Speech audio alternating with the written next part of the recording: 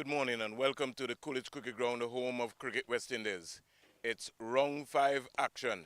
It's the West Indies Academy taking on the Jamaica Scorpions.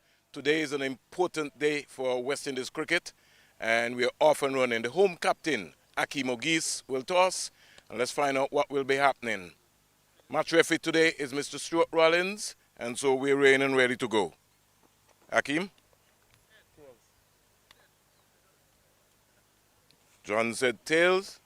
John won the toss. What will be happening, John? So the Jamaica Scorpions will be batting first. But before we speak to John, let's speak to Akeem Ogis first. Akeem, toss this morning. You lost the toss. What is going to be happening? What was any changes in your squad?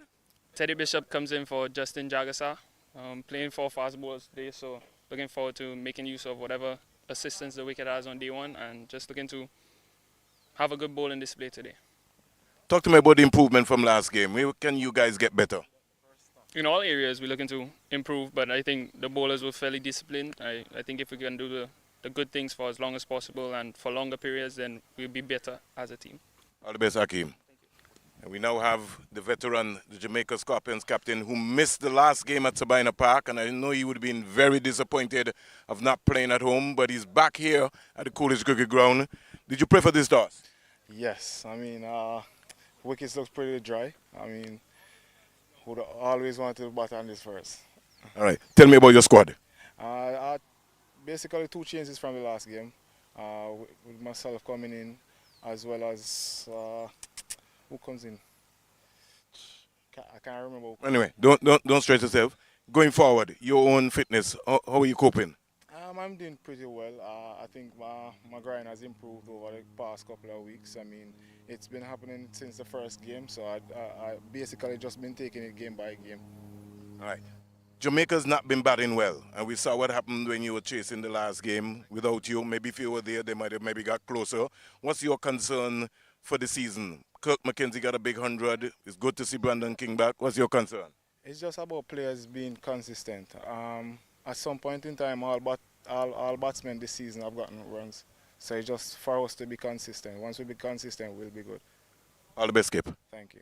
So the news is here from the Coolidge Cricket Ground in round 5 action. You know what's happening, right? Jamaica Scorpions, the man himself who is back, John Campbell. They won the toss, and so Jamaica will be batting first here in this encounter. Please don't miss it, right? Because 360 TV, we're bringing to you live coverage right here from Coolidge Cricket Ground. Join us in another 5 minutes. Good morning to the entire universe, wherever you're tuning in and viewing Cricket West Indies YouTube channel. This is day 1 of round 5 encounter. It's the Jamaica Scorpions taking on the home team, the West Indies Academy, live from the Coolidge Cricket Ground, the home of Cricket West Indies.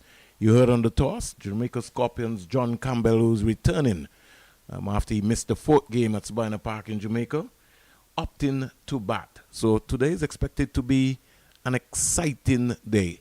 Coming off of some good form, Kirk McKenzie will be relishing himself to know that he's going to continue that good form. And just speaking to Coach Robert Haynes, he said what he loved about that innings outside of his natural stroke play was the concentration levels demonstrated by Kirk McKenzie. Kirk McKenzie comes into this tournament, into this 5th round action, from some 4 matches, 273 runs, 715 minutes of batting, 540 balls faced so far, high score of 147, and he'll be looking to make sure he dominate and come up in a very big way. The Jamaica captain, John Campbell, 299 runs before this, 860 minutes, 421 balls, high score of 126. He's got 2.5 centuries to complement that.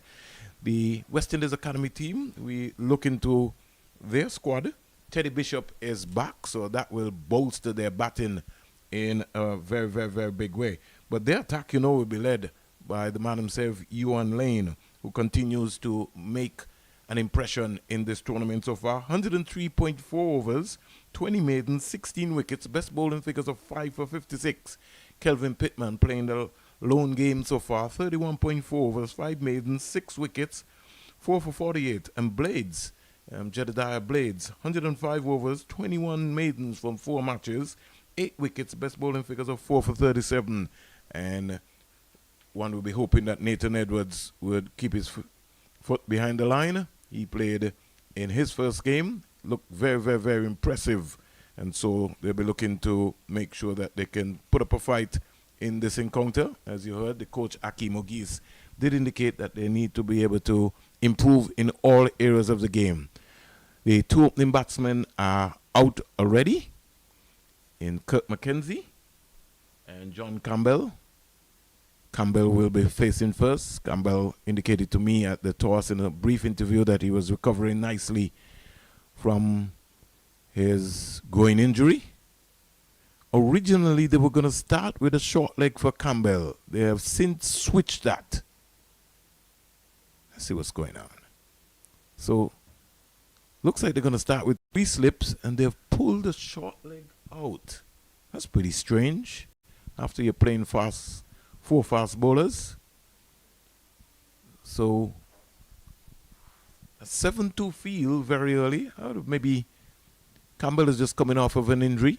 Maybe he decided to maybe attack first rather than defensive. That sort of look like a defensive feel for me. Not made their mind up where they really want him, Becky Joseph. Now it's now switched to a 6-3 feel. Lane has now come over to mid-on. So 3 slips of gully. Backward point in a cover. Round the wicket. Over the wicket, sorry. And the first delivery is on the money from Jedediah Blades to Campbell. So Jamaica opting to bat first here in this important game. And 360 Sports Television will be bringing it to you live and in living color from the Coolidge Cricket Ground. We thank you very much for supporting West Indies cricket. And we often run in here. Callum Boyne Tuckett, wicketkeeper. Teddy Bishop at first slip, second slip is Ogis. Rivaldo Clark at third slip.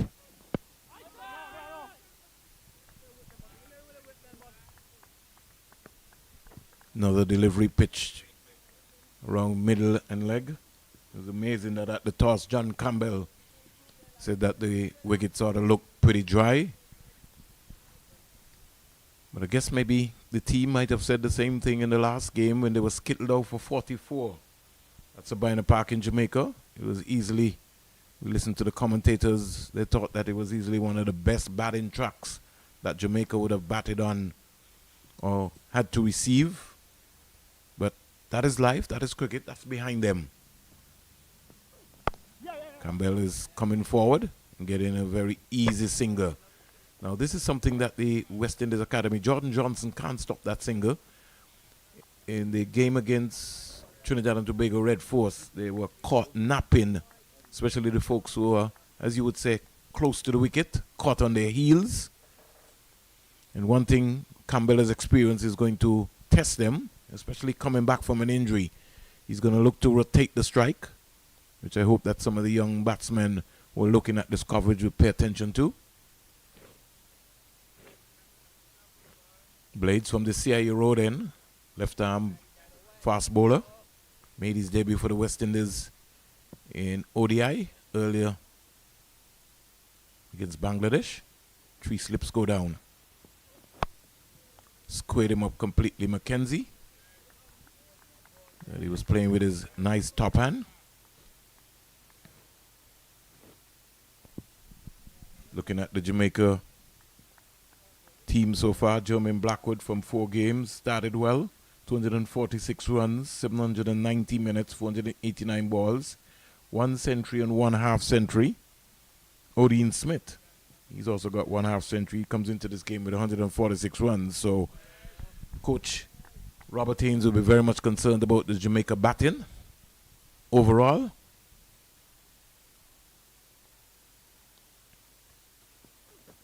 Down the onside again. Brandon King to come next.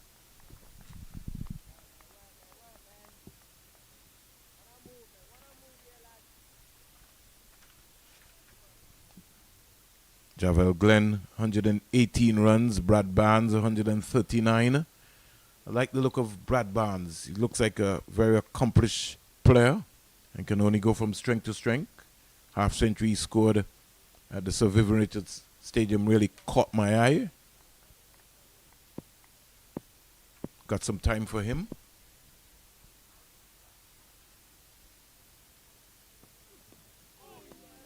Beautiful delivery, pitched up, and just for a moment, the hands going for Mackenzie, not really stepping out to the pitch of the ball. First over, cost 1 run, and we're off and running here in this important encounter of round 5 here at the Coolidge Cricket Ground. Matches taking place also at the Sir Vivian Richards Stadium. Leeward Islands Hurricanes will be taking on the combined campuses and colleges. And then we have at the Sir Frank Warwell Memorial Ground. No, sorry, I've gone too far.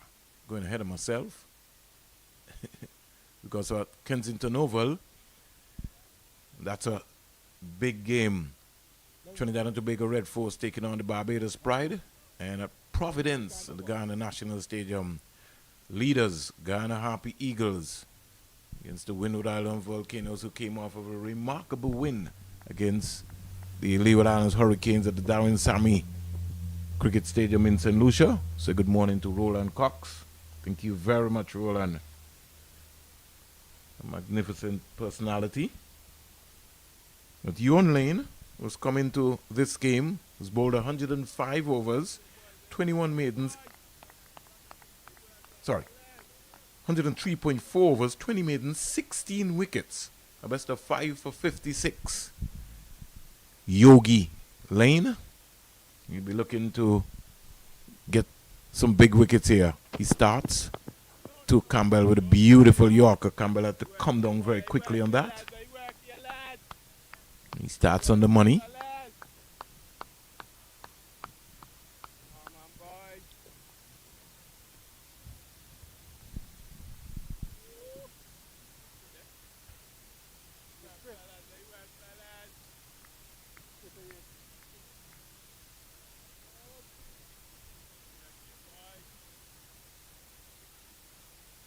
Barbados batting first against the Trinidad and Tobago Red Force. They are 5 without loss.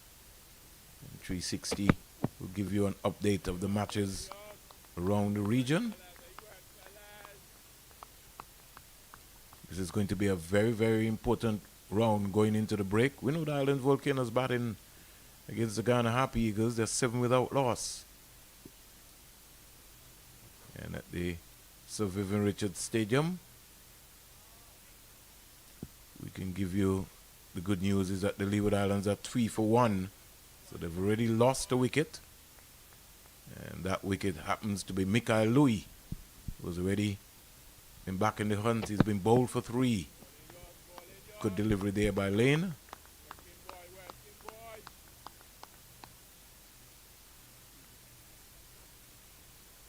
Leeward's 11 for today.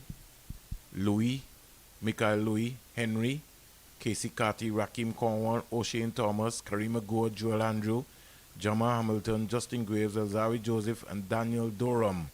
So Penny Feather gets left out. Interesting. But here at Coolidge, we'll give you the teams for Jamaica and also the team for the West Indies Academy. Another good delivery. Again, batsman will not have to play.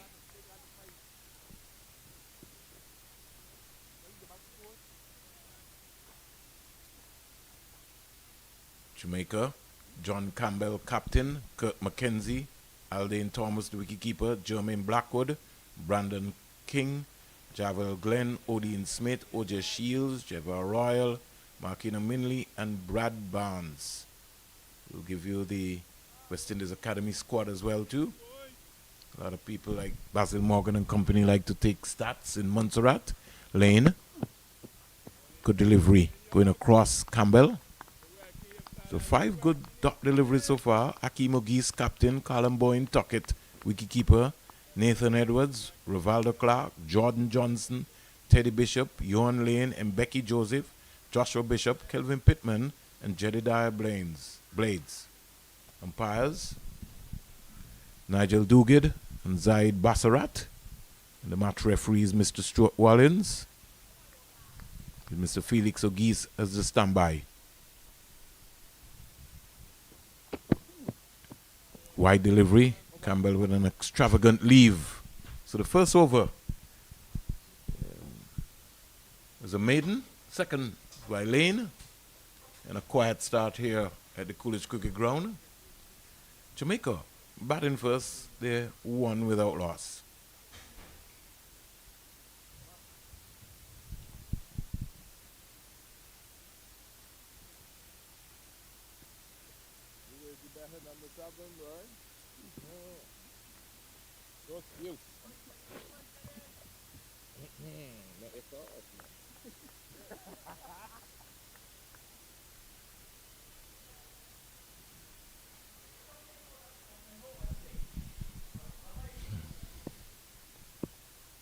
Blades starting the third over of the morning from the CIE Road end.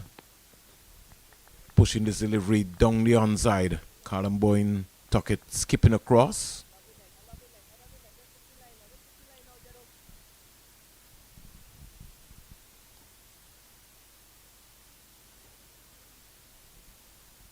Over the yesterday, Jamaica reggae status lost a very important another icon, Coco T. Name, you're talking about old school reggae. Condolences to his family as well. Delivery by Blades pitched up, and Mackenzie wasn't really on, just sort of casually came forward. Didn't get a big stride out to the ball as we look back at that one. It's from heel to toe. Yeah, his right foot never got anywhere close to the ball. But he kept it out. He was just looking around, making sure that it didn't go onto his stumps. It didn't. So the score is 1 without loss.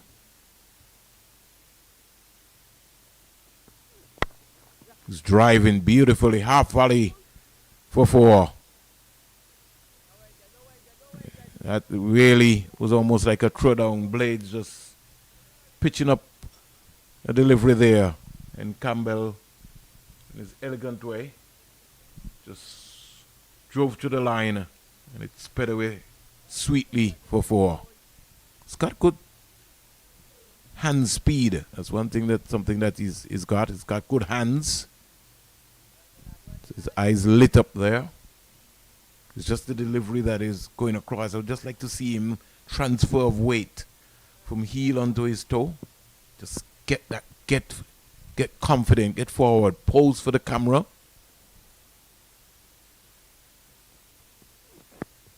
Gets a short delivery and plays it sort of awkwardly because he turned right around, turned him, squared him up, more or less.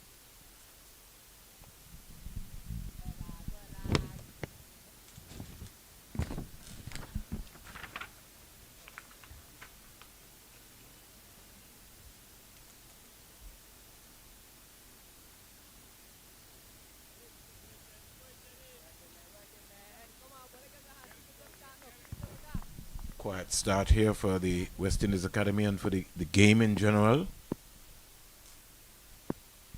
Blades moving away, goes past umpire Bassarat to Mackenzie, is out, caught behind.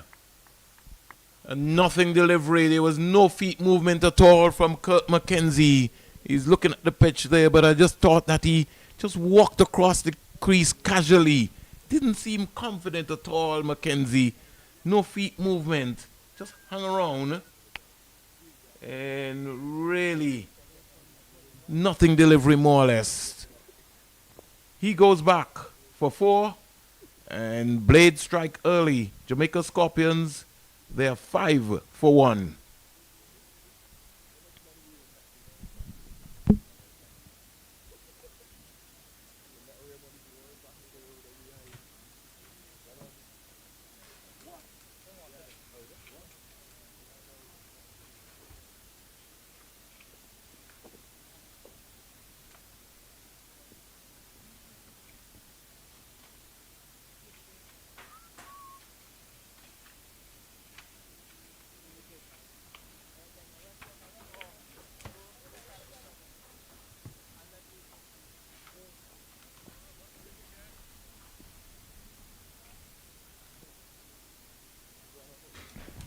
So early strike for the West Indies Academy.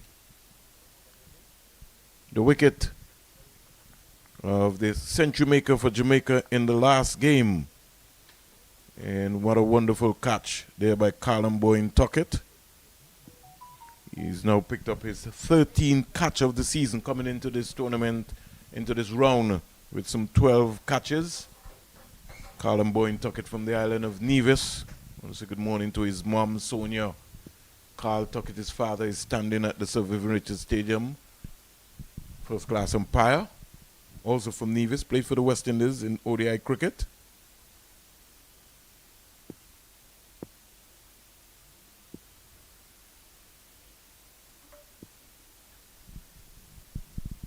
Brandon King gets his first delivery. There's appeal for a leg before, but more or less in anticipation.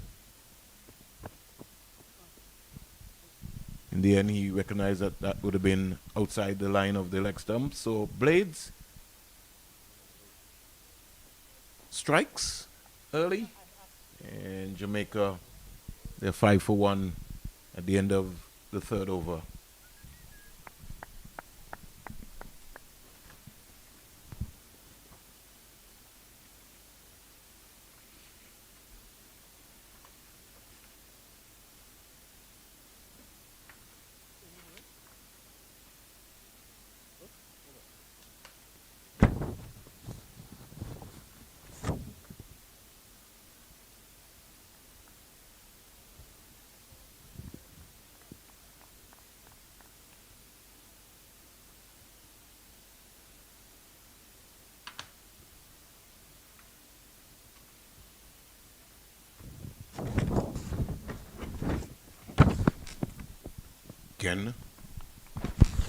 Again going wide there is Ewan Lane with that livery, so he's not been able to be on his money as yet.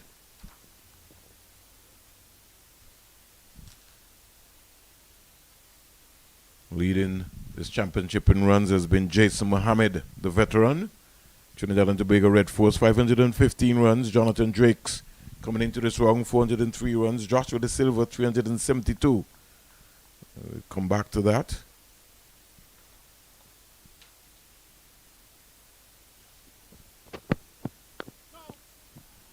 Back and across is Campbell and keeping that one out. Carry pair with the most wickets, 29. Jamal Warrican. He's in the conversation all the time, 21. For Sammy Pomal with 19. Rakim Cornwall, Leeward Islands Hurricanes captain with 18. Ronaldo Ali Mohammed, he's also got 18 wickets as well. But the best bowling figure so far has been Carey Pear leading the way, 8 for 27 and 7 for 40. Tamara Redwood, 7 for 72, is not playing in this game. Joshua Bishop is. He's got 7 for 85. Long way off before we see a Joshua Bishop. But Ronaldo Ali Mohammed, he's got 6 for 17. In terms of match figures, Carey Pear, 12 for 44 against the Windward Islands. That seemed like a long time ago. And Joshua Bishop, 10 for 174 against the Leeward Islands. Carey Pear, 9 for 90. Richie Lucanat, 9 for 92, and he's not been able to get a game in for Guyana again. And we haven't seen Ashmin Ned at all for this season.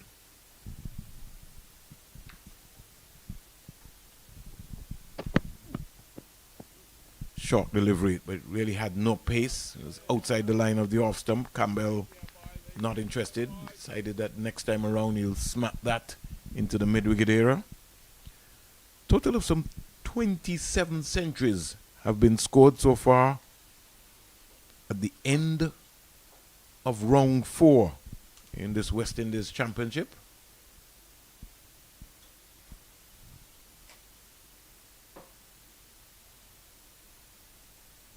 Five for 1. Mackenzie caught Tuckett, bowl Blades for 4.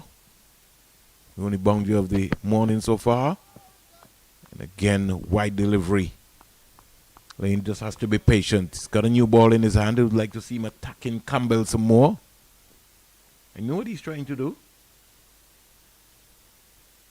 It's something that my partner, colleague Mali, was talking about. He'd like to see Lane get a lot more closer to the stump with that sort of height really worry the batsman. He's the number one bowler for this team. He's got 16 wickets so far. It's on the money. Campbell sneaks out a single. Still see him just gingerly going, just running up into the non-striker's end. Over completed. And at the end of 4 overs, Jamaica Scorpions are 6 for 1.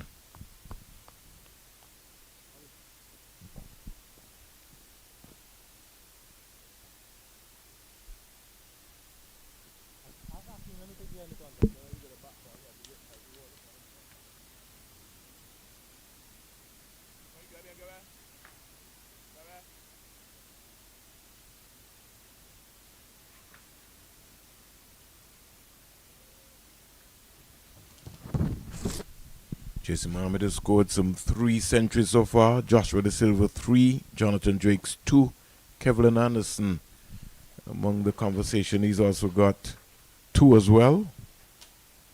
Joining that list of century makers, Jai Gooley, Jermaine Blackwood, the West Indies Test captain Craig Brathwaite, Colin Bowen Tuckett. He scored a beautiful 100 at Kensington Oval. Loose shot there from Campbell, deciding to lap Blades. Missed it completely. Was some white ball skills coming into play there. Campbell himself scored 1 at the Sir Vivian Richards Stadium against the Leeward Islands, 126 in February. Mikael Louis is already back in the hut. He scored 1 against Trinidad and Tobago at Warner Park. Shadrach Descartes, he also scored his maiden first-class 100 as well. 119. Campbell driving. Jordan Johnson coming across nicely at cover, knocks it down. No runs. Score remains on 6 for 1. Joshua Bishop, he scored 100 in the last round, 102 against Trinidad and Tobago. Roston Chase, he's also in among the conversation, 122 against CCC. Damal Evelyn also scored against Barbados, 110, so he'll be in action.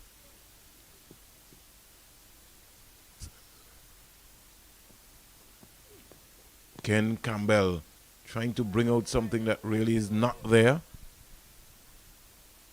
If he gets out, I know Coach Robert Haynes will be very upset. No need for Campbell to be looking to play that shot.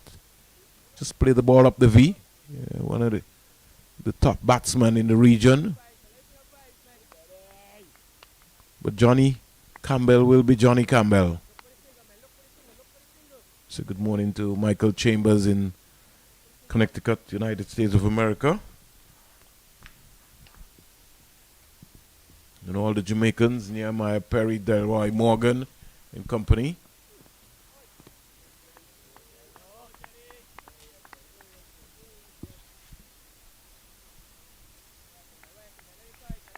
See, Jamaica have rebranded their two-day competition, named it after the legendary Michael Holden.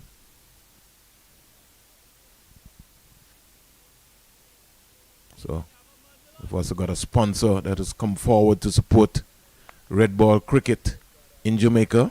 It's going to take some growth, and I hope that the fans will understand that everybody has to be on the same wavelength, same page. Tongue the onside again, misdirected by Blades. But there'll be a potential chance for a number of young under 15, under 17, under 19 boys in Jamaica at an early age to get an opportunity to play for their respective parishes and clubs in a two-day competition that has been missing from Jamaica's cricket for some time.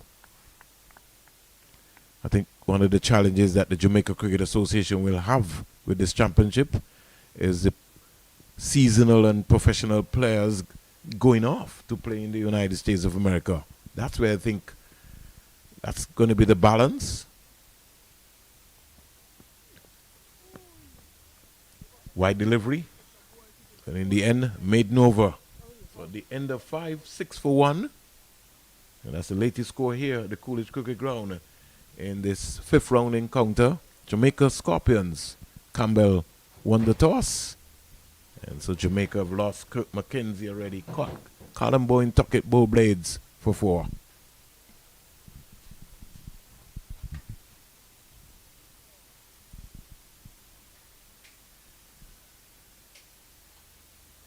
Leeward Islands Hurricanes at 28 for 2. Winwood Island Volcanoes at 12 for 1. And Barbados Pride at 7 for 1. Yes.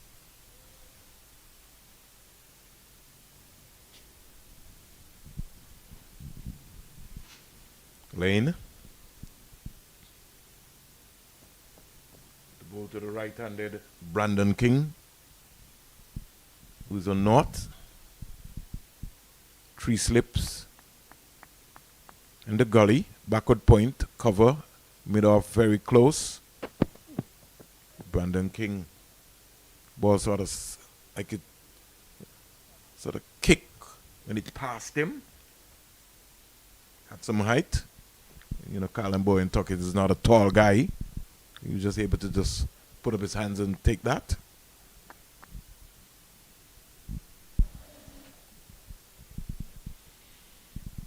Six for 1. Now John Campbell and umpire Bassarat coming to just do an inspection. Don't know if that ball took out maybe some clay. They're going to signal the groundsman.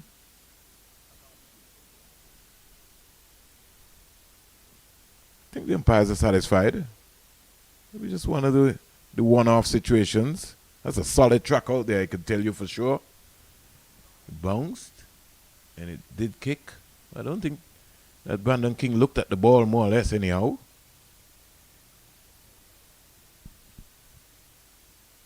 But it looked as if it maybe might have made a dent in the track.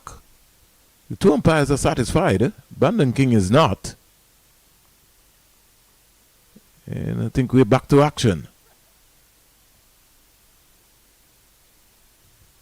Just so happened that it maybe was an effort ball from Ewan Lane.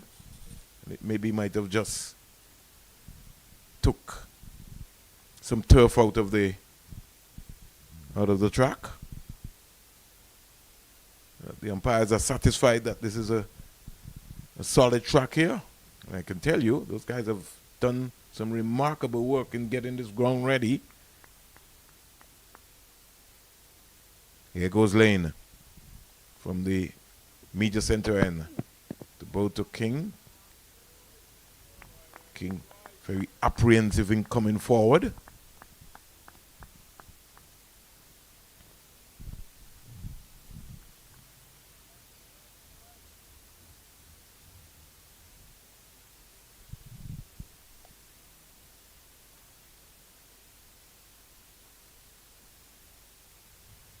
Ahead of us on the CIU road end, there's some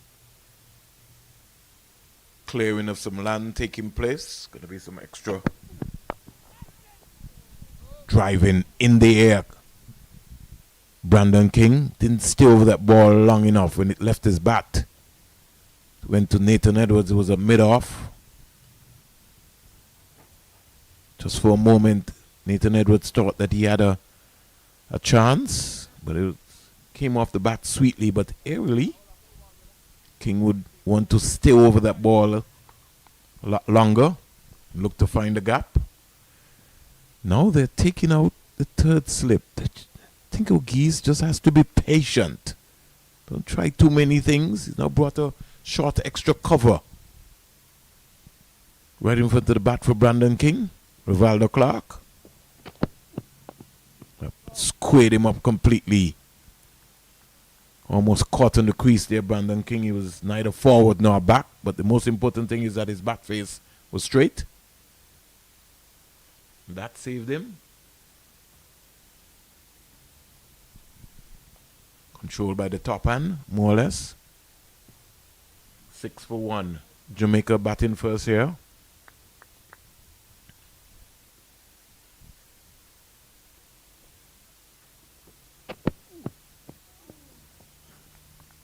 Another good delivery again. Worrying King is playing inside the line of this one while being squared up.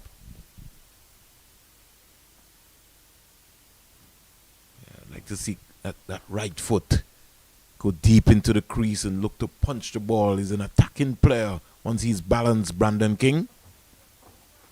It's all in the mind. It's the mindset. Ewan Lane causing some problems here. Bungs away. Push that delivery down the onside. So another maiden over from this end from Ewan Lane. 6 overs bowled. And Jamaica 6 for 1. Some 33 dot balls have been generated from Blades and Lane this morning to the Jamaica Scorpions batsmen.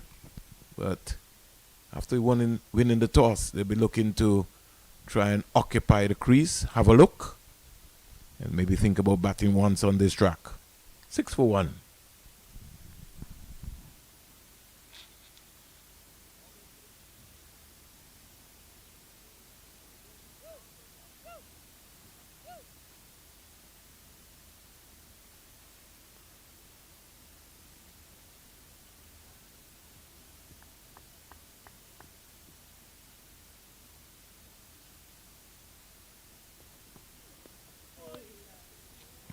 Here is another delivery by Blades.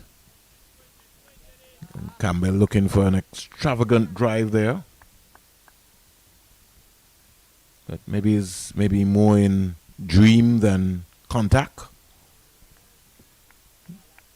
Good to see Campbell back for Jamaica. Missed out in the last game again at Sabina Park, where they were skittled out for their lowest first-class score ever.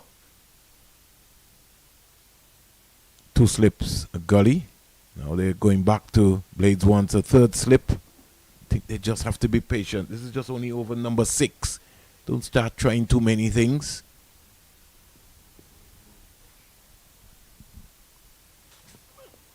Again, wide delivery again. 6 for 1.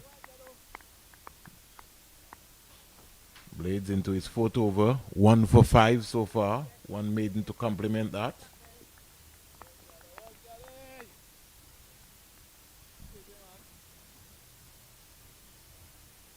Venudan and Volcanoes 12 for 1 against the Guyana Happy Eagles. Leeward Islands 28 for 2.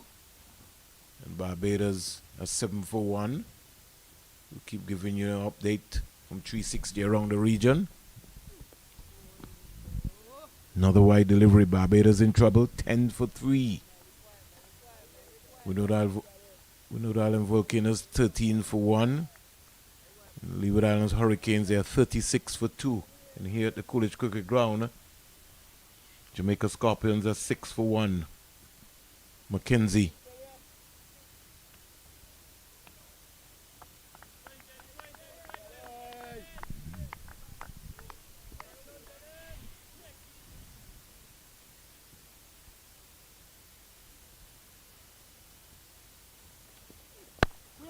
Driven again, a little bit airily. But Edwards coming across the mid-off.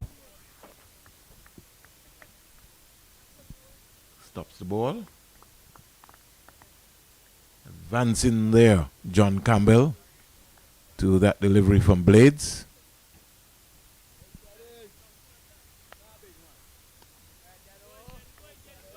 .34 here in Antigua and Barbuda. 9:34 in Jamaica.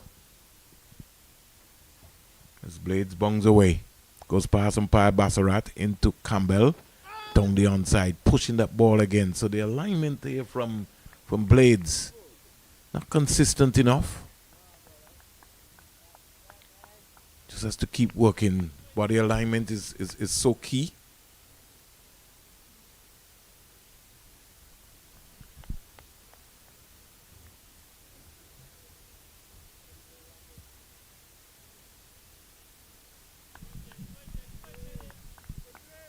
Just has to get bowl the ball to the stump. Get Campbell playing at more deliveries. Here goes. Again, Campbell looking to advance. Pushed it wide. So maiden over, the second of the day for Blades. And the score at the end of 7, Jamaica Scorpions, they're 6 for 1.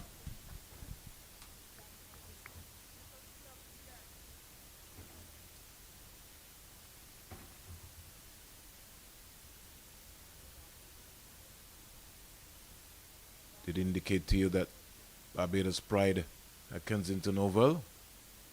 Brathwaite, bowl Anderson Phillip for 5.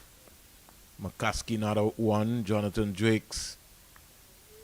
LBW to Seals for 3. Kevin Wickham bowls Seals without scoring, and Roston Chaser that to come to the crease to come next. Hope. Shea Hope is playing. So Barbados in a bit of a trouble. 11 for 3.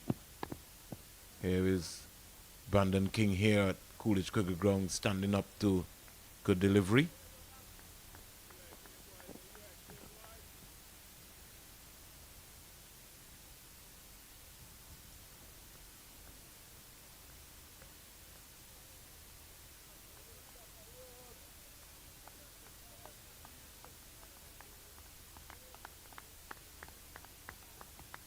Go to the Sir Vivian Richards Stadium and give you an update as Lane bungs away. Goes past the umpire. Too good. Again, Brandon King just caught on the crease. Just as his back there. Gotta have that forward press. Gotta look to get forward confidently.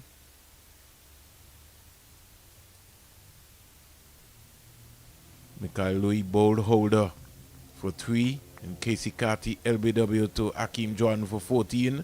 Kadeem Henry not out 13. And Kareem McGoy is on 4.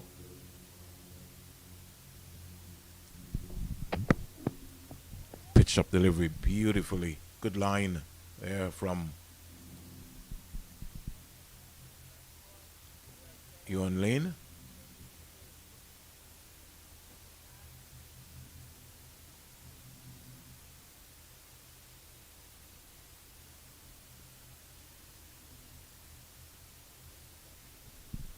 Score been on 6 for 1 for a very, very, very long time.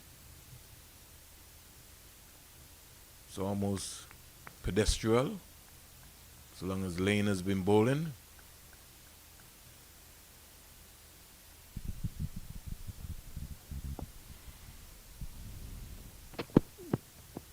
Again, wide delivery. No need for Brandon King to play. Just want to see Lane attack Brandon King. Attack the stumps. Yeah, it looks good. Just touching down now around that line.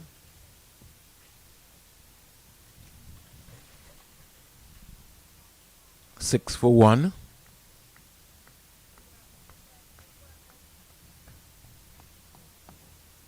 Lane is into his 4th over so far. Good delivery. Just up in the gear there. Just want to see him just make Brandon King play. Attack the stumps. Make him play. Rivaldo Clark is coming across with a message and maybe just saying, keep going, Yogi. So the parents of Akeem Ogis this morning coming in to support him. His mom and his dad is here. Wide delivery. So another maiden over. The end of 8. The score.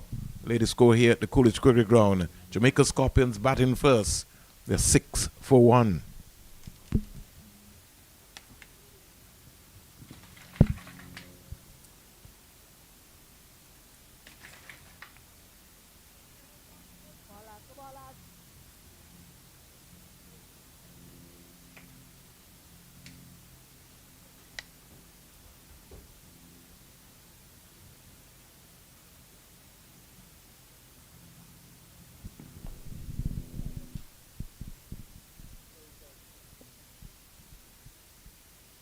So Blades We'll continue from the CIU road end.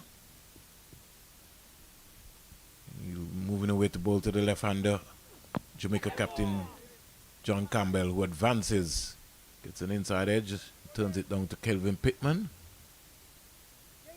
And single to Campbell. He goes up to 4. He now brings the right-hander Brandon King into strike. The score in the meantime goes up to 7-1. Because of the lack of pace from Blades, Brandon King deciding to advance.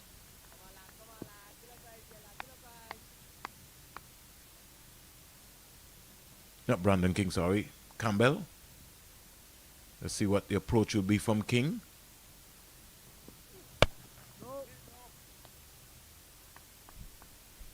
Just came forward, looking at the bottom of his back there. Just needs to be confident. He's got to get feet movement going pretty early. Just tentatively, just pushing. I can tell you that this is a fast outfield here at the Coolidge Cricket Ground.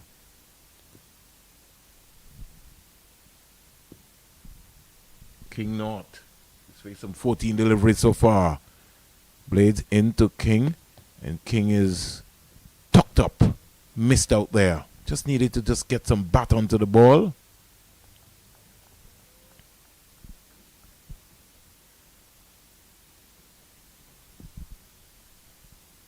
Seven for 1.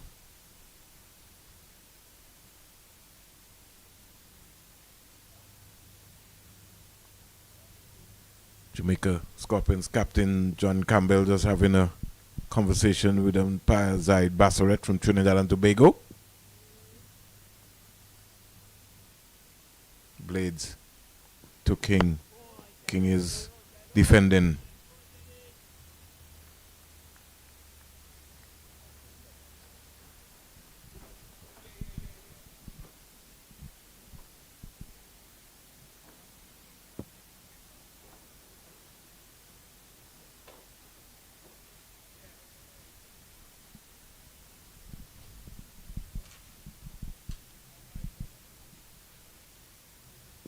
Lane, 4 overs, 3 maidens, 1 run, no wicket. Jedediah Blaze into his 5th over, 1 for 6. Drive in. Beautiful stop there from Yogi Lane at mid-off. Tumbling save. And that's a big effort. That's a senior pro effort. That's good support. That's what you want to see. That was a good positive shot from Brandon King, but I still would like to see him stay over the ball. Get his head past his left knee and look to find the gap. Could have posed for the camera.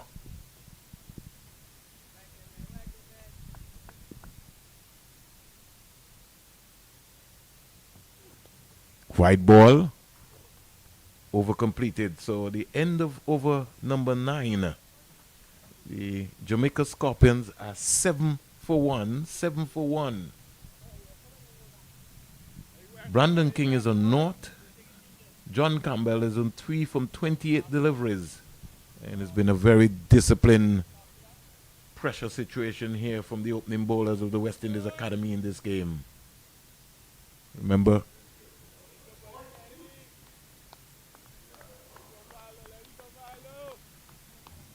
seven for 1.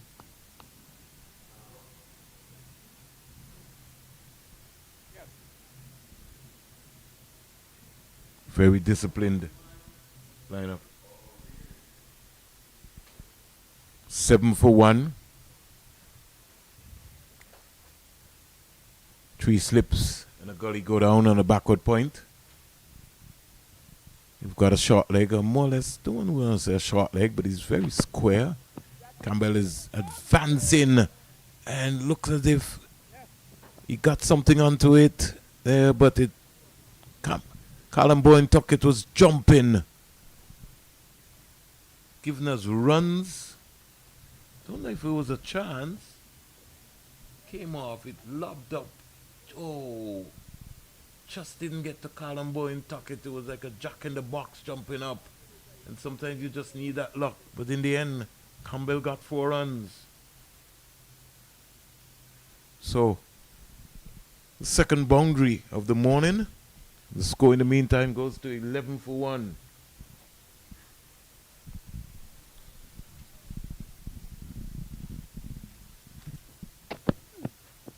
Driving again, I would say. His own extravagant leave there, Johnny Campbell. Into the 10th over. And Callum Boyne took it. He just needed some luck there. Looped way over his head. Might have needed maybe a Junior Murray or a Courtney Brown or even a Mike Finley to get up there. He might have maybe needed a ladder. 11 for 1. Oh, good delivery there. Campbell was coming forward and had to make the adjustment.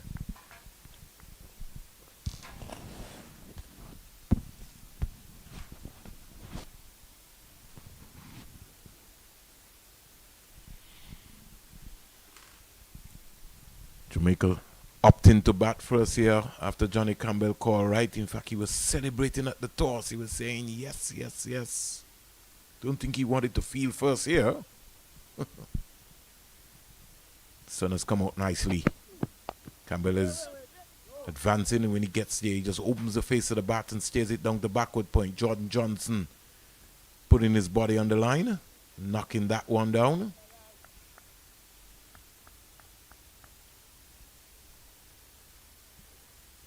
No wicket yet for Ewan Lane, but one for Blades in this opening spell. Campbell returning from injury. Groin kept him out in the last game. Again, he comes quietly forward, opens the face of the bat and stares it again down to Jordan Johnson, who's rubbing away at the ball.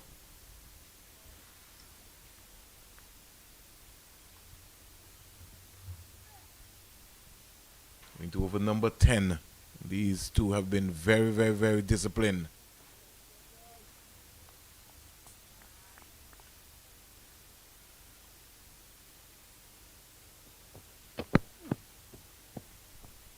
So, over completed by Lane. At the end of 10, Jamaica batting first. They're 11 for 1.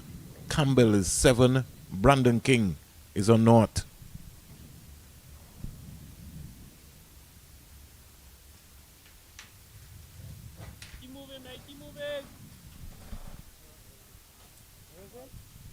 I say good morning to my colleague, Marley Richards.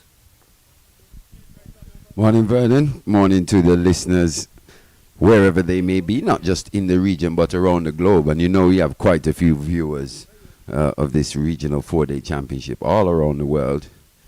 Jamaica Scorpions, West Indies Academy. The Academy disappointed performance once again. It's been a tough season for them. Jamaica, maybe not the best season that they've had. Mackenzie already back in the hutch. Big 100 last week.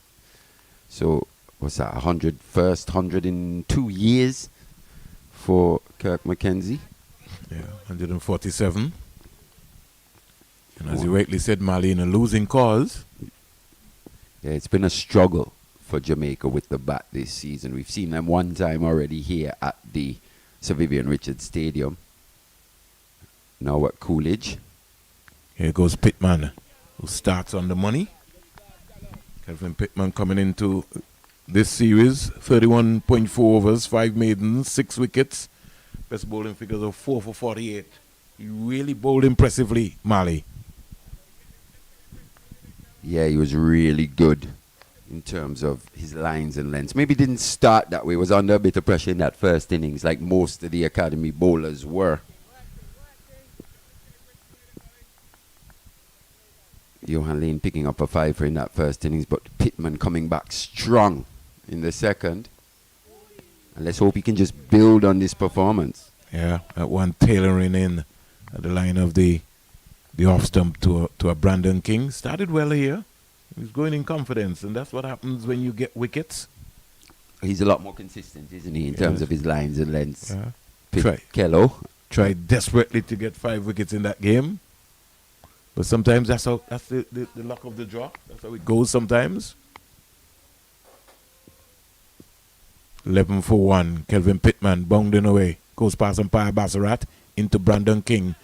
Pitched up and he whipped it beautifully. Bottom man coming into play there. Nathan Edwards is after it. And finally, Brandon King gets off the mark after 20 deliveries. Something you don't see too much from a Brandon King. Predominantly a white ball player for the West Indies. T20 and 50 over. But just here, not the best timing. Also, we've had a small amount of rain around here at the Coolidge Cricket Ground. And that one just plugged. Not quite as fast an outfield as we saw last week.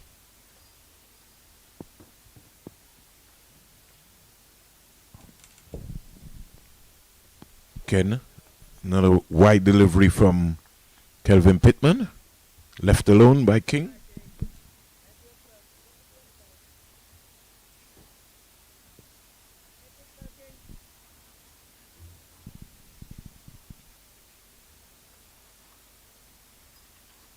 It was a performance that most of the cricket watching public as well in Antigua would have taken a lot of encouragement from Kelvin Pittman, picking up 6 wickets in the match. He was really hunting that 5 for, as you said, would have been a maiden 5-wicket haul.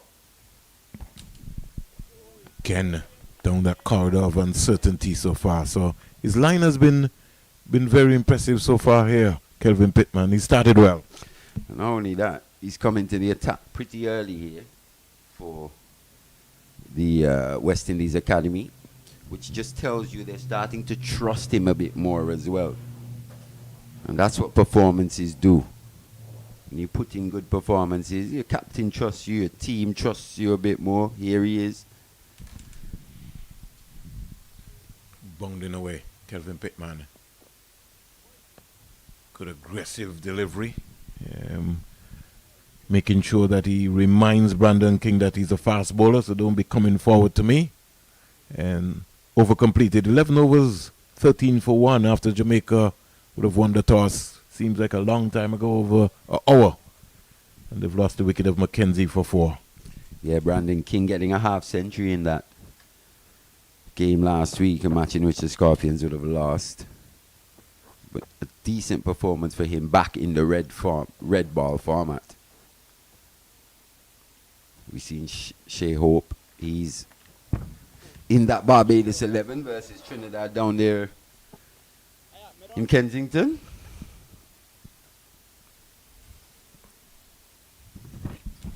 First, Mali, in 2016-2017, saw Brandon King at Warner Park score his maiden first-class 100. It was 194 against the Leeward Islands. And Devon Thomas, who was then playing for the Jamaica Scorpions, scored 114 not out. It was, trust me, an exhibition of hitting at the highest class. That's when I first really saw Brandon King, who just lit up Warner Park. Powerful guy. Yeah, he's always shown, he did show flashes to begin with when he first burst onto the scene. Took him a while to really get the consistency that he would like, and maybe he's still searching for that ultra consistency. He's a player of immensely talented.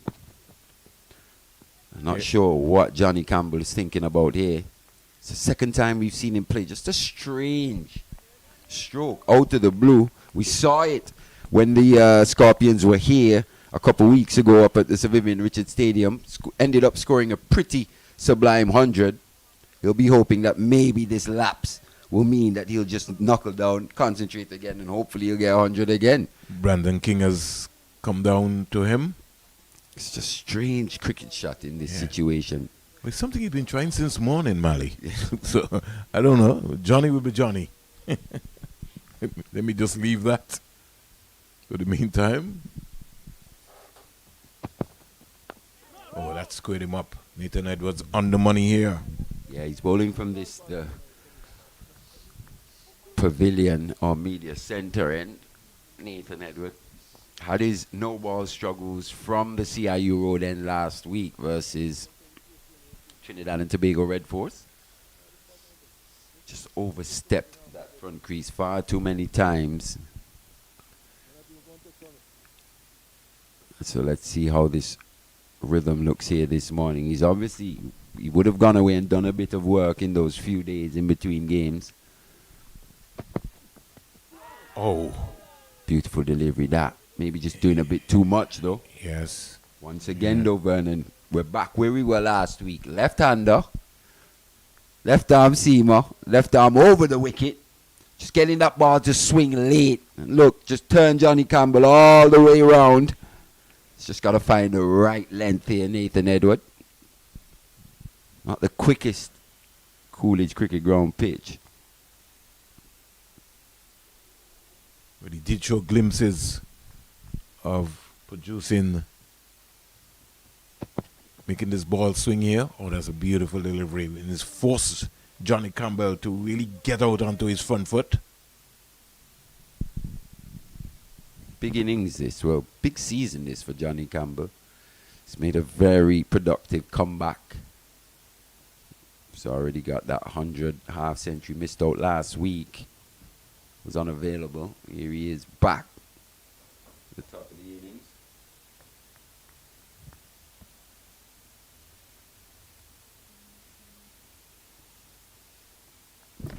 Edwards bongs away. Ball pitch between middle and leg. Campbell just more or less just stopping it, and Becky Joseph running across from the short mid-wicket area. And yielded no run.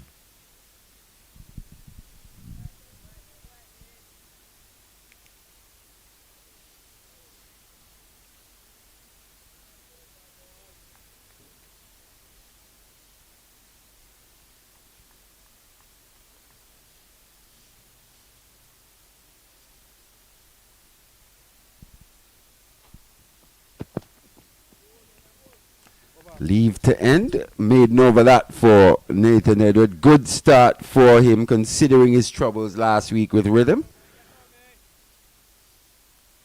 At least he kept his foot behind the line. He did. That's exactly what we were saying. Jediah Blades, the wicket taker here this morning for the Academy. 12 overs bowled. The Academy have been pretty economical. Just conceded 13. Apart from Jermaine Blackwood, you'd have to say Johnny Campbell, Brandon King, the experienced batters in this Jamaican Scorpions lineup. Both picking up international honours. Johnny Campbell in Test cricket and ODIs. Brandon King just T20s and ODIs so far. But from all indications, Brandon King's ready, available for West Indies in the longer format. All of a sudden, quite a few players have just put their hands up. Well, a lot of people, hands will be put up. We'll see. It'll be interesting to see which way we go. Which way they go and what squad Darwin Sammy will come up with. Because you have to understand that Andrew Coley was building a test squad as well too. Will they still keep that tradition, or will they change the entire format? Be left to be seen.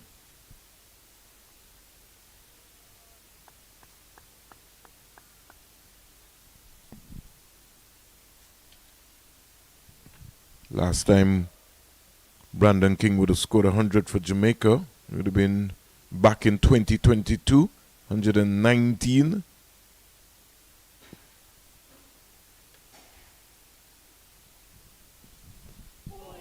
Beautiful delivery there. Touchdown again from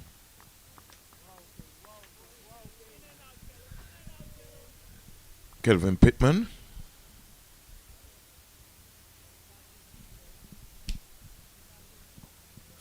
Going through my list and looking at the Jamaicans who under the professional system would have scored hundreds for Jamaica. One point in time, Devon Thomas, who played for Jamaica. He's got a couple of hundreds as well too.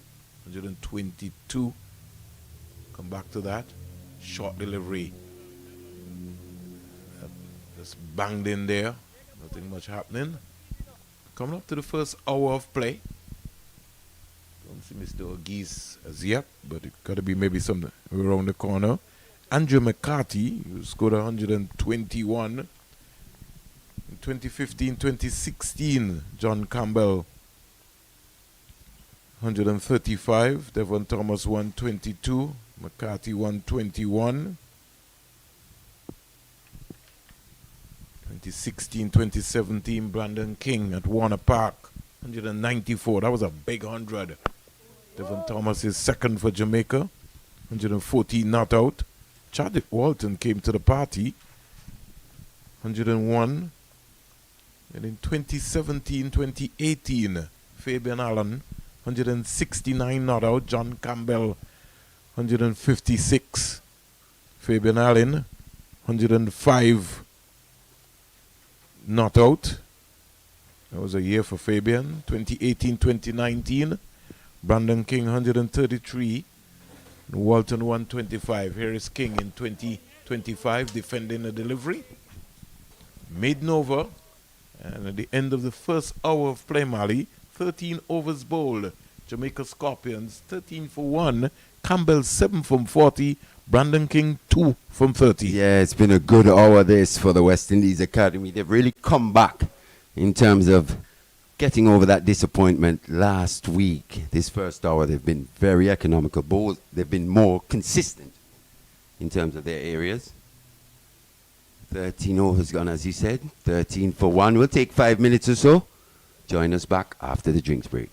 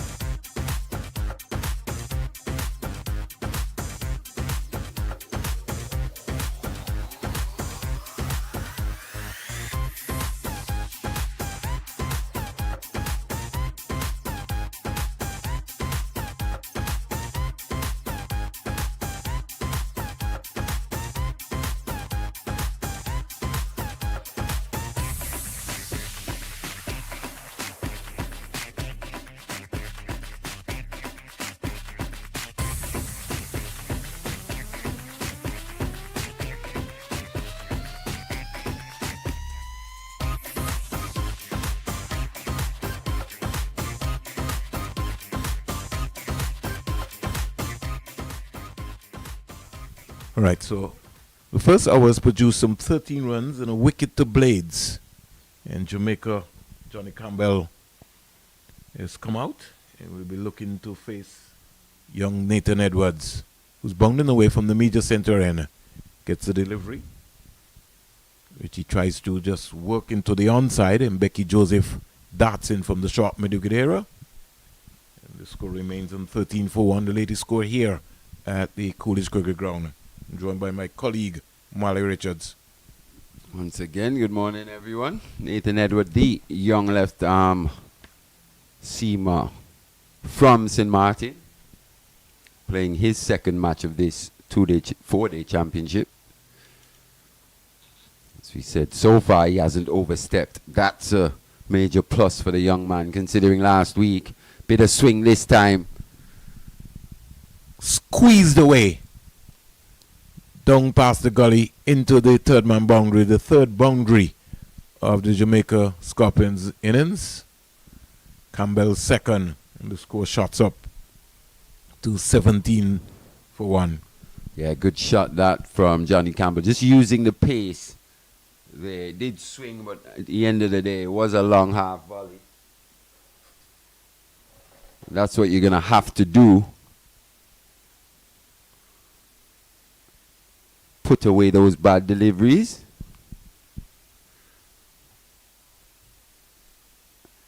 Even though it does swing, can be a bit full, will be driven. But at the risk of being driven, he has to be full again, just there, outside that off stump. Saw that a few times last week, Vernon. First time here today, going past the outside edge of the left-handed Campbell. Good bowling this from Nathan Edward. Growing into his own, and he looks a lot better bowler here from the major center end. He started well, so they maybe seem to have got the ends worked out. Blades, the left-hand fast bowler, he started from the CIU end. Edwards is starting from the major center end. Kelvin Pittman in the previous game, he started from the major center end, but his strong point seemed to be from the CIU road end. So here is Campbell back and across and just soft hands. Jordan Johnson can't stop the single, and good rotation of strike. Brandon King responding.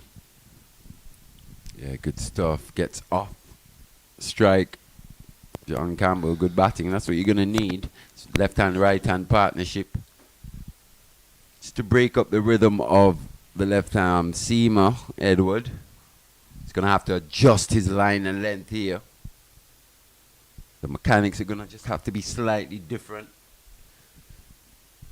Stop ball is to come back into the right-handed Brandon King, but with two slips in position and a gully. Can he just get one to go across the right-hander?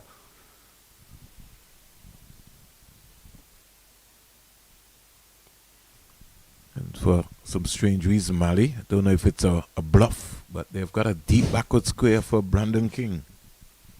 Well, they had that deep backward square leg for long periods last week, where he was just a observer, really.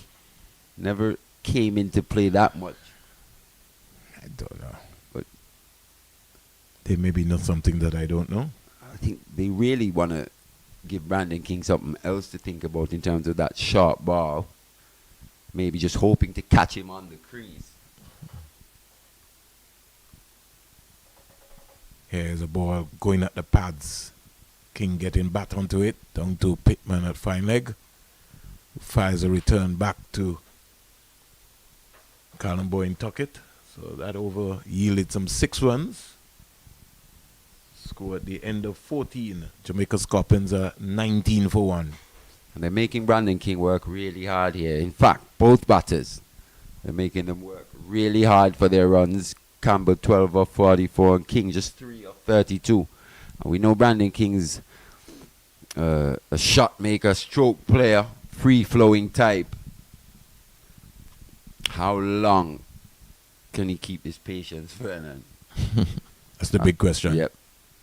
That's the big question before he gets something where he can get explosive. He's faced some 32 deliveries, facing his 33rd now. Leaves again.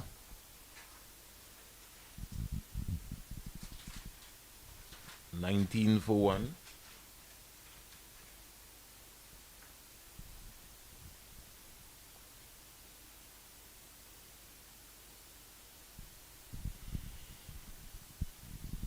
Kelvin Pittman has looked impressive. It's really looked good.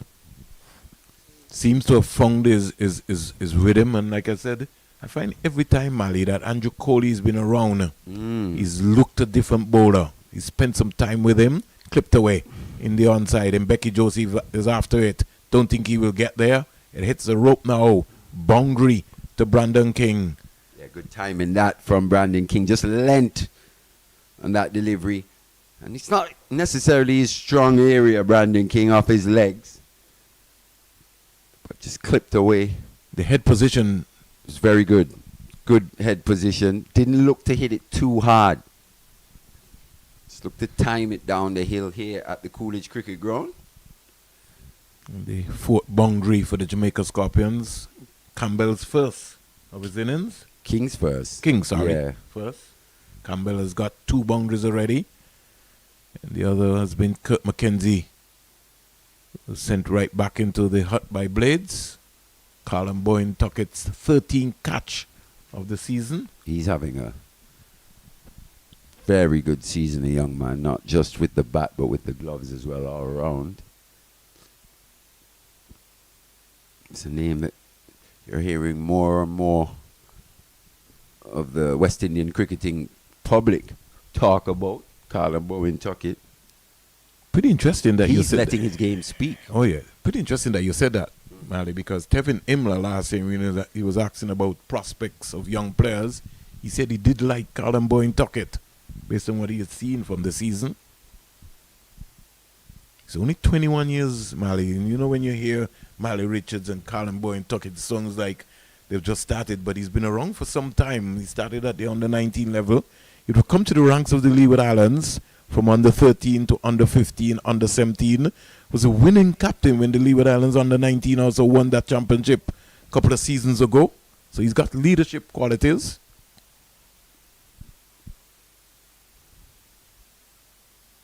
Honing at those pads there. This is a good comeback here from Kelvin Pittman.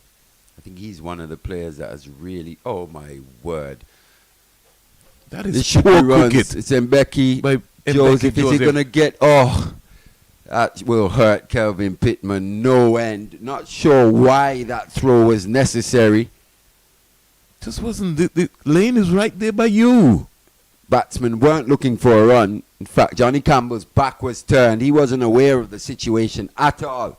Becky Joseph just overcooking that throw. Once again, the exuberance of youth. And none of that, it was so high. that nobody looked like they was expecting it really at all. Can't give away runs. So a boundary, and as you rightly said, Mali, nobody likes to see a boundary come off of them. And if you think as well, maybe didn't have the best in performance with the bat last week. It's maybe into the negative figures, giving away those 4 runs there. And Becky Joseph, he'll have to a bit of making up to do when his turn with the bat comes. Well, if I was a coach, you know that you'd have to pay. 27 for 1 at the end of 15. These small areas, you know, the bowlers so far have worked so hard. Got to make Jamaica fight for everyone. Yeah, that would have been a real body blow to a Kelvin Pittman. Well, we see a lot of bats coming out now, Mali. It's like Brandon King, well, Yeah. he's one of the senior pros, so he'll probably have at least 6 to 8. 6, 7, 8, 9, who knows, Who 10 knows? with him. Yeah, and that one looks like it come out of the red bag. It look like it's not been used. Or if it has, this was the one that he's saying that maybe he's going to use today. Yeah, that's the one change for the West Indies Academy in this match. Sounds like he said to the emergency fieldsman that the handle seemed to have maybe kind of charred. He's going down on this one. Let's hope that he's comfortable.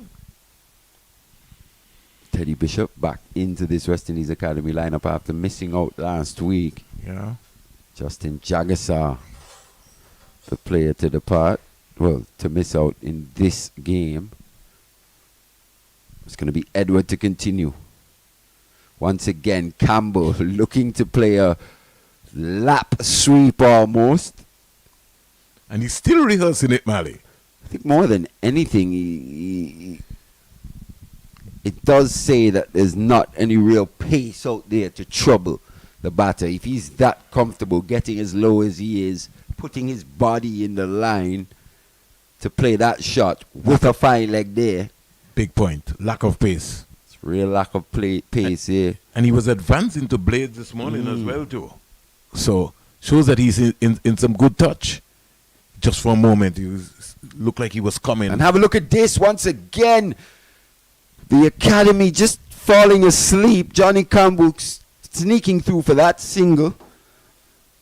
The academy need to wake up here. They are somewhat on top. They've made run scoring really difficult for this Scorpion pair. But have a look at this, Vern.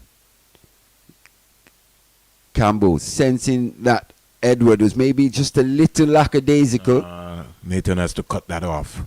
If nothing else, he has to kill the ball.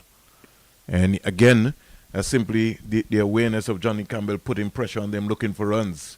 Maybe if they were playing against another team, somebody maybe might have been thinking about that single. But game awareness, you got to kill the ball. The first thing you got to do is kill the ball. To be honest, with a few of these strokes being played by Johnny Campbell, I'm not sure. The intent? Not necessarily the intent, but in terms of wanting to make a comeback to the longer format of the game, Test cricket, knowing the opponents will be Australia coming up next. I'm not sure you're best served playing those kind of cricket strokes, knowing that competition for places are rife. As he said, Mikhail Louis, he failed early this morning, but he's got 100.5, pretty similar to what Campbell's done so far this season as well. He's the player in possession. This one's in a half of the bat, though. Will squirt away through that wideish mid-wicket area for 2. Blades does the fielding. Good throw. Good return from him there, Blades. And he seems to be one of the leaders in this team along with Ewan Lane. So one at mid-on, one at mid-off. And that's something that they've been able to work with Pittman and beat Edwards, giving that support. He's into a lovely groove here, Nathan Edwards. Just needs to be patient and consistent, landing it into the right area. One going across, King, extra wide. That's the one we were talking about. Can he get that one to the right-hander? Well lined, but can he just get that pitched on that middle and off stump going across the right-handed Brandon King? They've been made to fight for their runs, Mali. 25 from 78, this partnership. 30 for 1. The academy have been economical. They've been good. They've been a lot more consistent. There it is again, just across the right-handed King, but just a little too short. That delivery to end. 16 gone, 30 for 1. And I think, as you rightly said, Mali, this is something that they would have learned from in their game against Trinidad and Tobago Red Force. Overcast conditions, they realized that they didn't bowl as well as they would have liked. There's no overcast conditions here, but they've been very, very, very disciplined. So that's a sign of improvement that they're learning, and that's what you want to see happening. Yeah, they had a lot more helpful conditions last week. As you said, you remember the Red Force at one point were reduced to 91 for 6. In quite seam bowler friendly conditions, overcast, lot of moisture around. There was a bit of cloud cover here this morning, but that's just dissipated. Blue skies, not the same amount of swing seam available, but they have been a lot more consistent in those areas, and you can tell 30 for 1 after 16. Run scoring has been really difficult. That run rate just below 2. Pittman to continue. This time short, hammered through that mid-wicket region. That man at deep backward square comes round and does the fielding. Looks like Rivaldo Clark. As he does. And on a green pitch, Mali, at Kensington Oval in Barbados. Barbados are 38 for 6.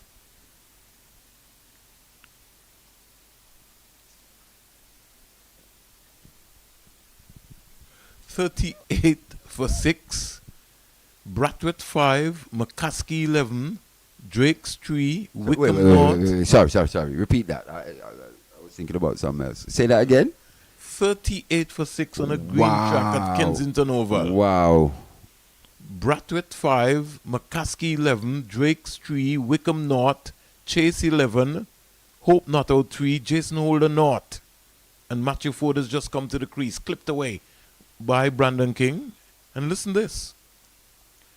Seals 2 for 20, Phillip 2 for 12, and our boy Joshua James 2 for 1 from 3. He just needs the ball. He's got 3 overs this time.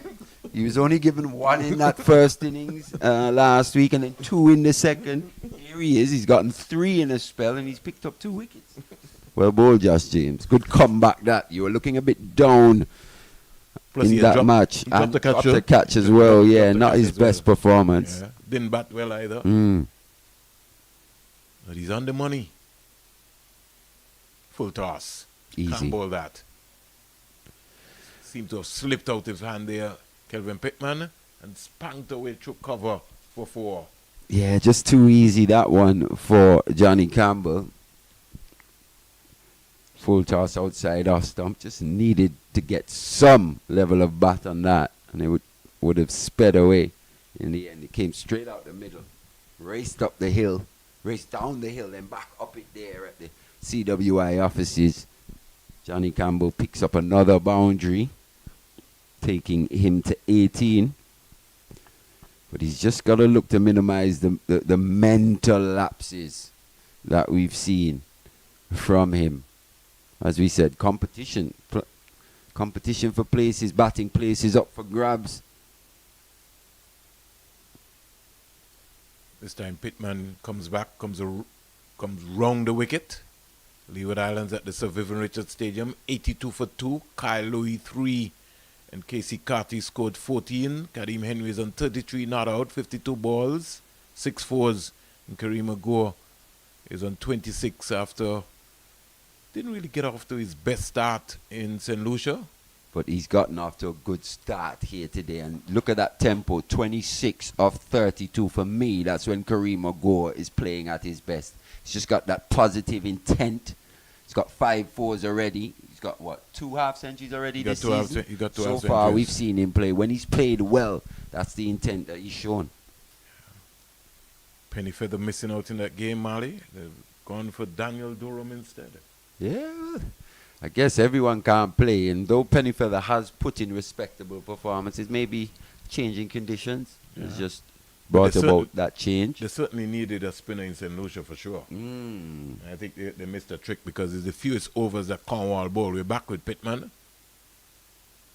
Beautiful delivery.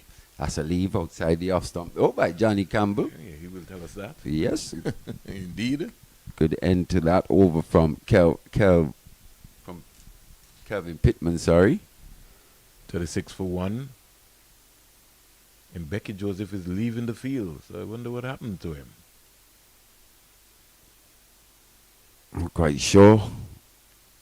Gave away those overthrows Unnecessary. quite inexplicably. No real reason for that throw. Hurricanes, as you can see, they're 82 for 2. That's a good rate they're scoring at. Yeah, very high proportion. Must be a good cricket wicket up there. It's Vivian Richards Stadium. Trying to find out what's happening in Guyana. It's going to be Edward to continue, though, from this the pavilion and Johan Lane at mid-off. Dire Blades at mid-on. Looks like Rivaldo Clark in that mid-wicket position. 2 slips, a gully. This one's down the leg side. Jordan Johnson at backward point. His customary position there.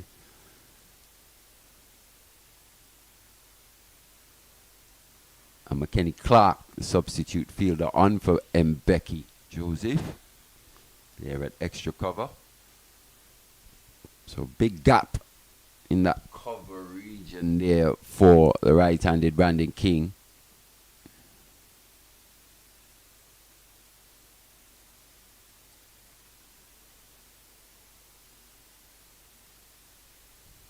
good delivery, that honing in on the pads. I think he's probably best served looking to bring that ball back into a right-handed Brandon King. At times he does have that propensity to just fall over. That head just maybe gets a little heavy early in his innings, but he's already faced 45 deliveries here. So from a time perspective, ball's face perspective, he's set at the crease now. He's got to start.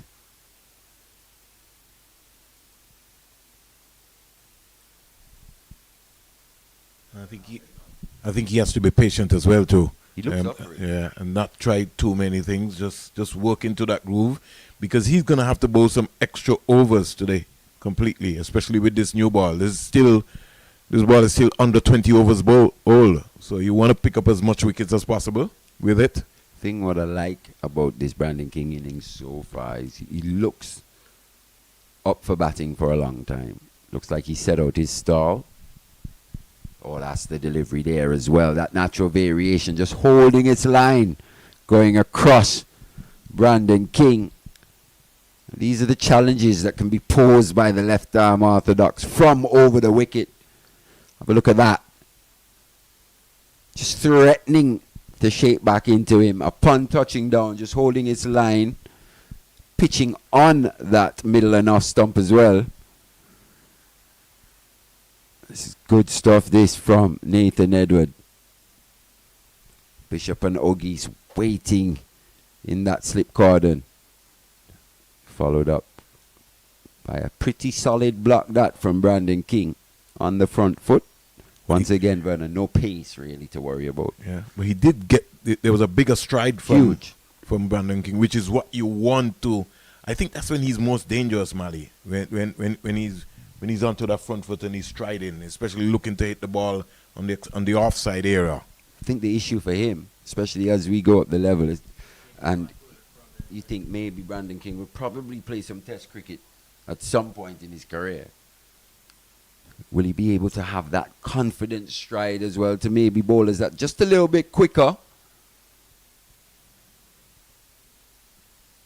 Maiden over by Nathan Edwards. Good comeback.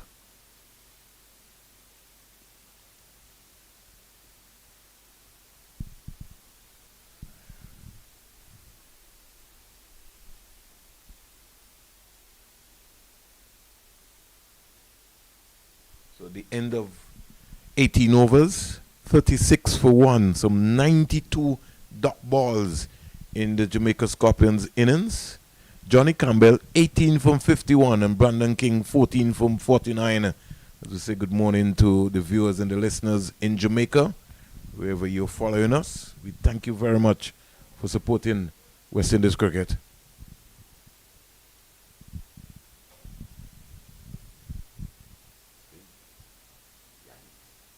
Pretty early.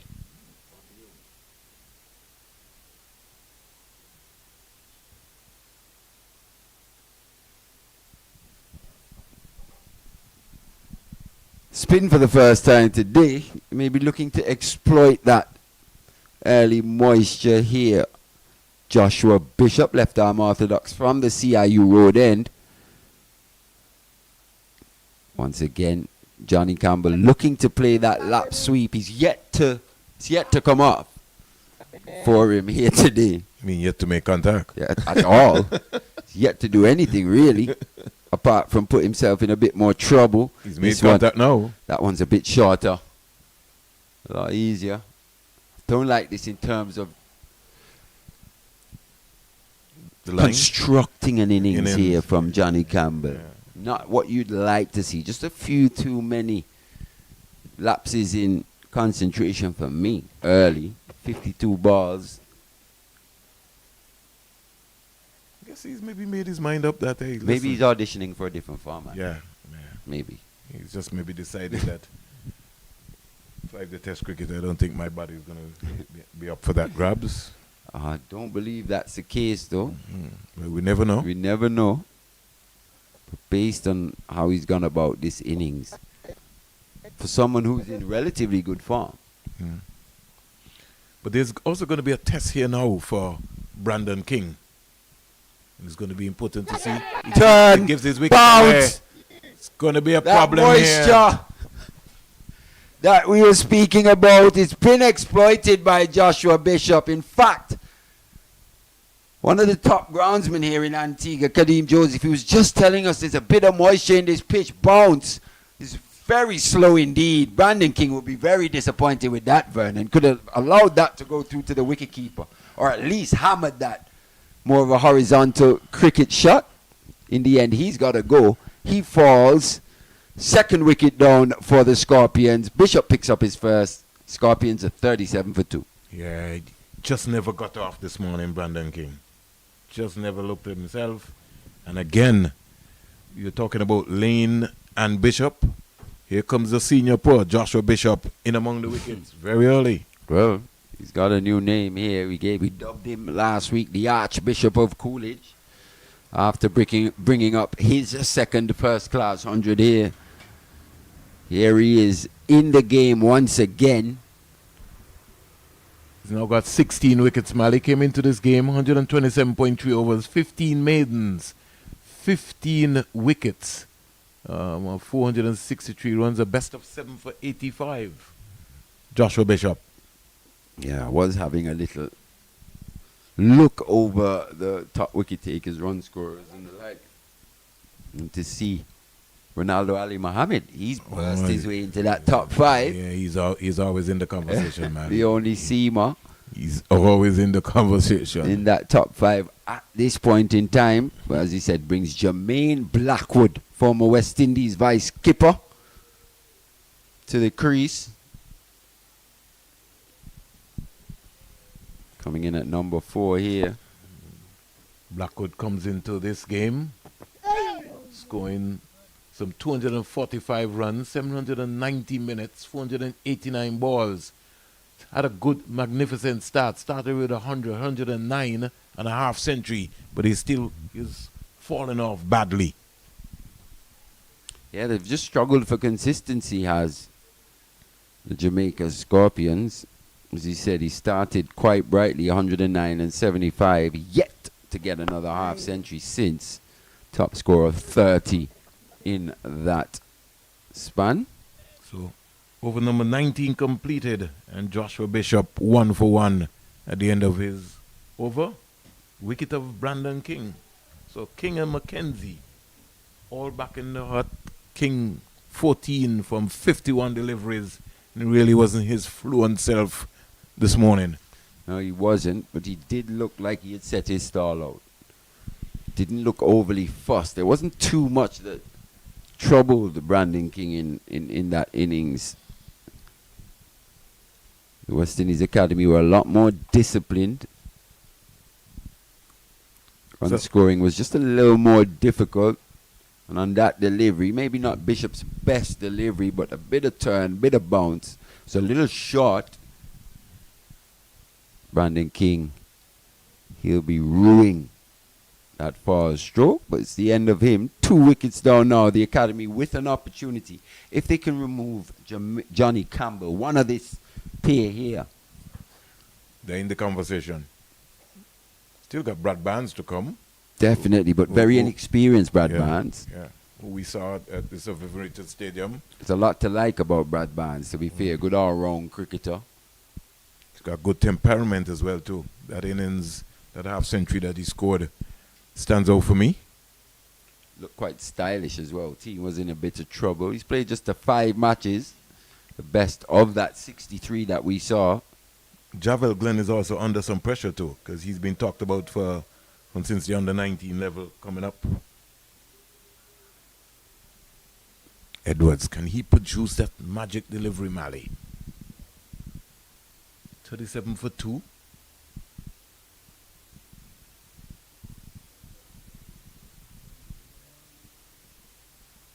I think the Academy, they have to believe. They have to believe. They got to still keep concentrating. They have been positive so far for an hour and 36 minutes. They got to complete this session with another wicket or 2.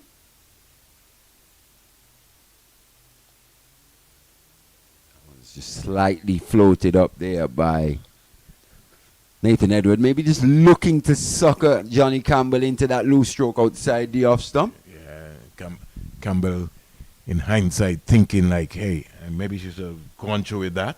A la Eldine Baptist. Happy birthday to Eldine. Happy birthday too. Yeah. One of my former coaches, Eldine Soka Baptist. Yeah. Tremendous record. What a student of the game. Former West Indies all-rounder. When he played some 10 test matches based on his ability. But as Terry was saying last week, never lost a test that he played. Never. Eldine Baptist. Very excellent golfer these days, Mali. Mm. He continues to win in his category. Like a lot of former cricketers, it's almost like a natural transition. Yeah, Sylvester Bouncing Joseph, Dr. Sirichi Richardson, your dad, Sir Viv. The only one that hasn't really taken to the golf is Sir Kirtley. And he lives next door to the golf course. And Sir Andy.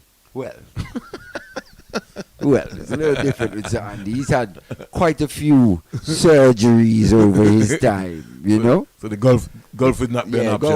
Golf was out the question. But so many modern day players, Mali. Hayden Walsh. Alzari Joseph. Alzari Joseph is getting into that. Jason Holder. Darren Sammy. Even Joshua De Silva. Joshua De Silva plays a lot of golf as well too. What's his name? Shamar Brooks. So quite a amount of players. A lot of players really find some time out to really go on the golf course. And it's something that I was talking about. I was hoping that somebody really would get a Joel Andrew very early to Mali onto the golf course. I think that would certainly help him. No ball, first of the day from Edwards. Ooh, it's all looking so good for Nathan Edward. Into his 5th over now. Just the one delivery remaining. Think back to last week, bowled a multitude of no balls. Here is his first this morning on day 1. So far, the rhythm's been a lot better. He's maybe just slowed down the run slightly. Yes. And you know, as you get stronger and you get fitter, Mali, you know, the aggression will decrease. But I like this control here so far. It was a beautiful leg before, but I think that would have been going down. Maybe height in the end.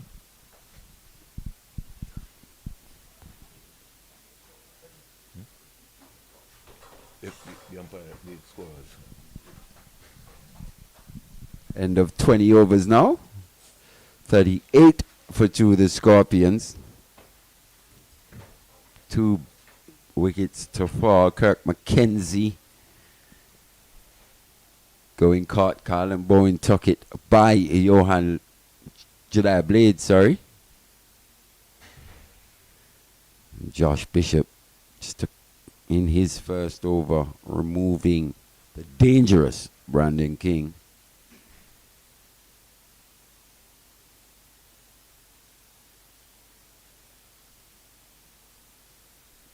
Bishop bowling with 2 slips. Silly mid off. He's got a man behind point on the offside.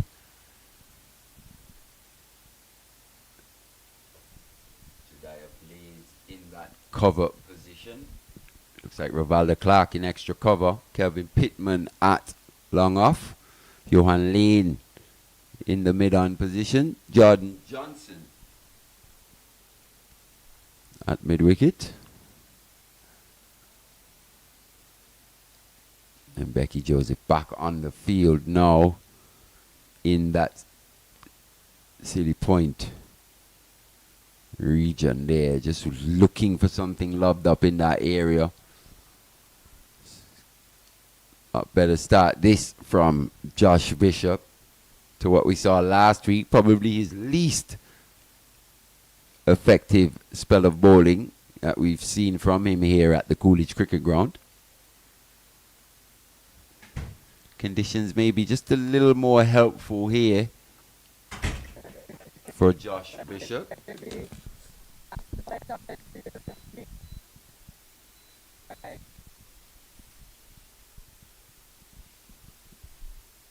Oh, that's a good one. Just turn off the straight there for him in the end.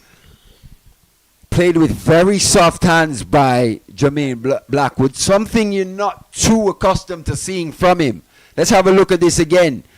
Pitched on that leg stump, turning away. In the end, you must say, well played to Blackwood. Yeah. Maiden to end. Beautiful delivery there. Causing some concern there. So far, this looks like a good track for Bishop to bowl on. Yeah, Kadim was telling us it's going to turn here. It's going to turn. So the West Indies Academy analysing the conditions here at their home ground pretty well so far in this first 21 overs.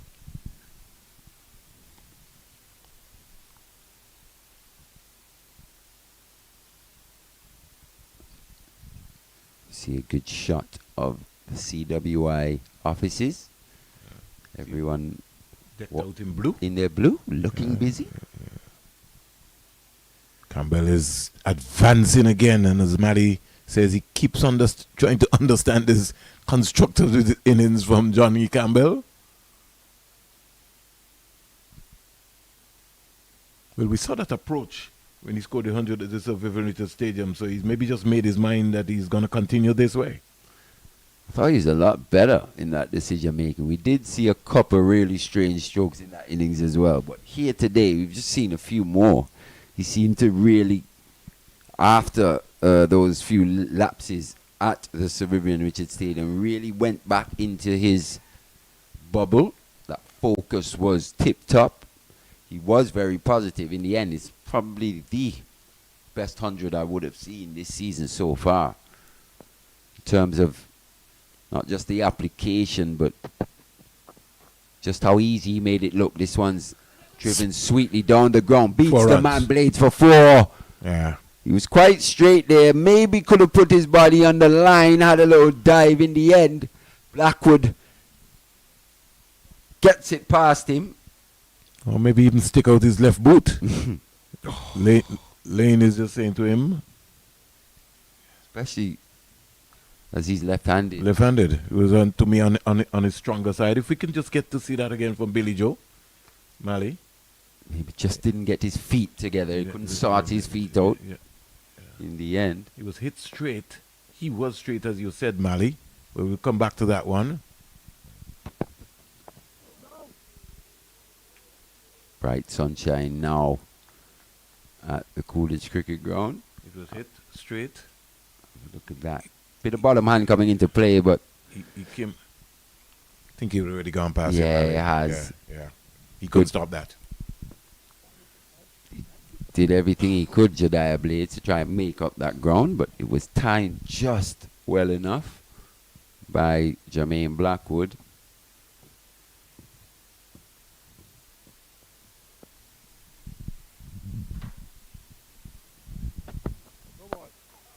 No ball again by Edwards. Ooh, his second. Yeah, so back-to-back no balls in the same over. Nigel Dugid. Get on the money. Edwards pressing the line. Pretty close. Mally, It was pretty close, based on what we're seeing. but I think Dugan's got the best vantage point out there, to be honest. We're just looking from behind. Yeah. But good camera work. Yeah. Gerard Basso and from Billy Joe has been able to break that down. I do like this short extra cover now catching in for Jermaine Blackwood. Just seems to be getting a bit out in front of him. The hands just going. And a good delivery there from Edwards, hitting the deck. Yeah, he goes Forcing shorter. him on the back foot and squaring up Jermaine Blackwood in the process. Yeah, he goes shorter. The line from length from Edward this time. Blackwood's just got to be careful. Up around the splice from Edward. It's on the front foot where Blackwood has to be very careful here. One just stopped slightly. Not quite there for the drive. The man at extra cover. Goes short again. Wow. So he's just looking to push him back. As Nathan Edward. Bit of good thinking there. It's good tactics from the young left arm seamer. This one will be full. I could put $1 million on that one. I'm not betting you. Yeah, he's just looking to set him up here. He's just looking to set him up. I'm not betting you. Especially with that short extra cover in position. I'm not betting you at all, Mally. He'll be Going down that road. He'll be hoping that Blackwood will just sweat on something a little full. Be eager to get to it. In the end, just push something a little aerial in that extra cover region, Just as we said. Full but well played from Jermaine Blackwood. Good cricket this from Nathan Edward. Good thinking bowling. Good batting to combat it in the end from Jermaine Blackwood. So the end of that over, 44 actually for 2 after 22. The over rate has been very impressive. Yes, I know that Joshua Bishop has come and bowled a couple, but even in the first hour, for them to bowl 13 overs in the first hour was really good control from the 4 seamers. And they should be. At least a couple should be well rested for another burst at some point. 13 minutes to go before lunch. Think you might see After lunch, probably.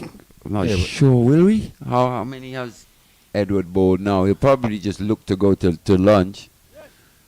Maybe Lane comes back for a couple from the pavilion, eh? Yeah, he certainly has to. He's the man on the money. He's the man who normally gets the engine going. Score in the meantime goes up to 45 for 2. It's been they've really had to toil. There's been some blemishes, but outside of that, you have to give them some credit. There's been certainly signs of improvement from this academy team. Yeah, definitely. It's been a real down season for them. West Indies Academy. Maybe just suffering from a few departures, especially in that batting lineup. Runs have been really hard to come by, apart from Bowen Tuckett, Josh Bishop picking up 100 as well. This one's across the line. Massive sweep. This one. Turn and bounce here on day one. Don't even think he got low enough to sweep the ball. It looked like it really went for like a sweet power hit, really, rather than the finesse. This is a Joshua Bishop type pitch. I think the one thing that would have been a little disappointing for me last week. Oh, he almost chopped on. That Almost arm ball. going on with the arm ball, as you said, Vernon. How did that not go through, Mally? Let's look at it. Thickish inside edge saved him on that one. Not quite sure was Blackwood on the crease. Done for pace. Yeah, he's going to have to be careful. In the end, that one sneaks past the leg stump. If I was O'Geese, I'd be putting some pressure on Blackwood as well, too. I'd maybe even put a short leg. I know they got a silly point, Mally, but I'd put a short leg for Blackwood. Especially as you could see there, not quite sure Whether in to terms go of forward or back.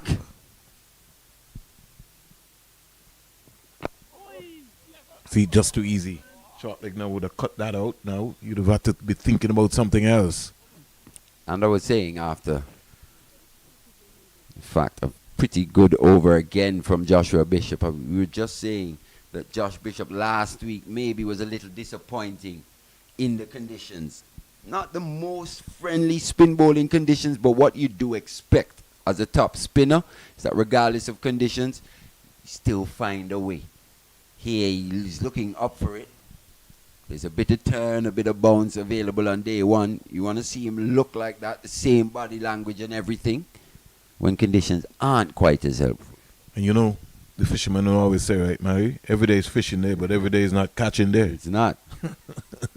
So this is to implement your point there. You come and it's not there. You got to come up with a new variation. Yeah. It means it's just about containment. You may be adjusting your pace. You may have to be a bit quicker in order to find what you're going to extract what you're looking for out of the pitch. For me, you just thought, oh, this isn't my pitch. So be it. Next week we'll ask for more of a turning pitch. No, the pitches at the higher level aren't necessarily conducive to spin bowling all the time either. And that's the level that Josh Bishop is looking to go to.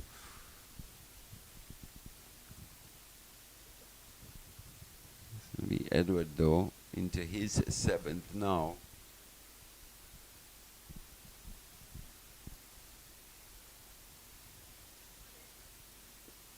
It's been a lot better in terms of the rhythm at times last week versus the Trinidad and Tobago Red Force, especially in that first innings. Nathan Edward was quite threatening with that hard new ball, got it to swing in quite helpful conditions. Mali, Barbados 62 for 7. Joshua James in his 6th over, 3 for 6. Just needs an opportunity. Shea Hope not out on 15. In fact, Shea Hope is now top scorer of the Barbados team. Yeah, a bit of an anticlimax, really, for Barbados in that first innings. Everyone was really looking forward to this encounter between Trinidad and Tobago Red Force and Barbados. Arch rivals over the years. Yeah. But still a long way to go. A lot of cricket still to be played in the game. I understood that they had produced a green top. So happened that Craig Bradford didn't win the toss. Joshua De Silva did. Well, so far it's been all Red Force. All Red Force. And yes, there is a long way to go, but you can do a lot of damage. When you bowl at a team under 100, Under right? 100. That will be what they'll be hoping for. You really set yourself up in a game.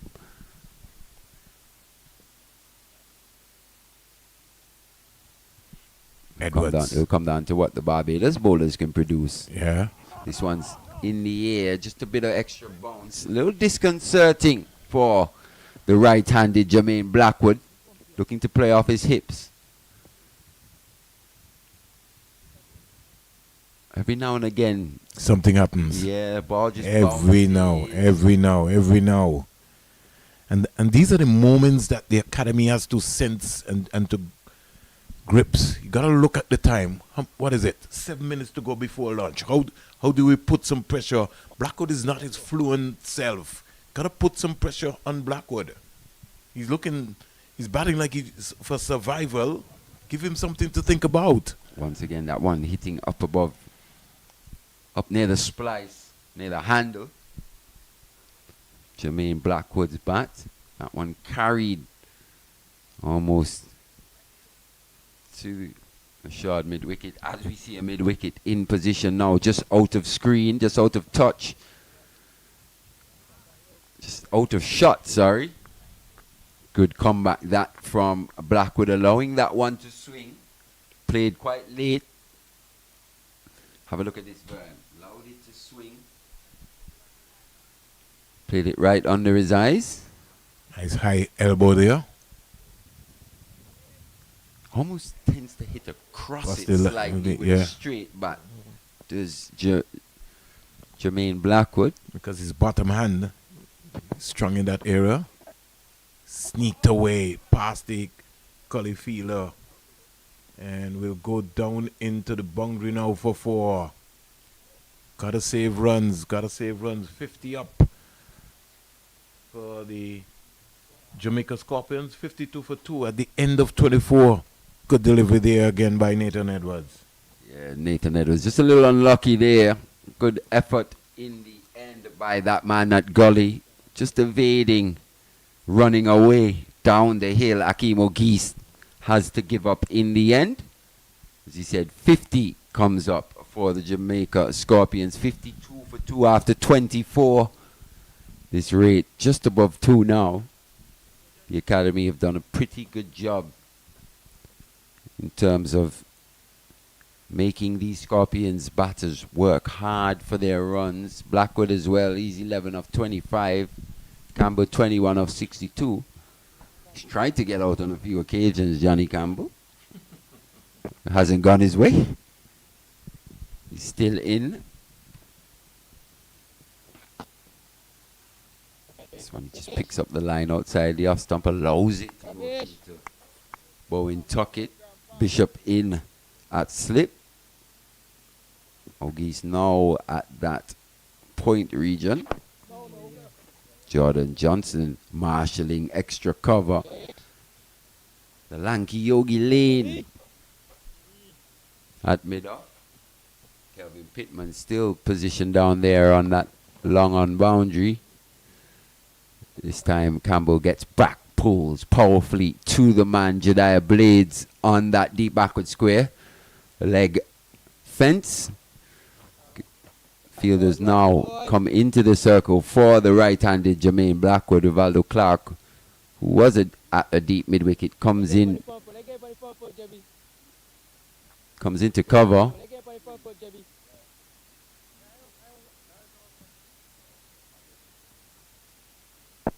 Two slips. Once again, outer half of the bat. Encouraging stuff for Joshua Bishop and the West Indies Academy. But once again, soft hands by Jermaine Blackwood, going straight down and away from the diving second slip in Geese. So, something. They've got to keep that pressure up. 3 minutes to go before lunch. Joshua Bishop. Got to put some pressure. Think about trying to get a wicket just before lunch. A wicket or two. Squeezed away. And getting another easy single.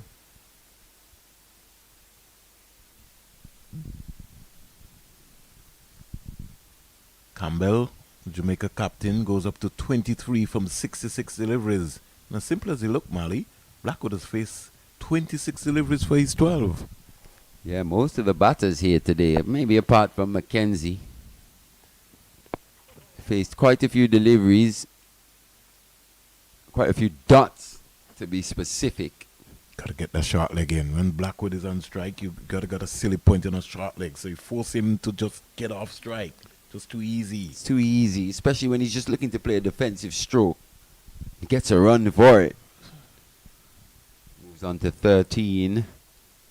Campbell into the 20s, 23. Brandon King, the last batter removed. Mali, somebody must have heard us. Because our boy, Rivaldo Clark, gets an early bowl on day one. This is the in thing. The morning session. It's performances that justifies that. Yeah, that justifies him being brought into the attack now, and that trust. Pretty similar to what we're seeing from Kelvin Pittman as well. I don't like this fielder. I mean, I really would not have a mid-wicket. This is especially Blackwood. You want to put some pressure on Blackwood? For me, I'd more have the mid-wicket. I'll take out the deep backward square. And you bring up the long on? Yeah, especially the pace. You have to see the pace of Clark's going to bowl. He's a bit quicker. He will get a bit of purchase out of this pitch. He has gotten the ball to turn, even last week. Yes. On a pitch that wasn't overly helpful for the spinners. He got a bit of turn and bounce, removed the two left-handers, the two dangerous left-handers who had built up quite a solid partnership at the time in Yannick Correa and Kari Pierre. Conversation to make sure that this is the last over. That's a lot better. Now, having that man in, and the same thing Joshua Bishop should be thinking about doing, the silly point on the short leg. Force Campbell now to have to play the ball a lot more straighter rather than just work it into the leg side area where he's strong. See, anything in that line, he's going to be very comfortable, get 2 runs quite easily. Yeah, it's a line of the delivery by Rivaldo Clark. I think it's something a majority of off spinners, something I spoke to Raheem Cornwall about as well, in terms of just starting the ball a little too straight. You want to start it just outside that off stump, just about there. A little full. Jordan Johnson, ball ricocheted from him up to mid-off and they get an easy single.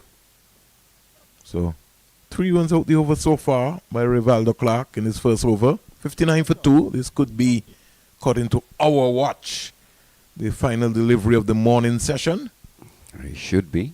Umpire Duga just having a quick check of his watch as well. It's now 12:01. Teddy Bishop in at slip. Can he find something here? He looks to go with the lap sweep. Yet to be successful. Johnny Campbell goes into lunch, 23 of 67. He's played that shot on quite a few occasions. He's yet to make solid contact.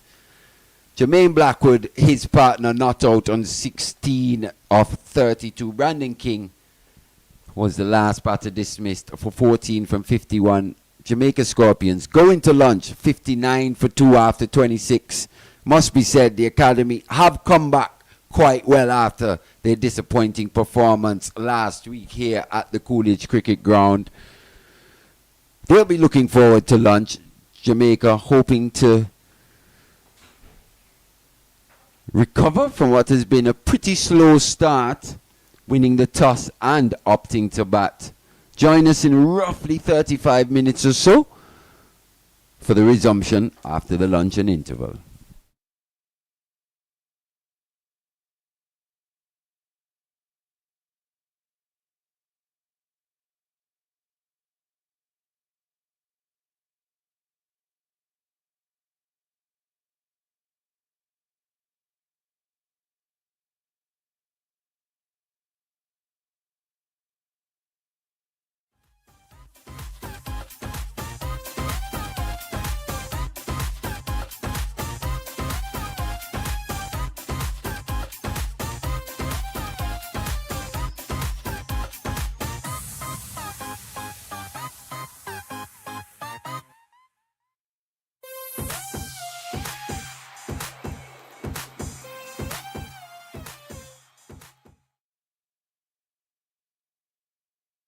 He knows what the people have been saying about him, and he has really silenced everyone with that.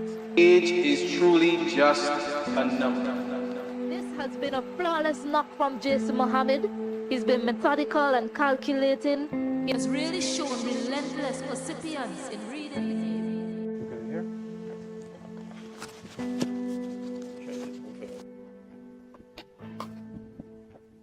Over the last 5 to 6 years, I think I've really worked hard in terms of my fitness and batting, so to speak, in the nets. As you said before, I think there's one thing I really want to accomplish is playing Test cricket. Not sure if it's going to happen or not, but I know this will be obviously my last opportunity. I think in the past, knowing I wanted to play Test cricket so much, even at a younger age, just wanted to play for West Indies. I think I put a little bit too much pressure on myself of thinking about the outcome and what is going to happen after the season and if I'm going to be on a West Indies Test team or not, rather than now knowing that, hey, this is your last opportunity, just go out there, enjoy yourself, express yourself. Although there's a lot of talk going around about my age and stuff, I think as a sportsman, as a cricketer, I think once you are fit and once you are performing, I think that's the main asset of playing cricket and playing international cricket for West Indies. So I think just having a clear mind and just trying to enjoy my cricket and just working on the things that I need to work on in order to produce the runs. Obviously looking to score at the end of the day is most important. That's something now I've changed a little bit more this year in the 4-day tournament. I think I'm looking to score rather than just bat time as well. So I think that's something has really helped me and it's working really well this far. I had set some really goals for myself, some really big goals, and I think I know I had was to get a couple big 100 in order to get there. So in the past, if I was to get to 100, I would relax a little bit or just try go all out attack rather than now knowing that I have to score big runs in order to achieve what I want. You know, I sort of really just start over after I get into 100.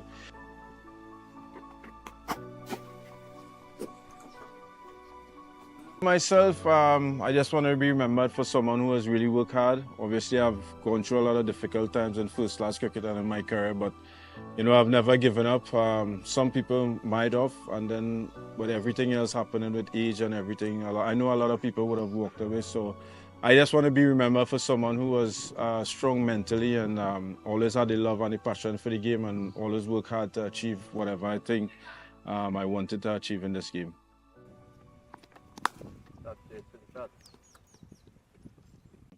To play Test cricket is the ultimate for international cricket. Doesn't matter at what age, if it was to happen, it will obviously be a very proud moment in my life and for my family life. I think I'll put it down as my best moment at international cricket if it was to happen. As I said before, this game demands so much from you and you feel a lot more than you perform, especially as a batsman. I think at certain periods of time when things wasn't going my way, even self when I was doing well and wasn't being selected for certain times at West Indies cricket, I think I would have walked away, but I'm grateful that I have a very strong family background, especially for my parents who have supported me from day one. And being married 10 or 11 years now, my wife has really been a strong part in my career as well. You know, she's someone who has always motivated me and said, hey, let's look forward and look forward for doing great things. And I think they are the main reason why I'm still here and while I'm still performing. And now is my time sort of much to give back to them, to say, hey, I'm grateful and thankful for the support that you guys have given me over the last couple of years.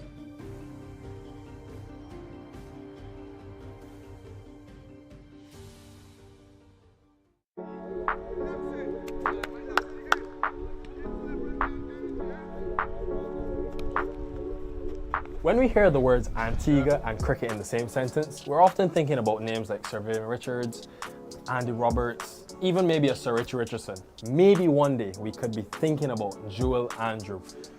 Great to have you. Congrats again on all that's happening this year. We are in Antigua, where it's all started for you. Tell me, first of all, how does it feel to be in a West Indies camp? It feels great, to be honest. You know, playing around the old guys makes me feel even better about myself, and just the support I've been getting so far is something that I want forever. It's well documented that families played a big part in your journey. If you had to describe the role that they play, how would you put that into words? If I try, I'll be here a long time.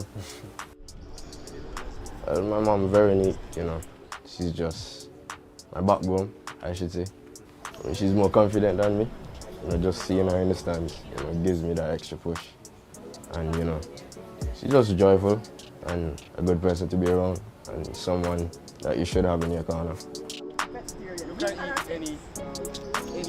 Joel started to play at a young age with big men, so he doesn't play name cricket. You bowl to him, and once you bowl to him in whatever loose ball, he just put it away. So he's fearless. Joel and I have a connection. We talk about everything, every single thing. And if he knows that I'm here, he's going to do his best to make me happy. What he normally says is that, Mom, I'll give you something to watch, because I watch all of his videos over and over again. Once it's on YouTube, I don't watch anything else. So, you know, that's how it goes with us. If you had to put into words, who is Joel Andrew, what would you tell them? So a confident young man, you know, fearless, as Viv would say, never die sort of guy. So it's just someone I want to be forever. Let's talk about the Under-19 World Cup, where this unbelievable year began, where you scored the most runs for the West Indies and you were well talked about. Did you feel any pressure now that there are eyes on you and there's a certain expectation tagged with your name? At that time, I was feeling extra pressured because everyone expects me to, you know, score every game, and that's not realistic, but that's what I try to do. I just try not to think about it as much, because at this level, expectations will be high. So just for me to just stick out what I'm doing and just learn as much as I can at this level. I think a month after that World Cup, you made your first-class debut for Leewards. How have the guys in the Leeward Islands shaped your journey and helped you along this process? I mean, they push me more than I push myself, especially fitness tests and those things, you know. Aiden is the one that really pushed me to, you know, do an extra one, even when I'm not feeling it, because it will benefit me in the long run, and it did. I really, you know, see him as a little brother, and I really try to encourage him in, you know, doing the right things to stay at the highest level. So, you know, the only thing I can do is just give him my knowledge and, you know, encourage him a little harder. He just reminds me of myself when I was a kid, you know, just always laughing. Sometimes you'll see him sleeping on a chair. So, you know, he's just at the end of the day, he's just a kid, and I really love having him around. And what about Casey? He's more, my idol off the field more than on the field, because I like the way he carries himself off the field. So what about on the field? What's wrong with that? Nothing is wrong with that, but I just... You think you could bat better than him? Yeah. So much has happened for you in this year. So you get that first class experience, went to Ireland with the West Indies Academy. Whilst all these things are happening, what is keeping you grounded to remembering sort of where you've come from? I actually look at old Snapchat videos that my sister sent me when I just started playing. I'm like, look at this to now, It feels like a big achievement, but I just feel it's just the beginning for me.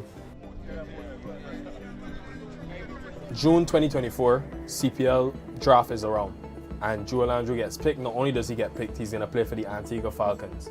Playing for your home is always something you love to do. And I know it's a franchise team, but it feels more like home to me.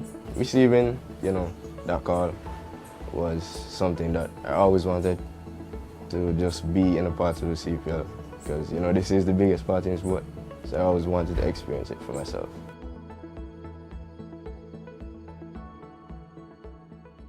After the CPL, West Indies call up. Where were you exactly when you got that call that you were going to be part of the West Indies setup? What was your emotion? I was actually on my way back home from the CPL, and I cried instantly. Because, just receiving that from the coach, that I would be a part of the team, it made me feel good about myself, and it's something I always wanted. That squad was captained by Shea Hope, who you've always said is your biggest idol. Why Shea Hope? He's just cut above the rest in my eyes. Averaging 15 ODIs is never an easy task. So that's something that I want for myself. So if I see it in someone else, I could just always emulate it, try to bring it into my game. So third ODI comes around, getting your cap from Alzari, who is obviously working his way to be one of the great Antiguan cricketers. What did that moment feel like? He's more of a brother to me than a teammate. We go way back in terms of Antigua and club cricket. So receiving my cap from him was a special moment that, I would cherish forever. If you are to play in Antigua, to hear the rally around the West Indies, to be part of cricket with Antiguans all around you, what would that mean to you? Every time I hear that anthem, I get emotional, because, that's something that stands out, and it's something that means a lot to everyone in the region. If I get the opportunity, I want to score my first 50 in front of home crowd. That will make me feel good. And just still learn as much as I can, because I'm still here to learn. 17 years old, we could be hearing Joel Andrew for the next 10 to 15 years. The guy makes me feel old, but brother, I hope you enjoy this. This is an invaluable experience that you will get on this series, and we can't wait to see what the limit will be for you. So all the best. Thanks.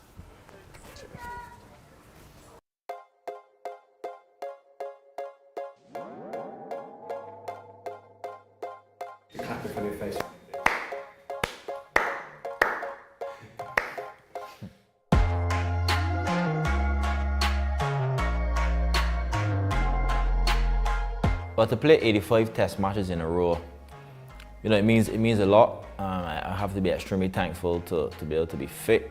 Obviously, God bless me, for no injuries in that period.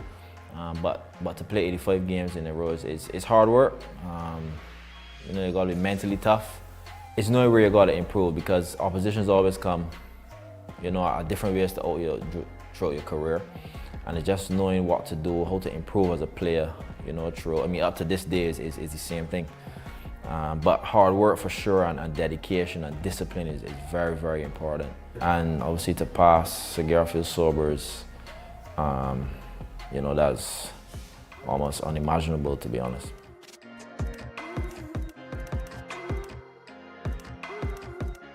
It's a sense of honor. You know, I mean, Sir Garfield Silva is a legend of the game. He always gives, you know, his advice, you know, whenever we see him. And, you know, obviously you could see why he was great, you know, from obviously the way he moves and the way he talks, how confidently he says about, you know, certain situations of the game and certain shots that, you know, he would have played.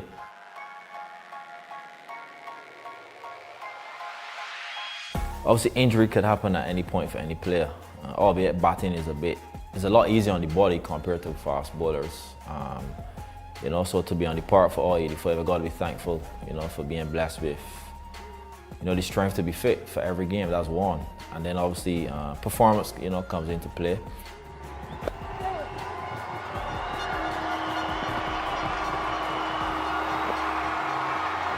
A win that has come swiftly and appropriately off the bat of the West Indies captain and leader.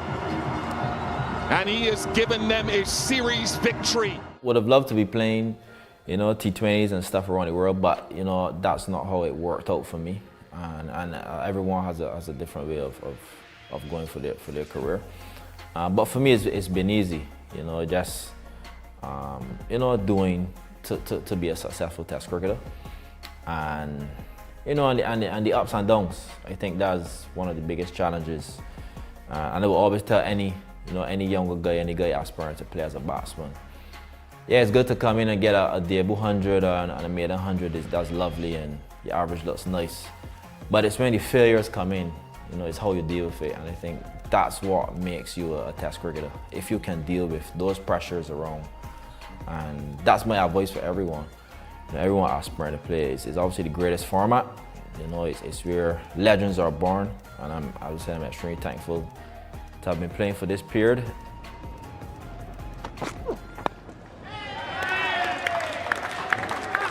A landmark of the highest order for Craig Brathwaite. Test century number 9, he becomes the 18th West Indies Test captain to score one. I remember the 100 I made against South Africa when they were number 1. You know, at that age as well for me, you know, being 24, 25, I mean, for me that was amazing. The 100 in Australia, you know, a couple of years ago, I mean, they were number 1, and for me that was amazing.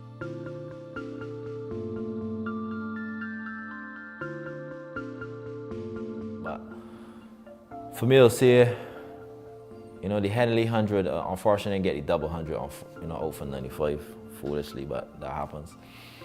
You know, we won the Test match, and you know, they won like South Africa and stuff, but that game was drawn through to bad weather. But we lost the game in Australia. So for me, like, I feel better with 100 that we won the game. And you know, for me, the Headingley match meant a lot for us.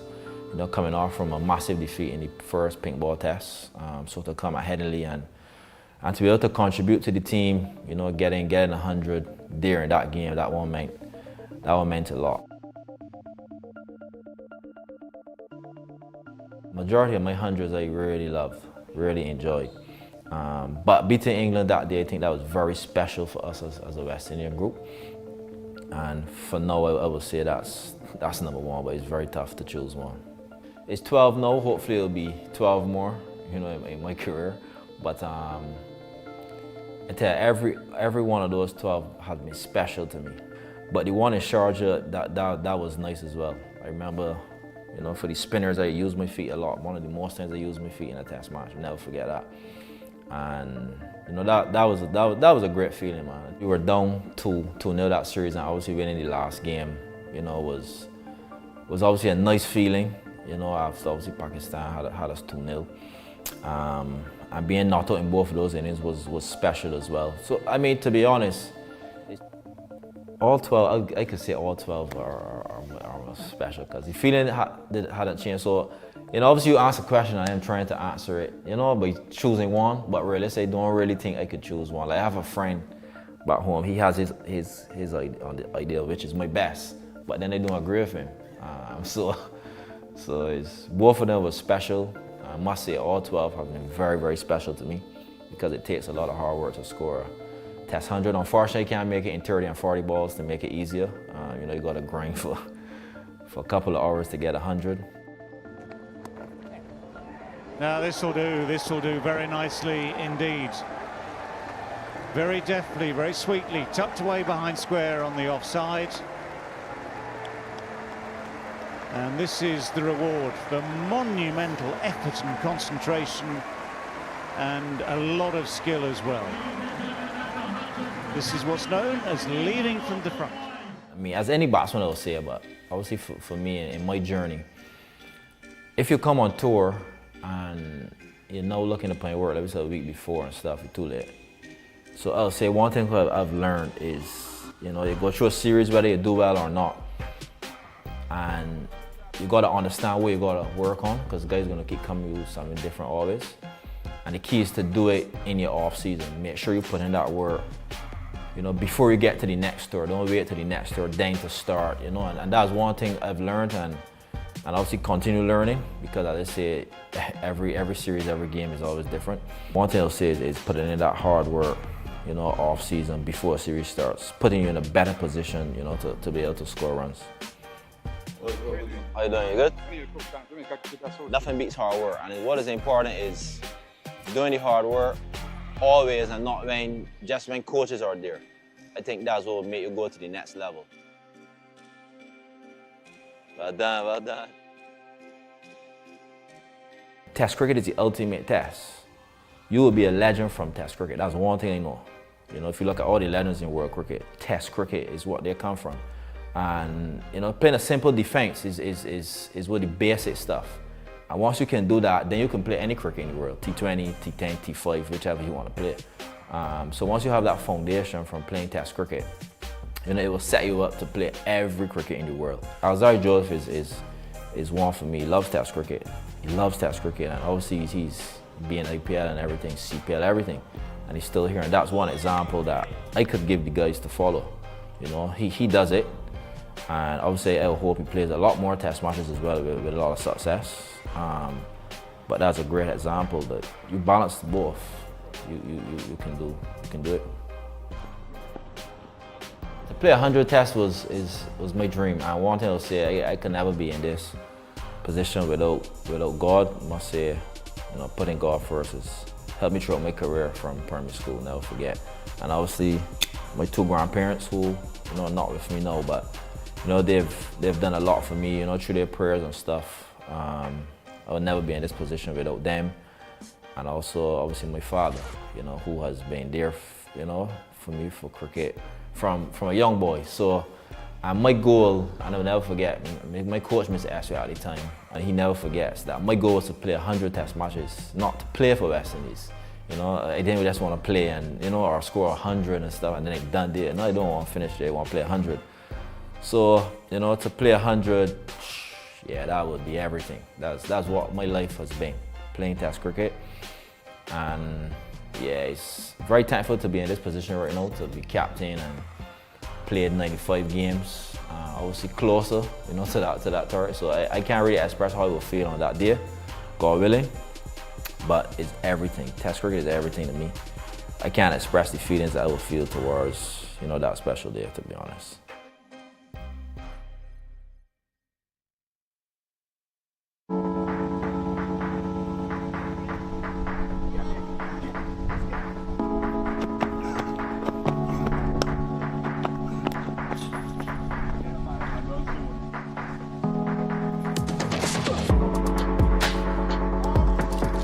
.22-year-old Matthew Ford from right here in Barbados, Spicestown to be exact. Matthew, it's been a crazy journey for you.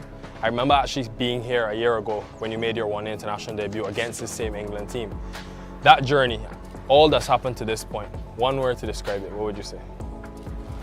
Amazing.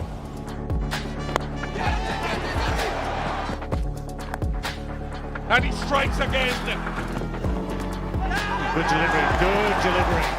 Tell me about your debut as well. Think back to your emotion, the feeling you had. Talk us through that day. I think for me it was hunger and passion on that day. You know, obviously there were 2 matches in Antigua and I didn't play. And coming to Barbados and being able to debut, I mean, it was really a dream come true, and the atmosphere was absolutely electric. In the air, a second wicket for Matthew Ford. He is loving this beginnings here in international cricket.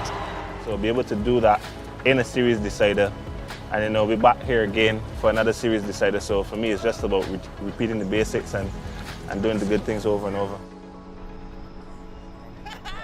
We often see you on the field. What about off the field? What type of person would you say Matthew Ford is? Quite chill, quite down to earth. A lot of the guys see me as the funny one, so you know, we normally just mingle in the room. You know, this tour has been me, Hetmeyer, Seals, Moti, Shepherd. So you know, like we have a bit of camaraderie going, which is quite good.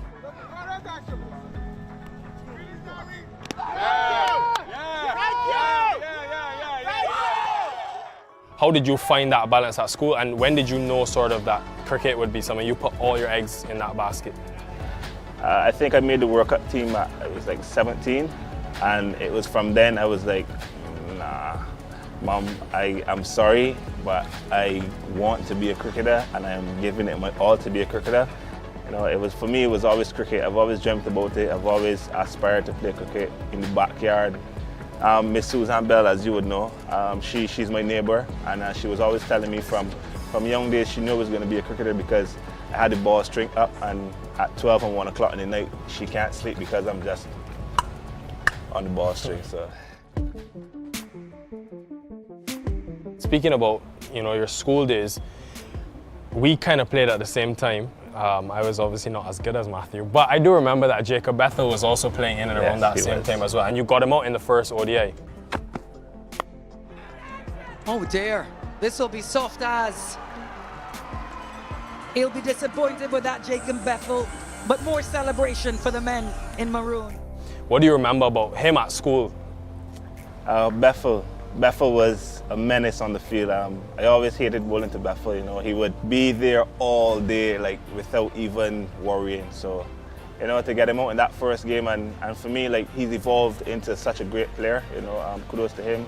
I saw him on the beach when we were in Antigua, and I was like, just got in the gym. Yeah, but he looks really good, and his game has improved tremendously. So, and I'm really happy for him. Talk about your dad, his influence. I know he's always watching, he'll be here for sure. What influence has he had on Matthew Ford, the person and the player? My dad's very easygoing, complete opposite to me. I always look up to him, he aspires me to do better every day. You know? I call him my hero. And for me, every time I step on the field, you know, I just want to make him proud, because I know if he has work that day, you know, he doesn't go to work, he'd be home watching that game, or whether it be if I'm playing in the Caribbean, he'd fly around the Caribbean to watch me play. So, you know, he always allowed me to do what I wanted. Mom wanted me to do school. She wanted me to be a doctor. I'm sorry, Mom, but, you know, my dad, he just allowed me to do, you know, aspire my dreams. You played such an important role in that St. Lucia Kings team, to the point where you guys have won the tournament this year, and there's a few of you in this West Indies team currently. What was the emotion you felt to lift that trophy? It was unreal. I remember seeing the score we had to chase 139, and it was like 138, and like my eyes just blurred out because I couldn't believe that we'd done it. So, you know, I know the boys are elated, and you know, we'd love to do it again next year. Tell me about this pace attack. Alzari, who you've bowled with for a number of years in St. Lucia. Jaden, who you played the U19 World Cup with. Oh, that! Yep, got him. Shamar, who's also under 25 and younger like you guys. It seems like there's a new life in this one international team because of the age of you guys. What can we expect? Nothing but greatness is all I could say. You know, it's a work in progress. We're not the finished product as yet, but every day, like for instance, we had training today, and before training we meet as a group, and Alzari is the leader of the group. And he was like, okay, today, whatever we do, when we finish, we're going to finish off with some Yorkers. And you know, everyone's fine with that. Everyone is ready and willing to work. And we accept one another's opinion. That's the most important thing.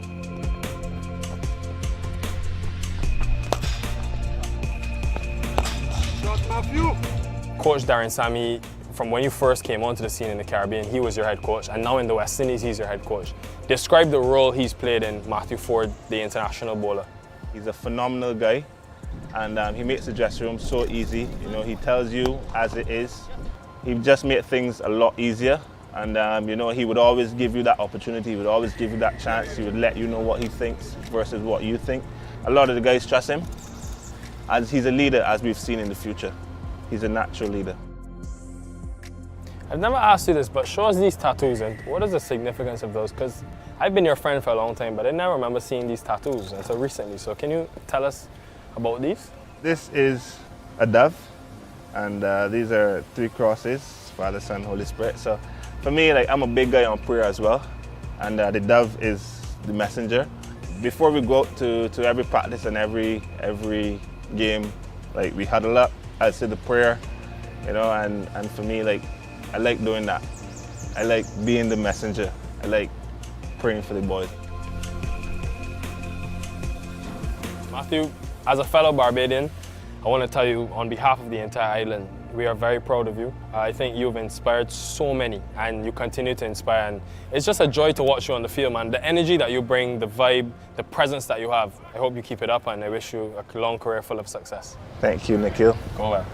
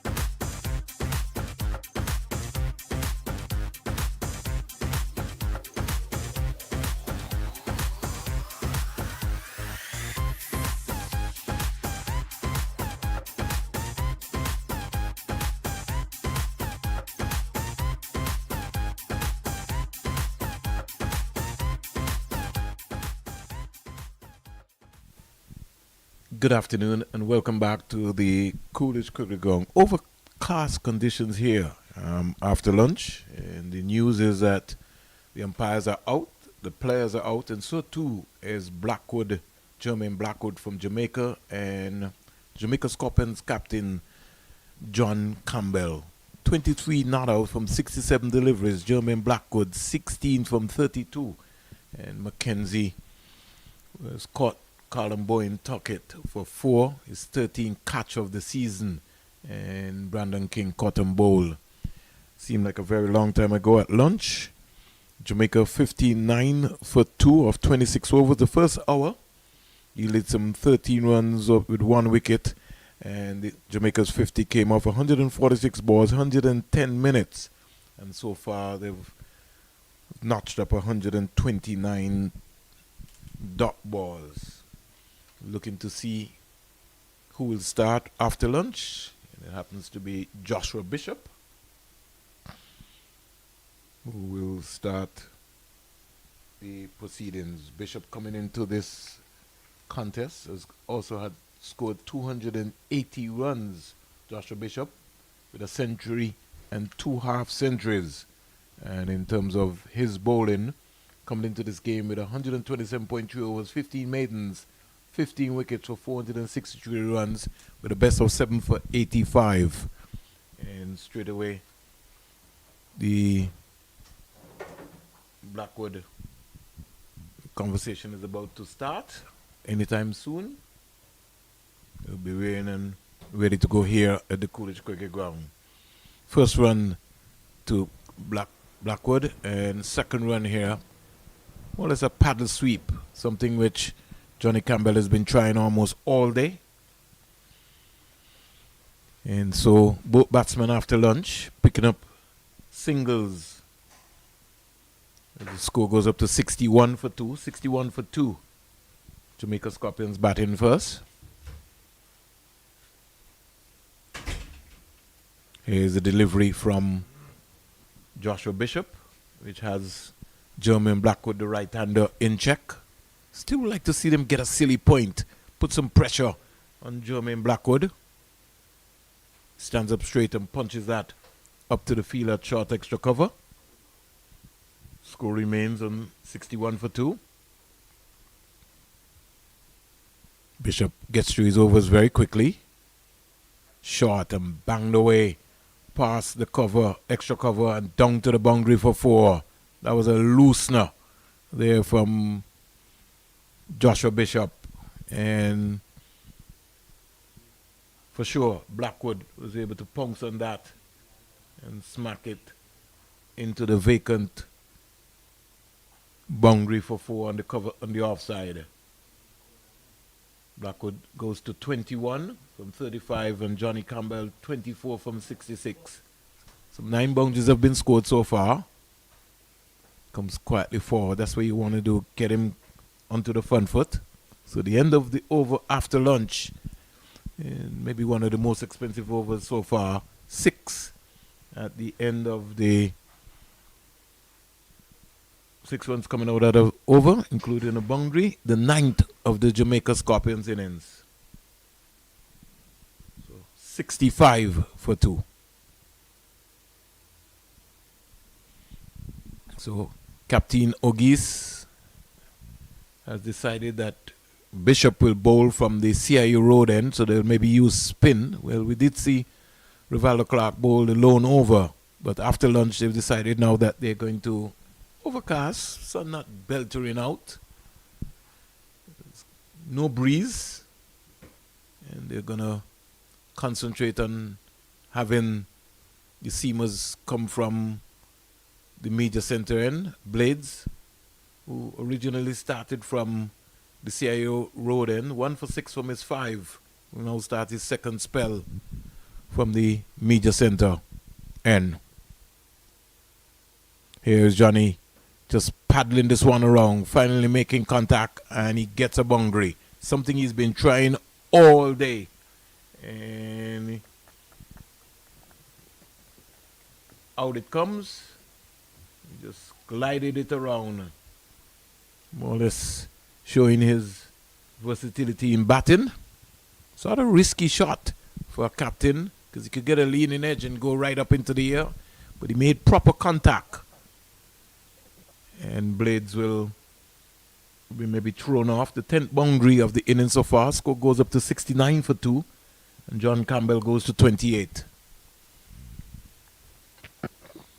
Down the onside. Flipped away. That's raced away for 4 runs as well. So wide delivery. And Campbell getting bat onto ball. Overcompensating there. Blades. So after lunch, the scoring has just quicked up. Some 14 runs within the first 2 overs. So maybe the academy is still heavy after lunch.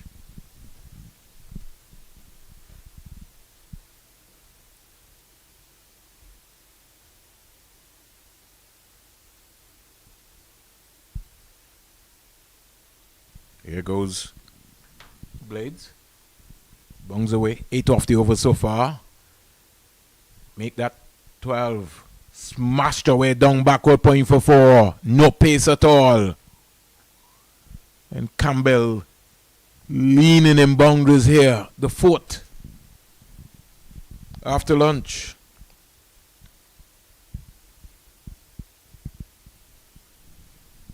So 12 out this over so far. 6 in the first from Joshua Bishop. And we've seen 4 boundaries.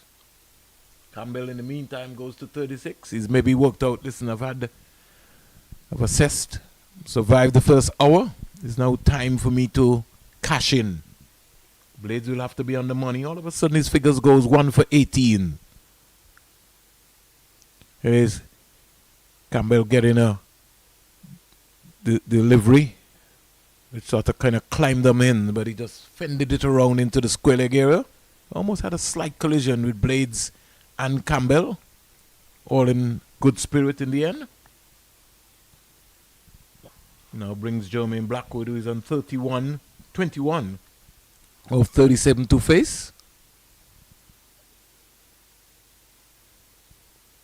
Having a discussion. More changes being made in the field. Ogisa's second slip looking like a traffic cop in St. Lucia. Marshalling his forces.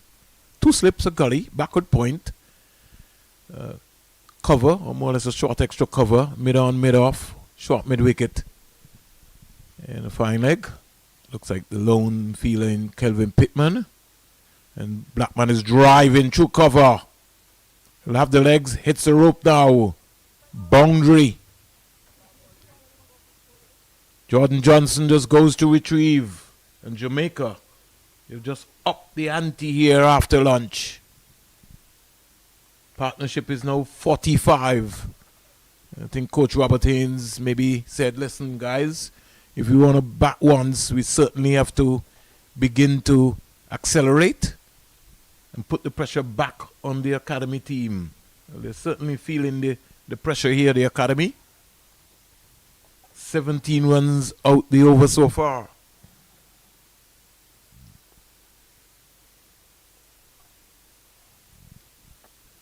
Here goes Blades. Finally on the money.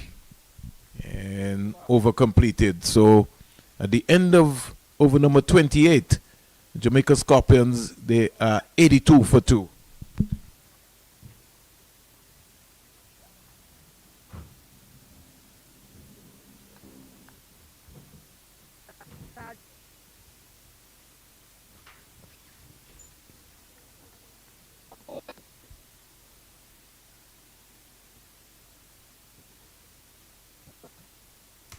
.23 runs have been scored since lunch. Very high proportion of boundaries so far. We had 4 in that one lone over. And 1 from Bishop as a welcome back, Marley Richards. Good afternoon, Vern. Good afternoon to everyone. It's been a flurry, as he said. John Campbell actually getting one of those lap sweeps away. And he tries another one. It's a reverse this time. 4 more. So as he's saying, the run's coming now for the Jamaica Scorpions. The academy was so good in that first session, managing to limit the boundary balls, but since lunch, we've had 5. Make that 6. 6, sorry. With that reverse sweep. Adjustment to the field here. Jordan Johnson goes back to deep backward point on the boundary. Goes reverse again. Had to wait for this one. Hits it a bit further in front of the wicket. Johnson comes round, does the work. In fact, he's a bit sloppy. They ended up getting 2. So once again, Jordan Johnson just not showing the right body language there. He's taking his time, getting back to his mark. You've got to get to the ball. The objective is to get the ball and then get it in. It's one thing to bobble, but you've got to be quick to recover. So 6 from 2. Pressure on Bishop. Look like the Scorpions are going to counter-attack here. How did he miss that one? He was probably looking to hit that a bit too square. And too hard. Too hard. Lost his shape. But he was looking to hit that behind. And maybe had he made contact, Callum Bowen Tuckett was following it as well. Did he get something on that? Don't think so. Missed it by almost a double-decker bus. Bowen Tuckett looked interested. He did. And all of a sudden the pressure now coming back onto the West Indies Academy. How will they deal with this?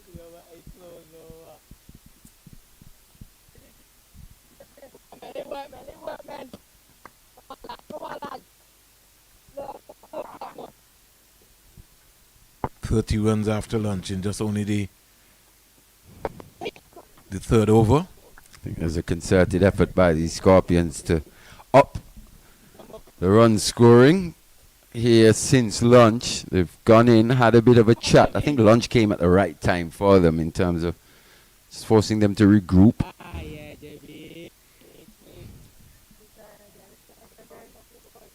So 7 from that Bishop over. 89 for 2 now after 29.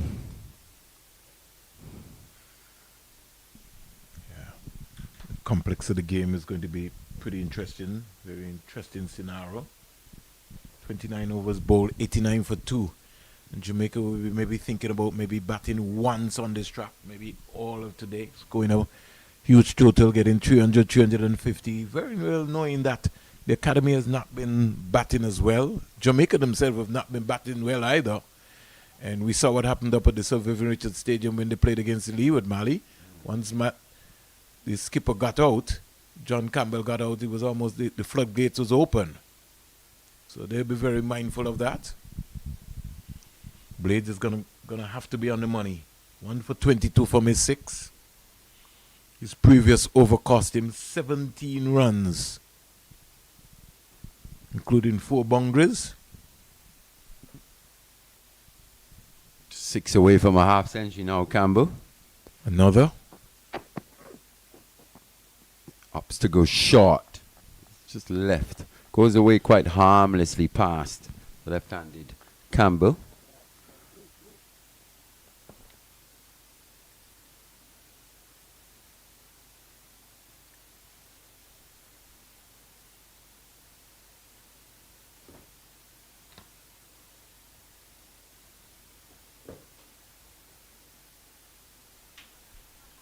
It's just a 1 slip now. So the academy opting to go a bit more defensive here.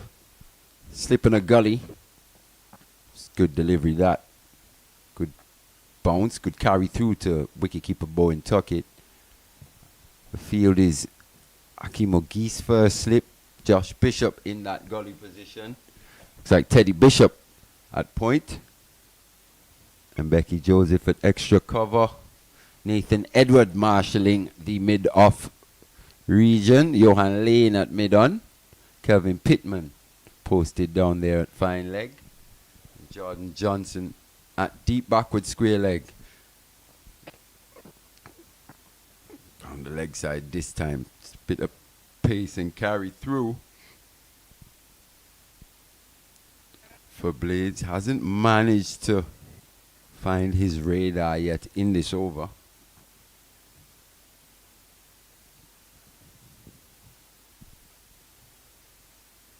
said, young Jediah Blades, he was very impressive in the last edition of the Regional Super 50.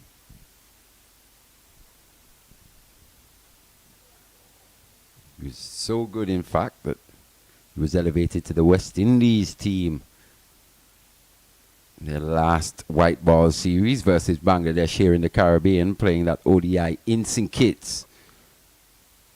Once again, good delivery outside the off stump.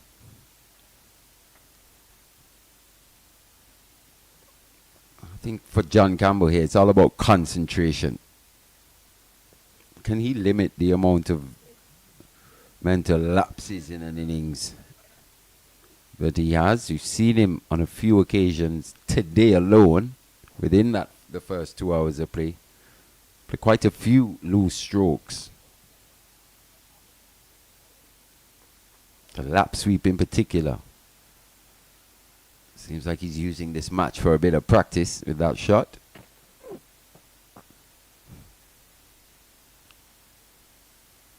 Left again outside the off stump. He's got to force Campbell into playing a bit more. Now you may think, has Campbell played a miss at that? Nah, he hasn't. He's just kept that back close to his body, hands close to his body as well.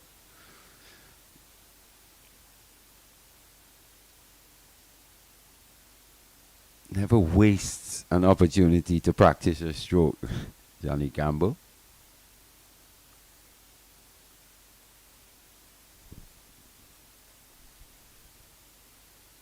It's better.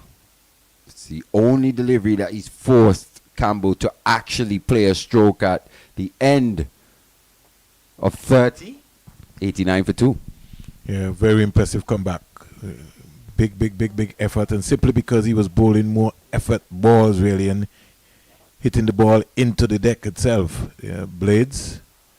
And so very commendable so far for Campbell, who is, as you rightly said, looking to get his 26th half century, 44 of 82 deliveries. It's rebuilding time for the Jamaica Scorpions. Yeah, as we see Javel Glenn padded up. Rebuilding indeed. But who better than the most experienced in which to do this job? It's going to be Jermaine Blackwood again to face up to J. Bishop, the Archbishop of Coolidge. He'd like a few more wickets here. We saw in the first 2 hours, in fact, when he was brought on, there was a bit of turn and bounce available to him. Think back to that Brandon King wicket. One just popped on him slightly.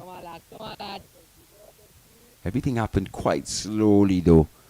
Brandon King is probably sitting in the dugout thinking of the things he could have possibly done. Don't we always do? In the end. He's caught in two minds really. Not sure whether to play, whether to leave. It's good delivery that from Bishop, bringing Blackwood forward, big stride, lunging onto that front foot. And as you've been saying now for at least 2 years, Vernon, where's the silly point? They've come out after lunch, a little too defensive. For me, must be said, the Jamaica Scorpions have put them under a bit of pressure. This is what happens when you have experience, Mali. You would really turn that pressure on. The academy, even when they played against Trinidad and Tobago, there needs to be a belief that you're on top. When you have a team 91 for 6, you've got to be thinking, we got to bowl them out for under 100, 125. That's how you have to be thinking. It's almost the same thing here. Got to come out, you got to target Blackwood and say, listen, we're going to put some pressure on Blackwood and we're going to get him. Yeah, what you want to see post-lunch is that intensity. Especially in a session where you would have said West Indies Academy would have had the better of that session. So they would have gone into lunch the happier of the two teams. Since they've come out, they've just been a little inconsistent. A few too many boundary balls. had more boundaries here post lunch. We had in that whole first session. Looking to advance is Campbell. Laying in the walls there. Not sure what happened. If he may have just rolled his ankle or seems to be okay.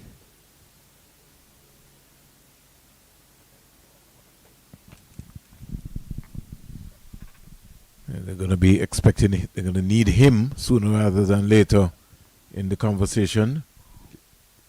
Yeah, he's bowled 5 overs, 3 maidens, 5 runs, no wickets. Johan Lane. Campbell has gone back into his established shell now. Which I find really strange. It's pretty orthodox batting, mixed in with a few audacious strokes. So he's still just trying to find his tempo, his ideal tempo in this innings.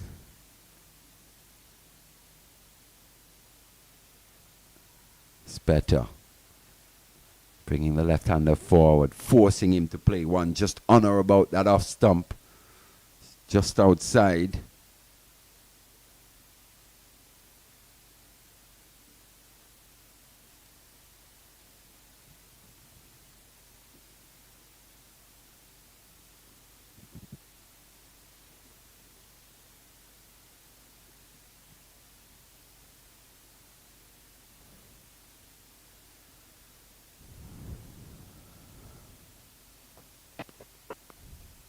That's the delivery. That's the one. Forcing him onto the front foot. Luring that far stroke outside the off stump. Not quite there to drive. Have a look at this, Vern. Just a little wide of that off stump. Maybe just a little late in terms of transferring that weight. It was there.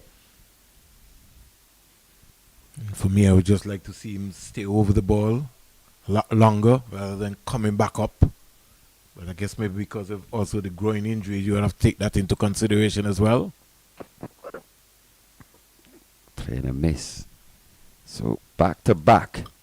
Plays and misses by Johnny Campbell. One off the front foot, one off the back foot as well. His partnership 52 off 81 deliveries. You would have to say that these two players are the most experienced players in this team.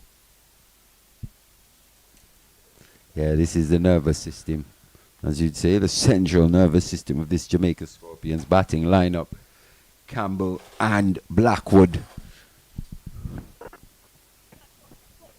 Can get in a single. Yogi Lane can't stop it. Good running by John Campbell. Good response too as well by Jermaine Blackwood. Yeah, Campbell was on it right away. As soon as he played that one, he was away for a single. As you said, Blackwood responds. 32 overs in the can now. 90 for 2. The Jamaica Scorpions after winning the toss and batting. And folks, if you're listening to Mally Richards and myself, when we talk about experience, we're talking about years of experience of first-class cricket. Campbell over 5,000 first-class runs. Blackwood over 8,000 first-class runs. So the coach Robert Haynes will be looking to get a real major partnership going here, expecting these two to bat as deep as possible, especially in day one, if Jamaica is to get a respectable total. Yeah, they've been up against it, especially in that first session, post the pre-lunch session. First session of the day, it has been the West Indies Academy. He goes down the wicket and gets his 26th half century with a maximum. Right over long on. It's gone past the Jamaica flag and only for the fielder to retrieve. So 50 to Campbell, 89 balls, 7 fours, 1 6, a strike rate of 57.30. He will indeed want to go on after this. Yeah, as you said, just using his feet to that delivery, Johnny Campbell depositing that high and handsomely over that long on boundary for 6, bringing up another half century for the young man. So his good form continues. And bear in mind, he would have missed the last game previous at home game, yeah. before. So coming into this game from 3 matches, 299 runs with a high score of 126 with 2 half centuries. So this is his 3rd half century of this series, and it's 20. Consider that to be, we could notch that up. Whereas this will be his 26th first class half century. Played some 20 test matches, 888 runs, high score of 68, Mali. So if he's thinking about coming back into the test arena, if he gets another opportunity, he'd want to be a lot better. Last played test cricket in 2022, 5 test matches, high score of 58 with 248 runs during those previous innings, 1 half century. Here is Blackwood smacking that through mid-wicket. Another short delivery from Joshua Bishop, and that's raced away for 4.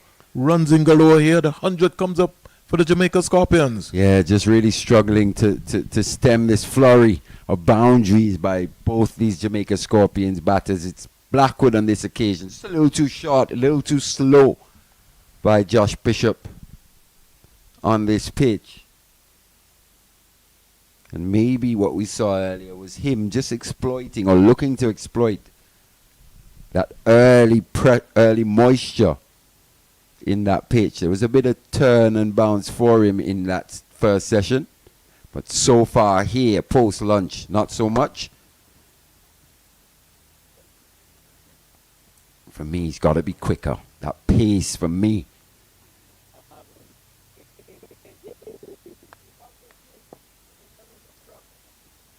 He's got to be looking to get as much of his body into that action. Hint of turn, poor fielding there by Rivaldo Clark, allowing that one to get through.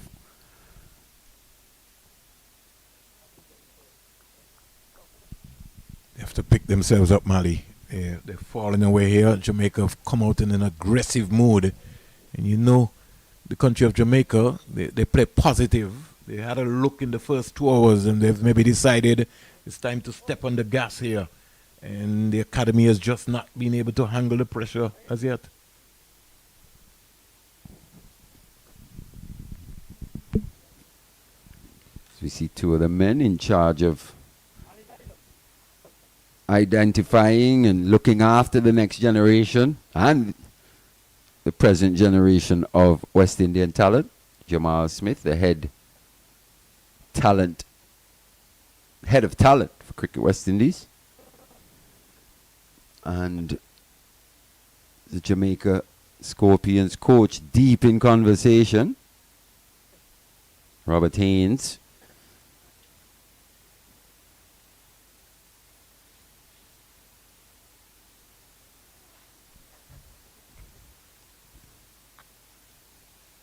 It's going to be Blades though, staying over the wicket to the right-handed Blackwood. 2 slips in position and a gully on the back foot there, just hopping into line.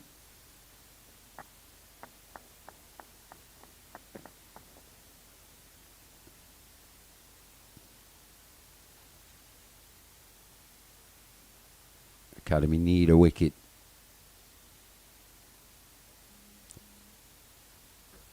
Just looking at conditions here. Johnny Campbell bringing up his 27th first class half century. If he can stay within himself here and not look to force anything, there's another 100 on the cards. Would be an easy 100 for him. Just got the word Barbados Pride versus Trinidad and Tobago Red Force down there in Kensington. That highly anticipated encounter. That super strong batting lineup for the Barbados Pride. All out for 86. Kimar Roach top scoring with 21. So there was a lot made of Shea Hope's return to first class cricket. Hasn't been a successful one so far. We'll have a look a bit later in terms of the chief destroyer.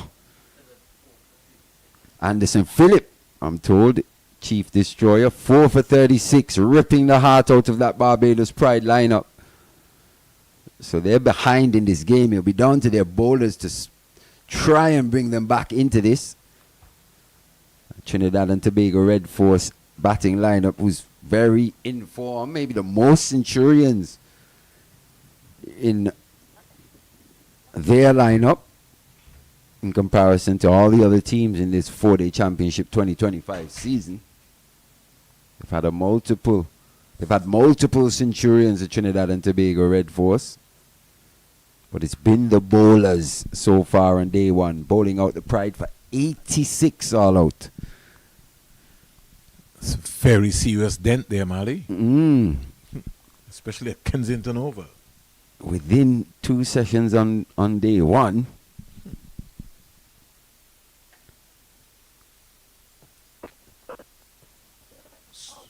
Got away with that one. He did. Jamaica's 100 came off 198 balls, 140 minutes with 15 fours and 1 6. And the partnership, Mali, with Blackwood and Campbell, 60 balls, 37 minutes, 8 fours. So they've really turned the screws up here. 15 fours, 1 6, and at least 12 or 13 of those boundaries have come post-lunch. The Academy were really good in terms of their lines and lengths in that first session. Just wilting slightly under the pressure. That's a good delivery. No. Blackwood would be thinking, I shouldn't have had a little naughty little poke at that one. I said to you, Mali, that Joshua James really 7 overs, 3 maidens, 8 runs, 3 wickets. Joshua James. Anderson Phillip, 10.2 overs, 2 maidens, 36 runs, 4 wickets. And Jaden Seals, 9 overs, 2 maidens, 32 runs, 2 wickets. Barbados bowler for 86. The top score there was Kemar Roach with 21. Shea Hope with 16. Next, Chase and McCaskey 11. Oh, he's cleaned him up through the gate. Bowled him. Inside edge there, thick inside edge. But on that previous delivery to the wicket-taking one, Jermaine Blackwood not quite sure whether to play, whether to leave.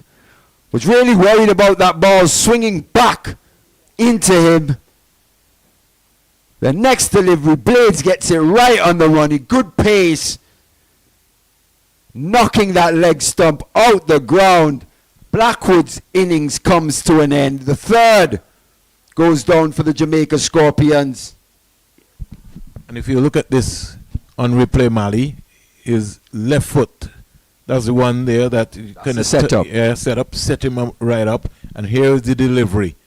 Now, he just walked across his crease with his right foot pointing to extra cover. He really was, he didn't go deep enough really. So he kind of turned him around and through the gate, inside edge like you said.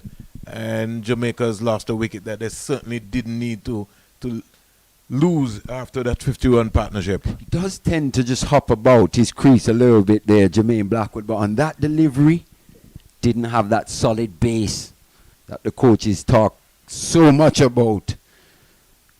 No feet, didn't get into the strong position. Wasn't sure whether to play, whether to leave. In the end, he made a very late decision to come to chop down on that one. Took a thick inside edge, knocked leg stump out the ground, 3 down. Blades picked up his second. It's just amazing that, Blackwood's last 6 test matches, he was the vice captain of the West Indies test squad during that period of time. Only had 2 half centuries, 79, 269 runs during those 6 test matches. So he struggled more or less, started the season. Look as if he was on a man on a mission to get back into the test team, but has since fallen away really badly in terms of his run. Javel Glenn, somebody who has been talked about, will be tested here. He comes out to join his captain in John Campbell. Got a half century versus Barbados. Javel Glenn, his maiden first class half century, 66 in the second innings, 27 in the first. Struggled a bit versus Guyana. as did most of the Jamaica Scorpions batters. In fact, being bowled out for 44 in that first innings. Can't get any lower than that. Just 5 and 14 for him in that match. Chooses to go reverse again. Hit powerfully, well in front of that man there at the deep backward point region. Jordan Johnson. It's gone 1 bounce for 4.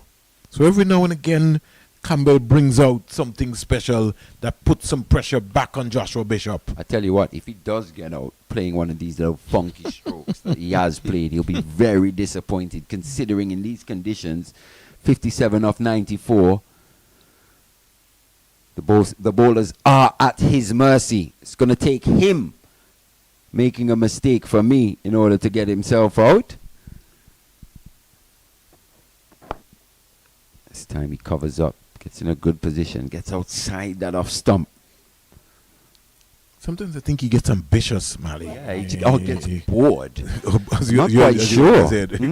Well, it's two complexes. You know, he just decides, listen, let me just play a couple of shots. You know, I've been practicing these. He gets a delivery and splits the deep backward square. Split the 2 men. It's gone for 4. Yeah, 1 in front and 1 behind. It was hit with immense power. Yeah, dragged down again. It's a little too short. Bishop struggling to the left-handed. Campbell here since lunch.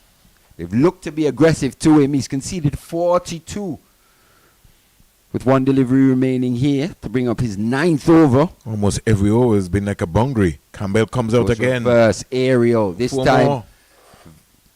beats Jordan Johnson to his left. And the cameraman's scampering for a moment. So he's just toying with the left arm orthodox spinner. This one was a bit aerial, a bit of a top edge. Nowhere near Jordan Johnson. You may have just caught a glimpse of him in that shot. Cameraman's going to do a bit the fielding for the academy, retrieving that one. Well, I think he was scampering across Mali to save his camera. Oh, yes, he was. That's what was happening. He was not in position. So when he saw the ball coming, he started to run in the direction to save his camera. He's now become the ball searcher. But Jordan Johnson has found the ball. Yeah. But he has also found the ball too. And that's looking white. So he's found a white ball. He's having a good laugh about it right now. That one looks like it was lost since last season. Last time Regional Super 50 was played here, was that 2 seasons ago? Almost 2 seasons ago. But we're getting ready to see Javel Glenn now. 27 years of age, Mali. So as you rightly said, he's only played 3 first-class games. So he's been around for some time. In fact, his exploit has been known in white ball format, T20. Played for the Jamaica Tallowers, St. Lucia Kings, and the St. Kitts Nevis Patriots. But today, he's representing Jamaica. Gets a ball which tucks him up. And the fielders caught napping there. Can't stop that single. Johnny Campbell has been excellent today with rotation of strike. Yeah, he has. Started a bit slowly, like most of the Jamaica Scorpions batters here today. But he's just absorbed that pressure. And since lunch, he's looked to apply. He's brought out that positive intent. It's clear they had a conversation about how they were going about their batting. They were just allowing the academy to bowl to him. A bit too much for my liking.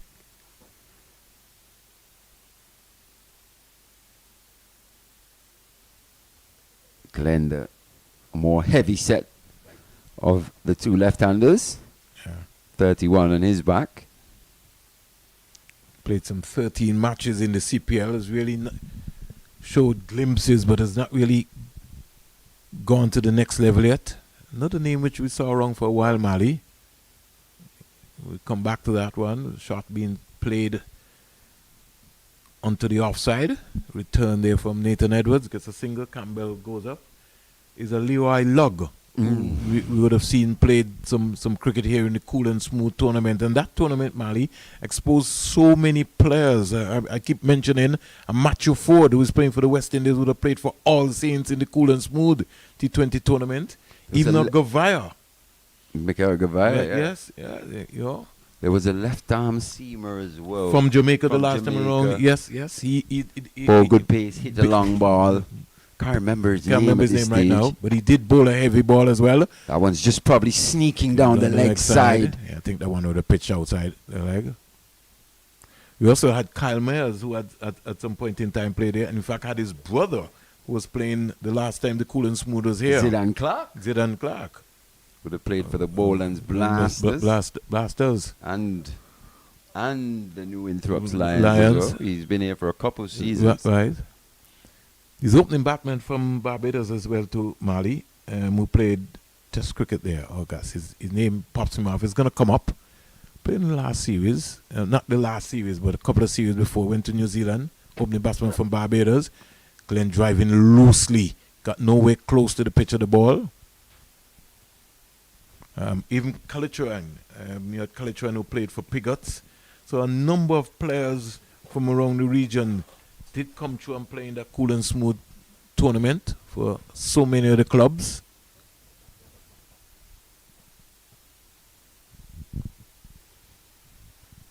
$118 for 3, Jamaica.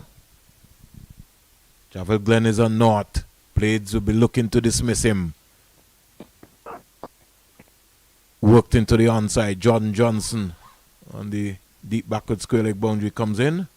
And he just underarms the ball to Callum Boyne Tuckett. We've had to get out our coats in here. Weather is not as cold as in Connecticut, but it's getting there. Score goes up to 119 for 3.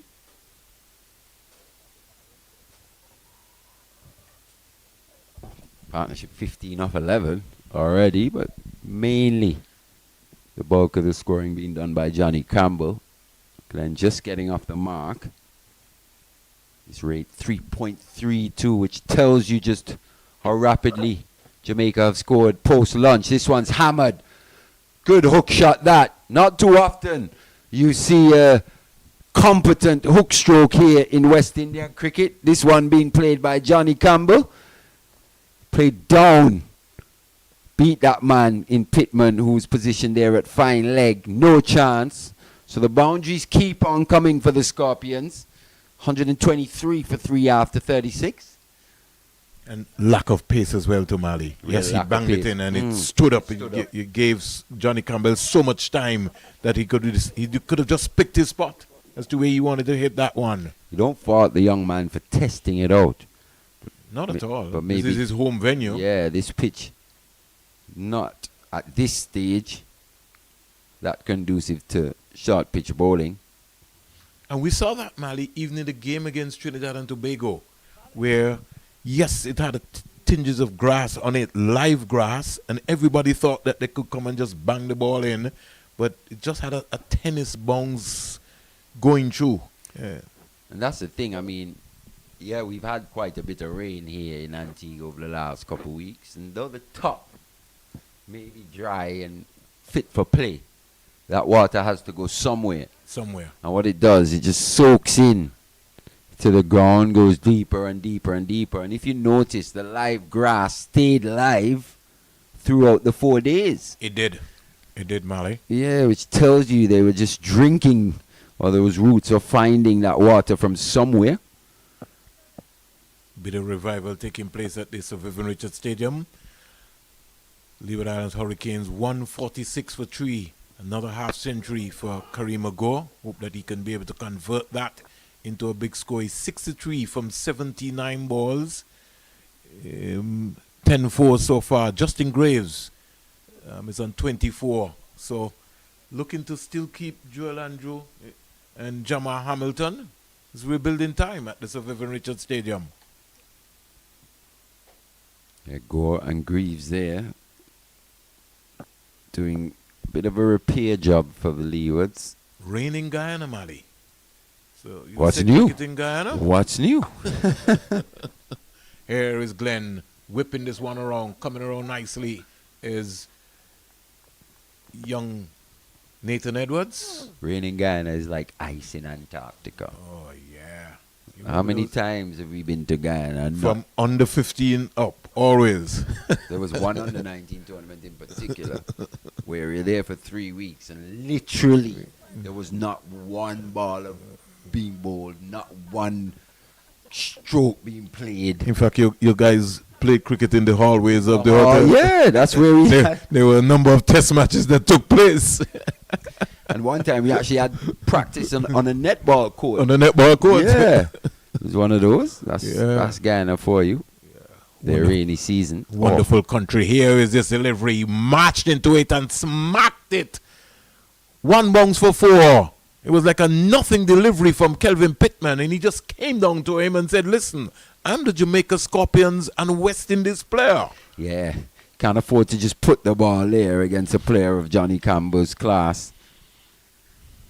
Advancing, went a bit short, still had enough time to just deposit that to the mid-wicket boundary. Again, Mali. So Pittman has to remember how he got his wickets. Got a ball full of length. No need for you trying to see if you can bang the ball in, attack the stumps. That's where you got to come, especially to Campbell and Glenn. He's batting a fairway out of his crease now. Johnny Campbell. Should be an easy single on the onside. Tuckett gets off his left glove very quickly. He's got 2 good hands. Left and right. I was going to say. Got off his left glove, which tells you he's going to throw with his left. Because he both left arm spin as well too. Interesting. Interesting. So now you understand. Now you understand the versatility of both hands. How he gets around. But he's keeping. He's really been up to par. Can Pittman find something special, short, that's comfortable for Glenn, who can just come and stay that round? Pittman needs to bowl a lot more fuller. Overcast conditions here as well too. Yeah, it's just gotten a bit more overcast since lunch. You were speaking about the two-handed nature of a Colin Bowen Tuckett. Maybe I'll just judge him a bit harsher in terms of which is actually the strong hand and the weaker hand behind the stumps. What do you think? So maybe to his left isn't so weak after all. So if he puts one down there, I won't say his weaker hand. Just say it's got to be taken. It's got to be taken. Glove to that, it's got to be taken. Oh, yes. I guess it's one of the drawbacks of being as versatile as you are. Yeah, it does. Good end to that over from Pittman. He needs to be in that channel. Just forget about the short ball. Yes, in that channel. Not 6 working. balls in that channel. Consistently. The pressure. Yeah.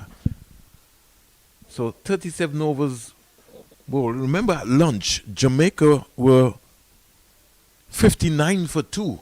So they've got helter-skelter here, Mali, since lunch. They really have. And as you said, it's been a flurry of boundaries. This run rate 3.51 now. 71 runs scored since lunch. And if you you think back. 71 runs, Mali, from 11 overs.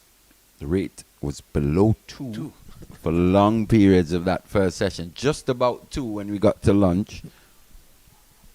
But it's been far too many boundary deliveries by the West Indies Academy in a short space of time. Rivaldo Clark comes into the attack now. We have 11 overs, as you said, since lunch.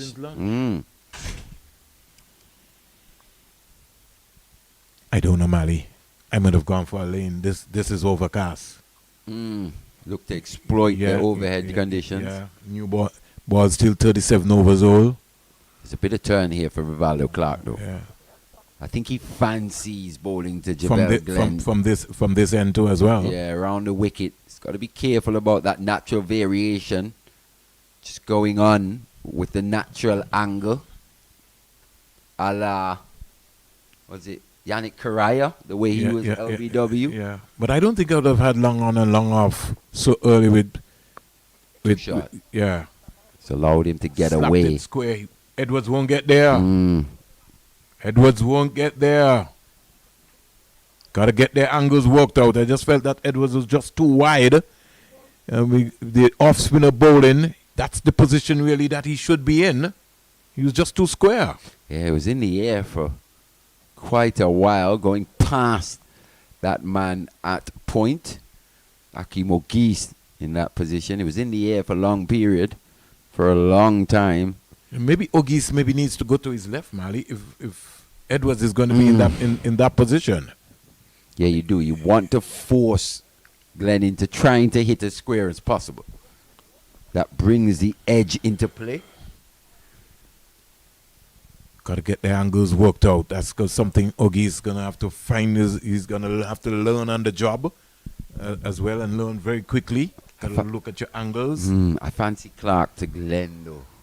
If he can just find the right area here to Glenn, be a bit consistent. 135 for 3.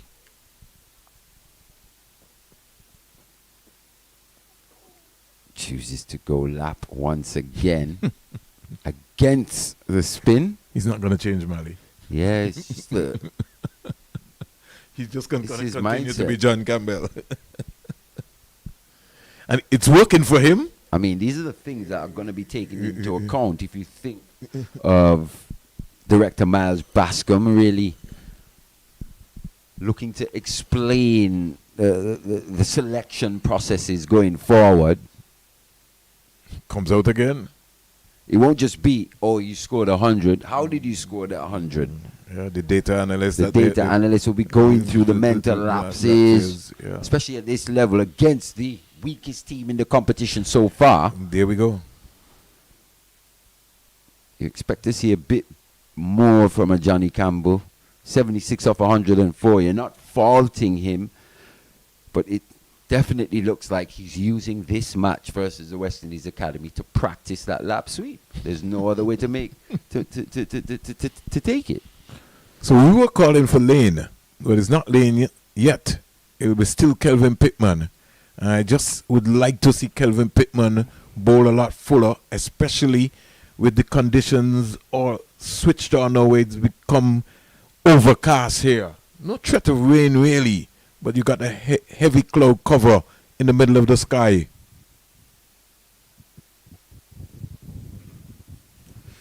I think Nathan Edward as well is an option, considering the cloud cover. As you said, you're looking to exploit the different conditions. And yeah, this cloud cover will not be here all day.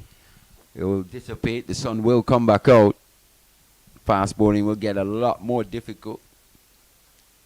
So you have to make use when it's available. Yeah. And I think with Edwards' ability to consistently swing the ball, 2 left-handers at the crease once again. Oh, jeez! My word, evasive action there by Kelvin Pittman. That was hit ferociously. How did he get out of the way there? Just used his follow throw in the end. Kelvin Pittman. Campbell is coming down and looking at him and saying, listen, I've played for the West Indies. Driven back. Jeez, he had no chance there, Kelvin Pittman. Don't think he did. If that one was on line, he would have won that. In the end, raced away to the boundary for 4. Played with an element of disdain there by Johnny Campbell. He's got to keep coming. He's got to keep coming. Bowl that ball full of length. You might maybe just have the last laugh. You never know. 140 for 3. I was like a bullet out of a gun. Look at this. Yeah. Oh, my word. That would have been nasty. And with his reflex action, Mali, he kind of got his hands up. And maybe he tried. He tried, but he would have been late. He would have been too late. He would have been too late. Luckily for him, just evaded that head area. Goes short. So he's looking to... Called wide? That's harsh. This is not encouraging for a Pittman. Bazarat? Yeah, I can see him saying 1 per over, but wide? Come on, Bazzy. Gotta let these guys bowl. He's got to be aggressive as well. He almost got his head taken off in the previous delivery. Yeah, can't be. He's got to be allowed to bowl a bumper. It can't be all stroll in the park like that. Pittman got to keep coming. 141 for 3. Not for 28. He's into his 6th over. On the money again. But rotation of the strike. Campbell gets an easy single. It's good length that by Pittman, but good batting from Campbell. Played with soft hands. Full length, Mali. Got to bowl that. Got to bowl that ball full Got to remember, how did I get my wickets? How have I registered that in your mind? Once you remember that, got to land the ball in the right area. I think he's still thinking what could have been a couple of deliveries ago. He's got to recover very quickly from that. He's got 3 balls left in this over still. Arms pumping. It's a good comeback. Good comeback. Very good comeback. That's the line that you wanted him to bowl. You don't mind that. Just has to be a touch fuller to Glenn here. It's a real opportunity for the academy. Glenn, 8 of 12, as you said, very inexperienced at this level. With 4 minutes to go before tea, anything can happen. You know when the breaks are coming up. Just drinks. Drinks, sorry. Oh, First wow. hour, sorry. I was like, wow, time's flying when you're having fun, eh? Of course, sorry. We're excited to get to tea, but not yet. Put some pressure on Glenn. Glenn has not been batting well, so they have to believe. Already, Mali, the partnership is 38. 38 of 29. Glenn only contributing 8. Johnny Campbell, he's just continued on his merry way. Some fine strokes mixed in with some lapses of concentration. Fuller length, Pitman. He's gotta get it there. Gotta bowl a heavy ball. Look at those stumps. Back himself.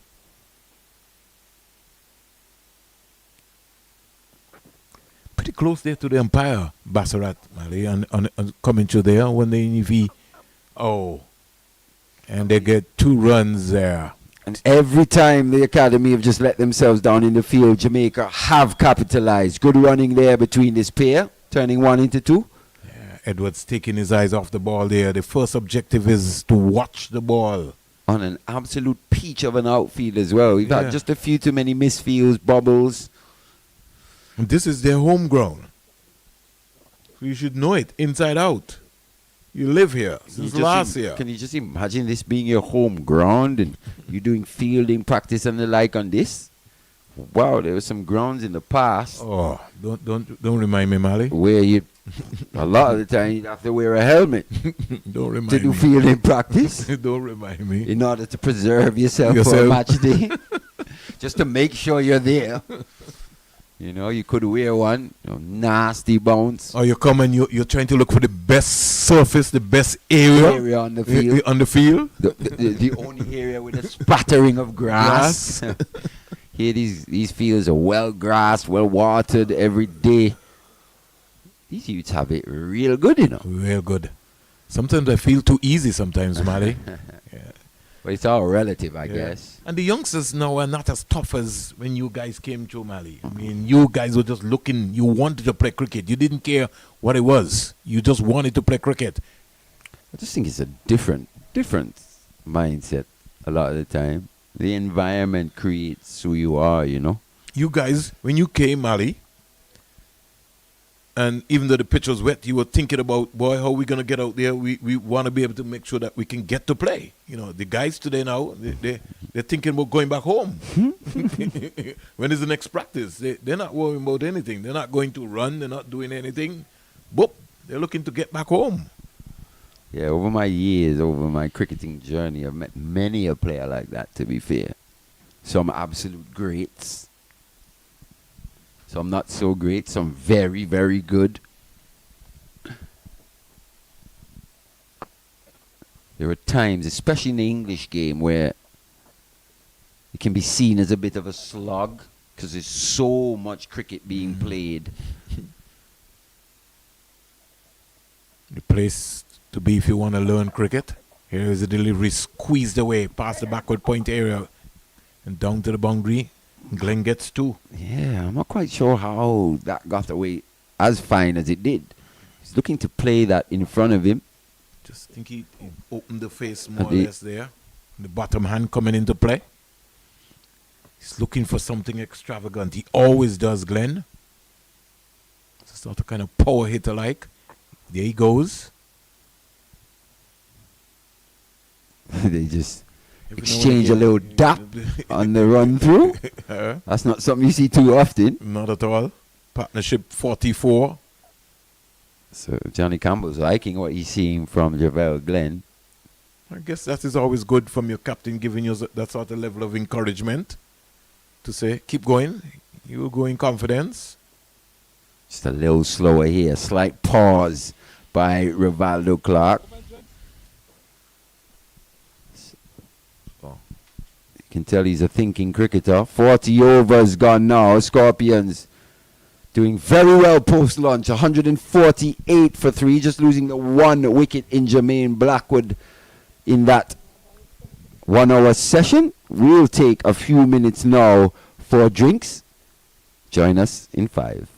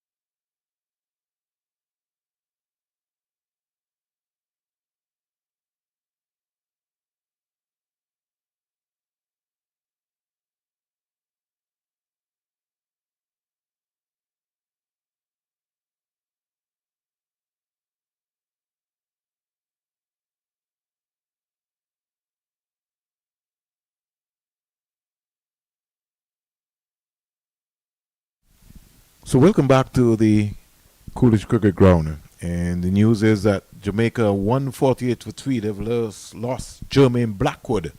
But in the process, John Campbell is on 82 from 110 deliveries. Javel Glenn 13.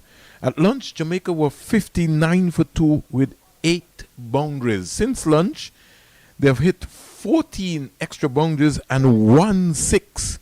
So they've gone at a very high proportion. They bowled 14 overs and 89 runs have been scored. So that now means that there's more pressure mounting on the West Indies Academy. In Barbados at Kensington Oval, Trinidad and Tobago, they're 23 without loss. in reply to the Barbados score of 86 all out. Here comes Kelvin Pittman. Ken umpire Bassarat calling wide. I think this is a red ball game, not a white ball game. And I've looked at Test cricket, and it's not every delivery that is called a wide. So I'm surprised what I'm seeing here. It's something which we saw in the last game against Trinidad and Tobago. It's almost like discouraging for the fast bowlers.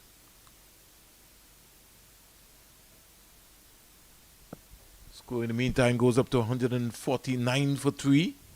Pittman in out the ball to Glenn. Glenn whipped it out to the deep backward square leg fielder. 150 comes up for the Jamaica Scorpions in the process.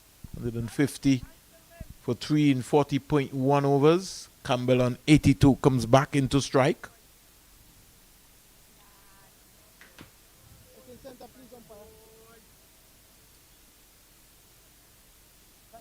Glenn, in the meantime, goes to 14.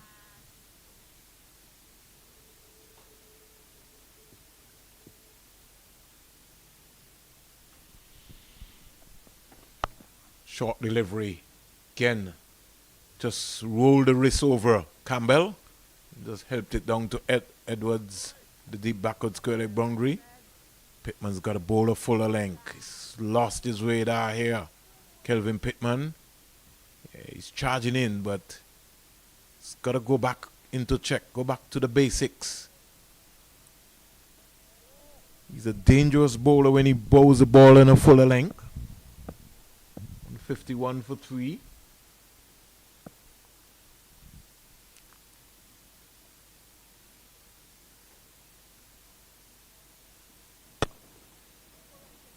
Driven again down the ground.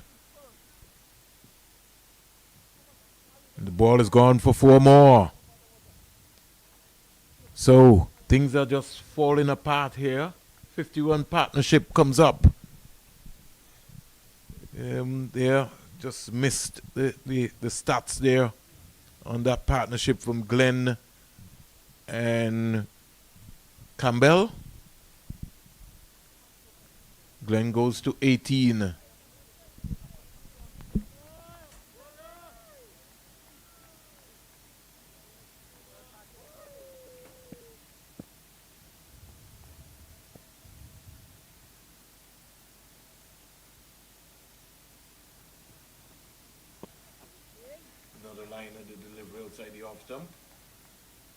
Another line of the delivery outside the line of the off stump.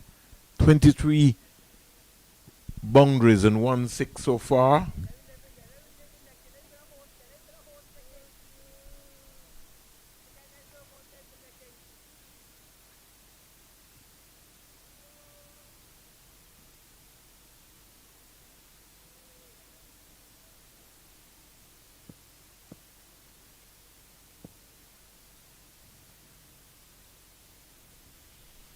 Here we go, Pittman in out the ball to Glenn. That one, watch, almost had a collision, and then they get a single. And it's gone for an overthrow. It's gone for 4. So the academy, the wheels are just falling off. Everything is just happening here. Real sloppy cricket. Nobody putting their body on the line to even back the ball up. First it was some football skills, and then a throw to the non-striker's end, and nobody backing up at all.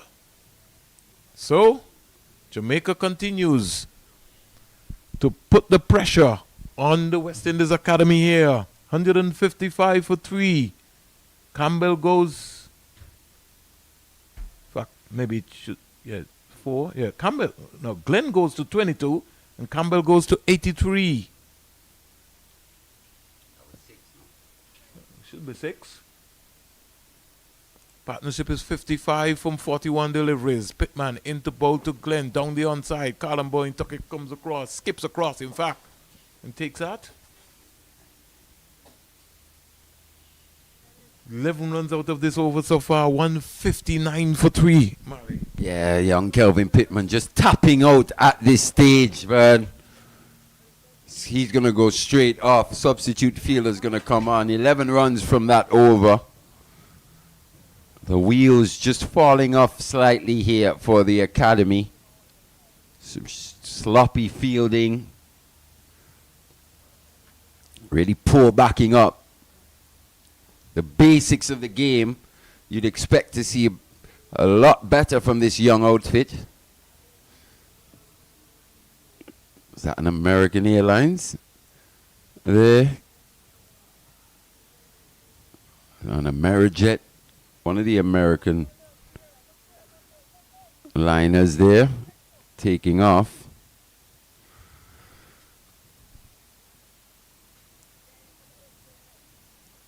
This partnership has took off for the Scorpions.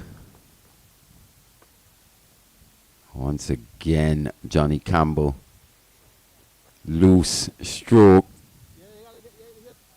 It's going to be called here. Nigel Dogood, I think. He's calling for the concussion protocol. That one just bouncing. Maybe taking Campbell on the grill.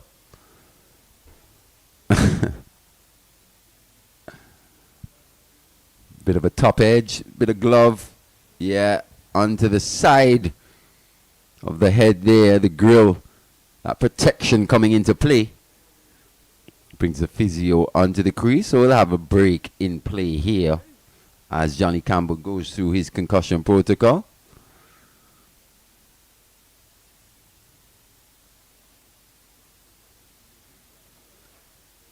Skipper O'Geese, he's finding a bit of time for a word with his bowler.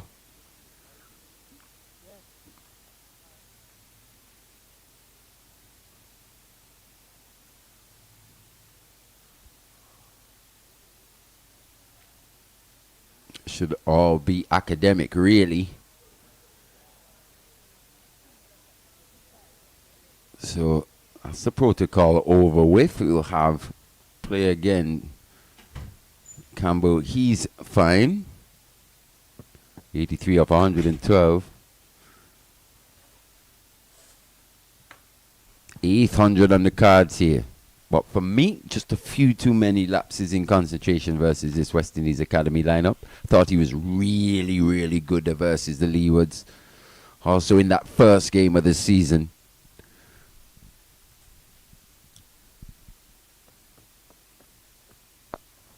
Aerial, 2 covers, but powerfully. No one moved just to retrieve the ball. It looks like Nathan Edward. So Clark now coming in for a bit of punishment himself. This partnership growing, Mali, the 51 partnership between Campbell and Glenn came off 41 balls, 29 minutes with 8 boundaries. And so that's just really sped up very quickly. Glenn in the meantime, Campbell goes to 87, 163 for 3. Campbell will be looking to get a big one here, as they would say.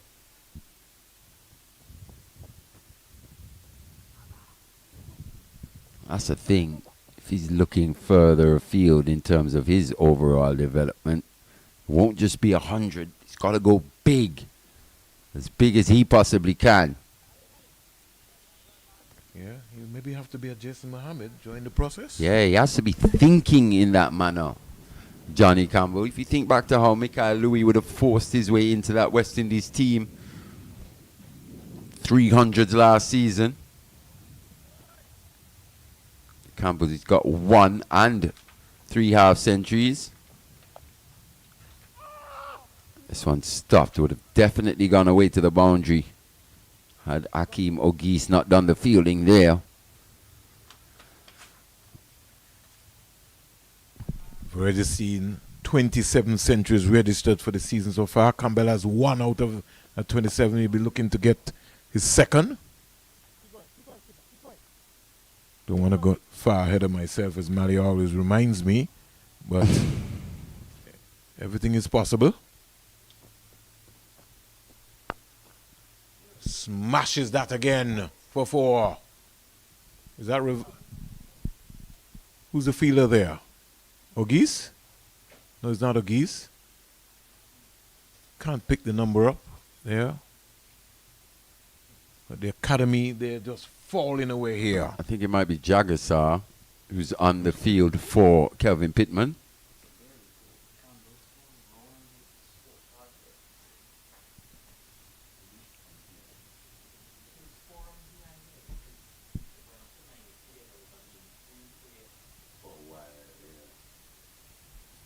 So he's just 7 away now, Johnny Campbell.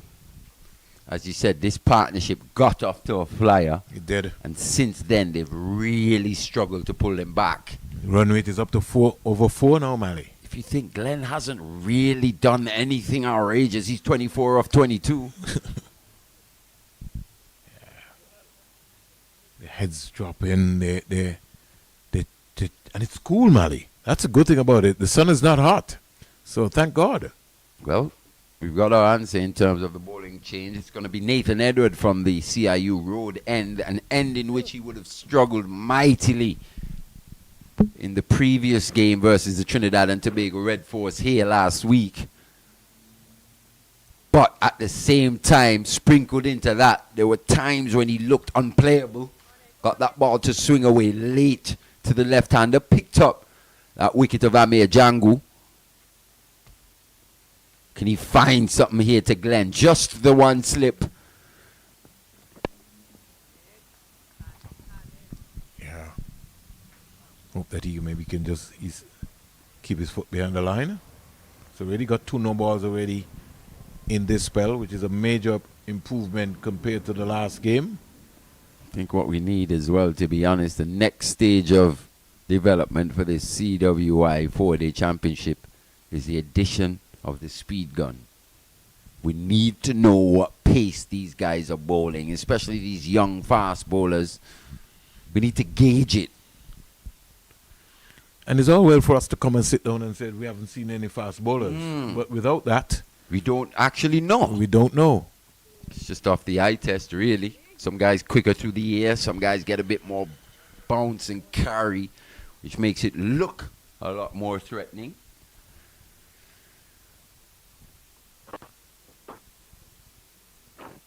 Glenn is due for a big score. And this is a perfect batting strip where he can be able to make a statement. He's batting with his captain. And he doesn't have to compete with his captain. He just needs to give support. Yeah, you're right. He'll be encouraged with his start.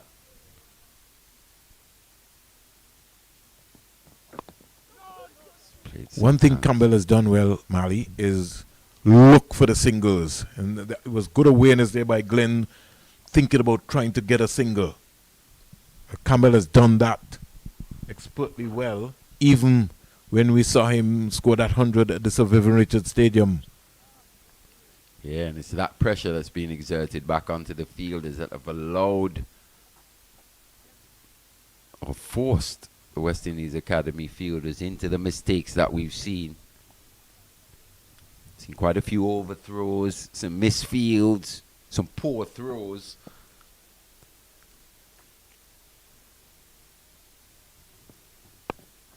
The fielding's just come back to let them down here. The academy once again, poor cricket. It's just basic stuff, this. The batters aren't looking to attempt a run. Why look to affect a direct hit? It does take the stumps. They come through for a single. So insult to injury. What could have been a dot is turned into one. Brings Campbell on strike. Edward will be under pressure. If he misses his length here, he's going to go. 25 boundaries so far and 2 sixes. 113 runs since lunch. And you look at the high proportion of boundaries so far, they've hit 17 boundaries and 2 sixes since lunch. 17. So just 5 pre-lunch. So you see Campbell there looking to advance, getting outside that off stump. In the end, Edward aborts the delivery. So he's just feeling a bit of pressure here. Maybe just having a look. And you know, that's intimidation. But he's got to try and find any way in which to be intimidating. It's definitely not going to come from his pace. Not at all. Couple of big ones touching down to the back of us. Oh, that was a good delivery, but it looks like it's another no ball. Yes, it was. So the no ball struggles coming back to haunt Nathan Edward from that CIU road end in particular. If you think back to his first spell from the pavilion end, he's no questioning the umpire. It's one of the first times that I've seen him ask an umpire, where did I land? Yeah, it took him at least 4 or 5 overs to bowl his first no ball in that first spell. Here he was in the second. Yeah, just looked like he slightly overstepped. Got to have something behind the line. Even if it's on the line, nothing behind it. It will be called no ball. Johnny Campbell batting a couple paces out of his crease.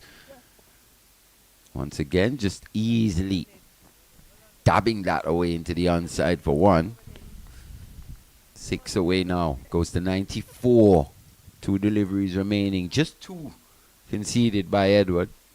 Look at this run rate, Vern. 4.06. The partnership is 70 from 54.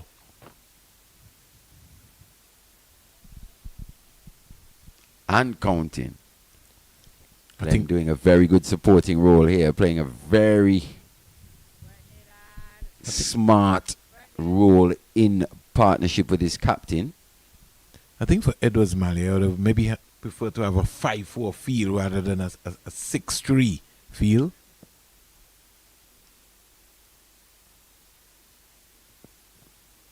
That's the delivery he's looking for. Just beating the outside edge of Glenn. 43 done. 174 for 3. Kelvin Pittman is back onto the field. Maybe got some treatment. Got a new shirt. I think Josh Bishop, he's going to take his leave as well. For an over or 2. Just seem to be in the wars slightly, this West Indies Academy team. Seen a few of them go off the field. Thank God there's a break after this. I don't know if they've been able to survive 2 weeks.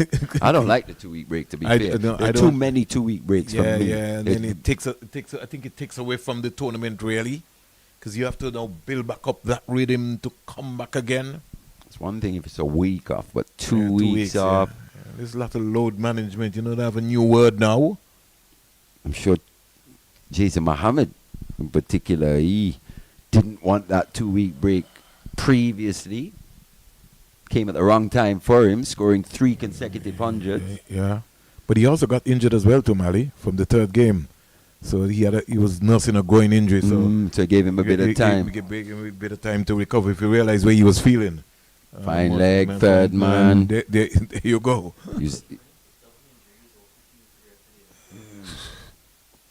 Here goes Glenn. No, that's Campbell. 100 up. Brings up the 100 with a massive stroke down the ground. His 8th first class 100. And what a return back. 121 balls, 15 fours and 2 sixes. 82.64 is his strike rate. 100 to the Jamaica Scorpions captain, making a statement. Yeah, his second 100 in his comeback season here in the longest format. 100 of 121. And for me, a good indication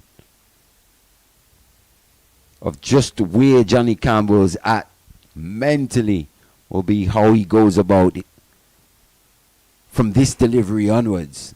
He's got 100 out of 180 for 3. Can't afford to give it away. Him and his partner Glenn, the bowlers are at their mercy. Can they keep the West Indies Academy down? Here, it's going to take some special bowling or for Johnny Campbell to make a mistake himself. He's tried on numerous occasions. He was celebrating this morning, Mali, when he won the toss over Akeem Ogis. Yes, he was excited. And when I asked him, he says, this track looks a belter. That's what he said. And he certainly turned it into a belter here with 100. Yeah, it's turning into a season of redemption almost for Johnny Campbell. As we said, he's been away from the game for a couple of seasons. He's come back, made a real statement. So, number 28 for the season. It's a good delivery that by Clark. Just tells you how well Johnny Campbell's seeing it. Just knocked it into the onside quite easily. That one, the natural variation going on with the arm. Well picked by the Jamaica Scorpion skipper.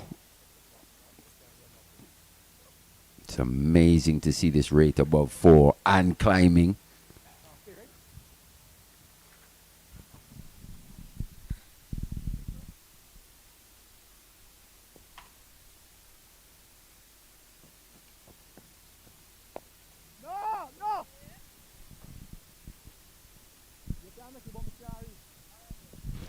Leo's Hurricanes 182 for 4.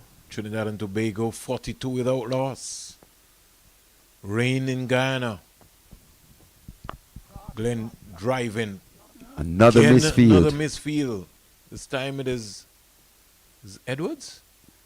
Yes, it is in that extra cover region. But I think even that, they need to give themselves enough room, Mali, in those proportion areas, because you've got tracks there on the wickets.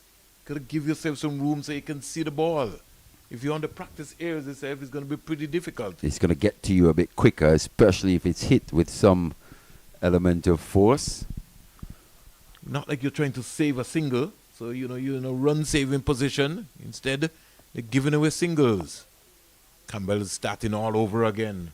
Well, in fact, I think Edwards actually there to save a single, considering there's a man on that deep cover boundary. So he's got to be close.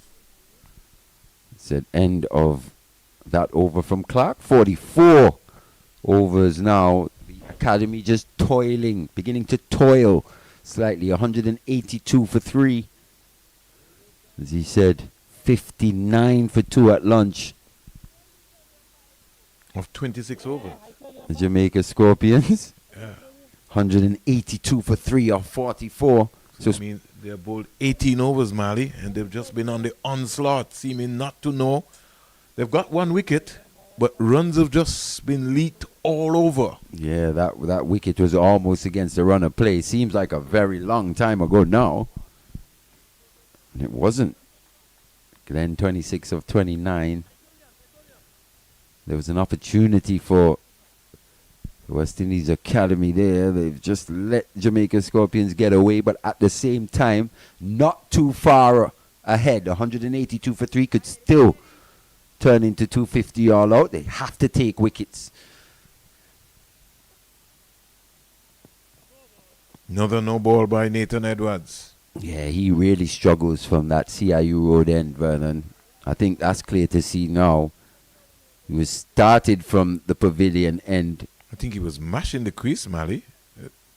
As umpire Baswat just came up to him, so it's even more confusing. Look as if he was worried in getting close to the umpires, so he tried something different. I think he's got to be close to the umpires here. If he wants to get any activity at all. If he's going to force Glenn into playing, he gets a bit wide, starts it wide. It's going to continue wide. And it continues going wider. It's an easy lead for the left-hander outside that off stump. There, Nick. Gone past Bishop and down to the boundary for 4. For me, Bishop hasn't been the best in that gully region, at least in what we've seen in the last 2 weeks. And I think that's what Rivaldo Clark has been saying to him. Come on, you got to save that. He's allowing singles last week. Let's look at it, Mali. His In body the language. air, went past him in the air. Maybe needed a Glenn Phillips in that position. It went at a catchable height. Funny you say that, Glenn Phillips. We were speaking about him prior to that Champions Trophy final, saying Glenn Phillips takes a screamer every match. And then what does he do in the final? Take another screamer. He is undoubtedly the best catcher in world cricket at this stage. At this stage. In the original position that he started as a wicketkeeper. 4 more, Mali. So, insult to injury here. Oh. The academy looking listless at this stage, running out of ideas, devoid of any real plan. Good batting from Glenn. Soft hands, just open the face, run it down to that third man boundary for another, 4. Score goes up to 191 for 3. And Edwards, 9 conceded off 2 legal deliveries, 1 no ball, back-to-back 4s. He's conceded 32 off 8. That first spell of his was markedly different to what we're seeing here. Bit of swing this time, full. Good comeback delivery. And that's what they have not done since lunch, Mali. The fast bowlers bowled a fuller length. Maybe a bit of over-eagerness there by Javel Glenn. His eyes lit up seeing that full-length delivery. Yeah, because he's a power player as well. He's been stroking the ball quite nicely so far. And I think Campbell has just come down to remind him. Back to the basics. Just keep it simple. You see how I got 100? You can get yourself 100 playing the same way. I mean, even I tried to get myself out and couldn't.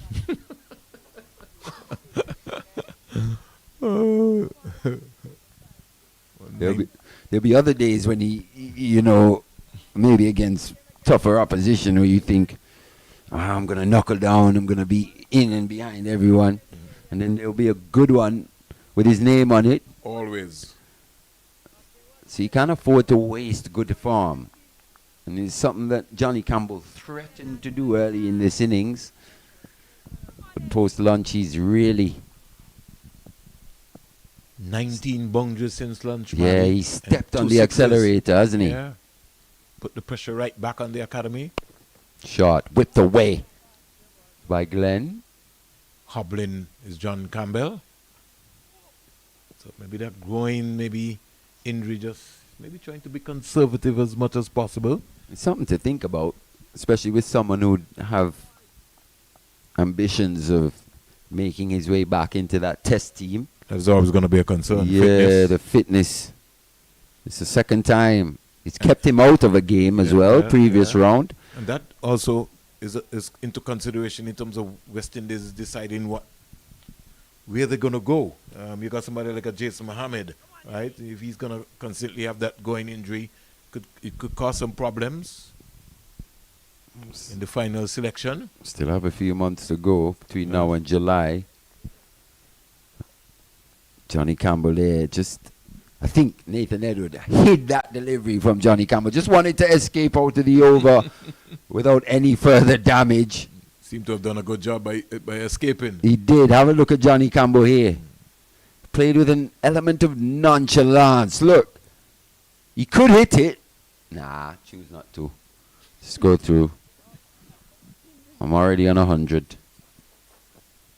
So, 11 runs out of that over. In fact, 10, including the no ball. Nathan Edwards is being bothered. Look who it is. We see a new bowler. Teddy Bishop? No.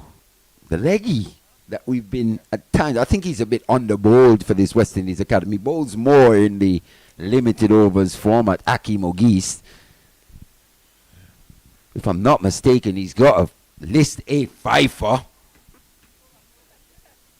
Akeem Ogis. Maybe he originally was not in the bowling plans like Rivaldo Clark.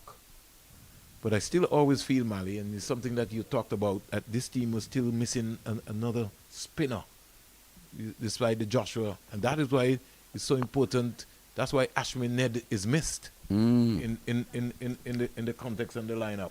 Because it's not just the fact that he's a spinner, it's a role that he plays, especially in partnership with Joshua Bishop. He could play that holding role where batters find run scoring more difficult and Bishop doing the attacking from the other end. Whereas with Matara now brought into the attack, he's a little younger, more inexperienced. He'll bowl a few more bad deliveries. Oh, I talked up Akeem Ogis there. Poor delivery to start. But I was just saying, Campbell looked like he was a little sorry for him there. Sorry, man. Yeah, but Matara, he's just a little more inexperienced leg spinner. He's going to bowl a few more bad deliveries.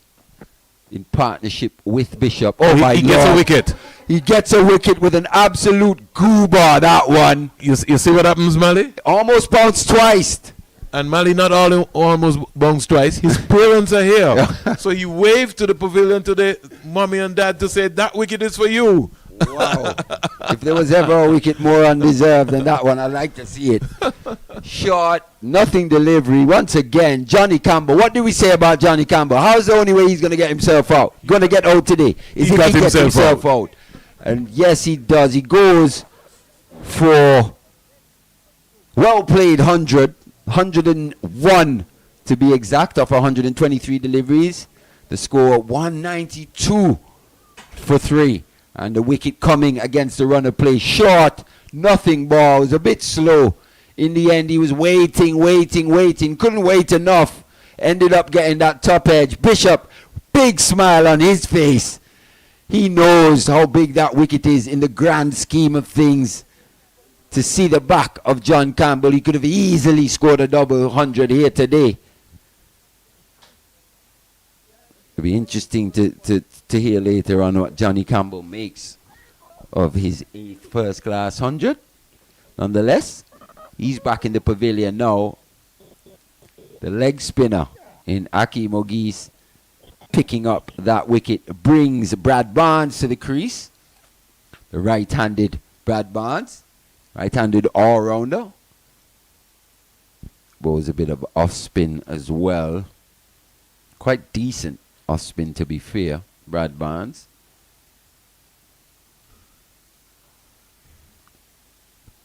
Picked up his maiden first-class half-century the last time he was playing a first-class game in Antigua.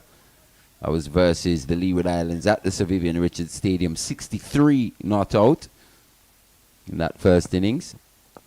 Oh, that one was honing in googly there by Akeem Ogis.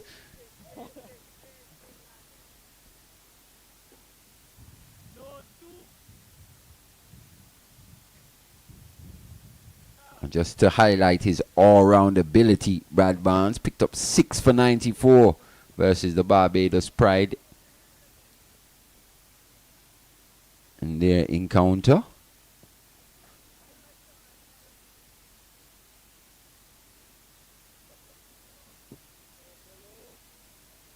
It's been a season of maiden achievements for young Brad Barnes. 2025, picking up his first-class half-century and 5-wicket haul. Just playing his 6th game here.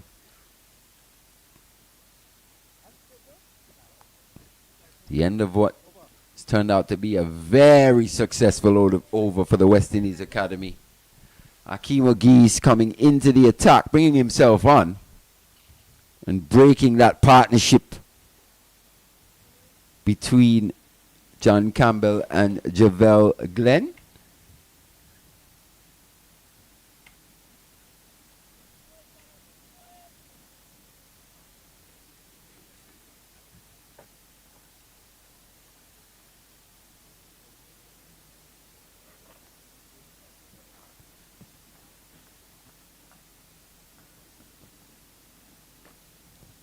Surprisingly, Edward gets another. For me, he's really struggled from the CIU road end. I would be making a change. I'll be looking to bring Johan Lane back into the attack. Still a little bit of cloud cover here. Lane with the ability to swing the ball, maybe at slightly higher pace than Nathan Edward. Obviously, Edward is not looking to bowl at his quickest here. The rhythm just hasn't been there from the CIU road end at all this season.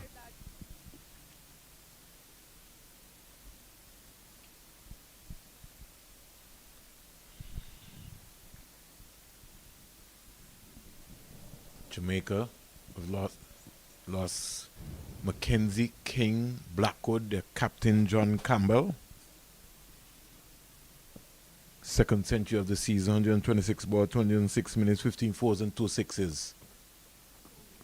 So Edwards is just hiding the ball all of a sudden, Mally. Yeah, he is. He's just looking to get through a few overs here without being overly threatening.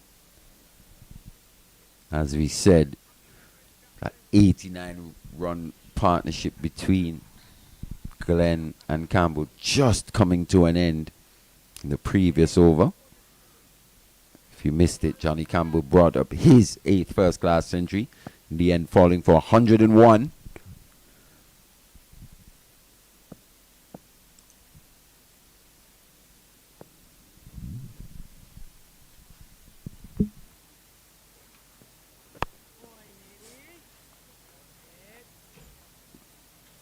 Glenn has easily gotten up to 37 from 40 deliveries now.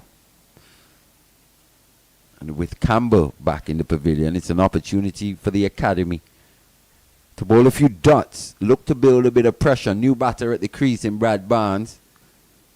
Javel Glenn, yes, he's on 37 from 40, but very inexperienced at this level. Got to see this as an opportunity. Just the one slip. Nick, chance goes down to the left of Carlin Bowen Tuckett. How poor have the West Indies Academy been in the field today? Just basic catching and fielding has let them down. We were speaking earlier about the ambidextrous nature of Carlin Bowen Tuckett. It went quickly. Vernon was saying he doesn't have a weaker hand. Have a look at this. Full stretch to his left. Edward really needed that. The West Indies Academy really needed that to stick in those gloves. Unfortunately, it doesn't. Luckily for Glenn, he moves into the 40s now. 41 or 41. Thick outside edge, just looking to run that one down to that third man region once again, was Javel Glenn. And he's beaten. So back-to-back top delivery is this from Nathan Edward. That stroke where he was dropped, just highlighting Glenn's career so far in terms of he's played a high. Most of his top-level games have been in the limited overs format. Just looking to run that down to the third man. Bit of a one-day shot, T20 shot. Especially with a slip in position.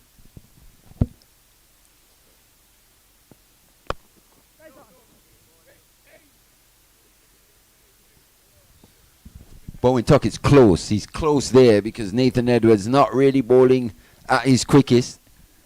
Chance goes down, luckily for the Scorpions, but this poor bit of fielding continues for the academy. 47 overs in the can, 199 for 4. Yeah, nothing happening at all since lunch, Mally. And what a flurry of runs at lunch. Jamaica were 59 for 2 of 26 overs.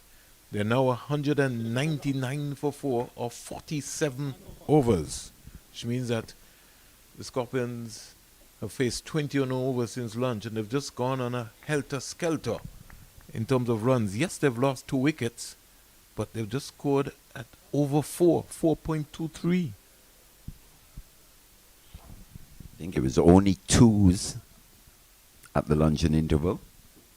So they've really stepped on the accelerator. Johnny Campbell. We still got 60 minutes to go before tea. Johnny Campbell, the main protagonist. The partnership with Glenn and Campbell, 89, 73 balls, 59 minutes. That hurt them. Short space of time. The bright side is Jamaica hasn't gotten too far away. It's going to be Blades back into the attack. No lane again.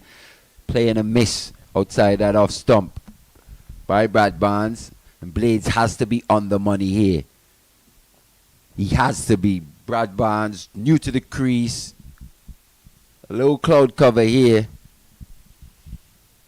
2 lefties in action. 2 left arm seamers, as you say, Vern. Just playing for swing that wasn't there. It was Brad Barnes. 2 for 32 so far. Blades. He's into his 11th over. He'll have to step up into the senior role here.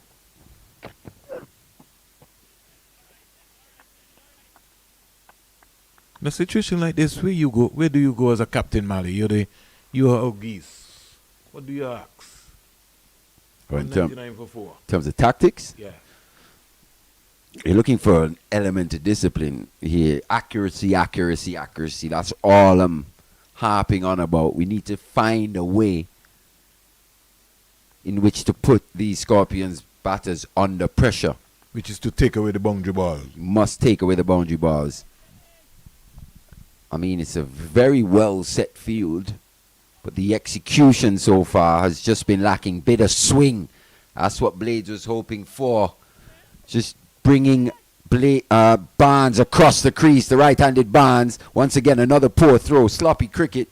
In the end, this is better backing up being done here by the West Indies Academy. Is that McKenny Clark down there?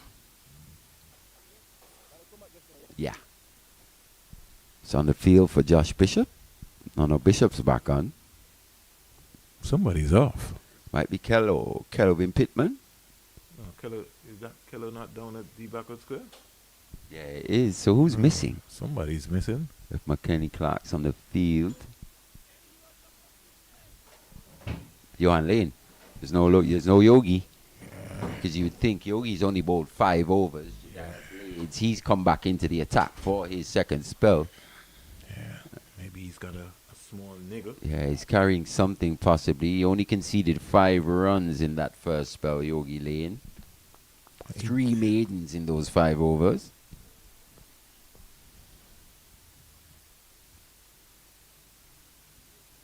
Plays into his 11th over. That's a good delivery. That is a good delivery. Now even just there, Jordan Johnson had a little roll at the stumps. Unnecessary for me. You could just see a situation where it ricochets off the stumps, just goes away for yet another single. The academy have to button things up here. They've already let Jamaica get away with some pretty sloppy catching and fielding. In fact, their out cricket has left a lot to be desired.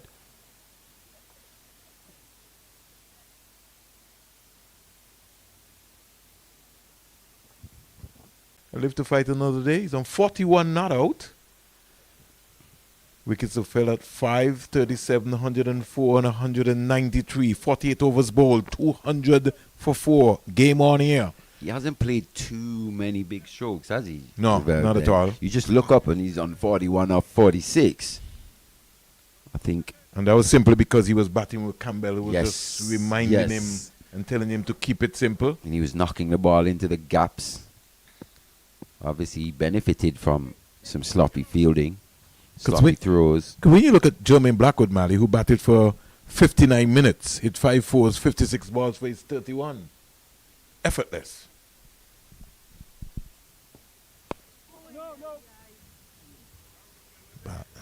Barnes looks a little apprehensive here. He's not sure. This is the thing for Nathan Edward. At this level, I guess, and below, you can't get away with this. You know, you're just trying to get through. You know, you're struggling for a bit of rhythm. Gotta hit the deck. Yeah, you're not quite finishing your action with venom, intensity. Yeah, gotta hit the deck. Gotta hit the deck. If you're looking to go up the levels, he has to be able to hit that deck and be a bit more penetrative. I think he's also worrying about the no ball as well, too, Mali. That's the issue. That's a lot better though. That delivery.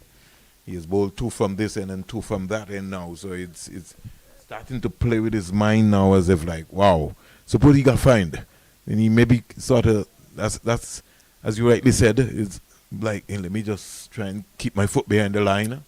Yeah, more than anything, it will throw your rhythm off completely. So you're thinking about everything to do with your bowling action, or your run up, how you get to the crease, where you're taking off from, the umpire's positioning.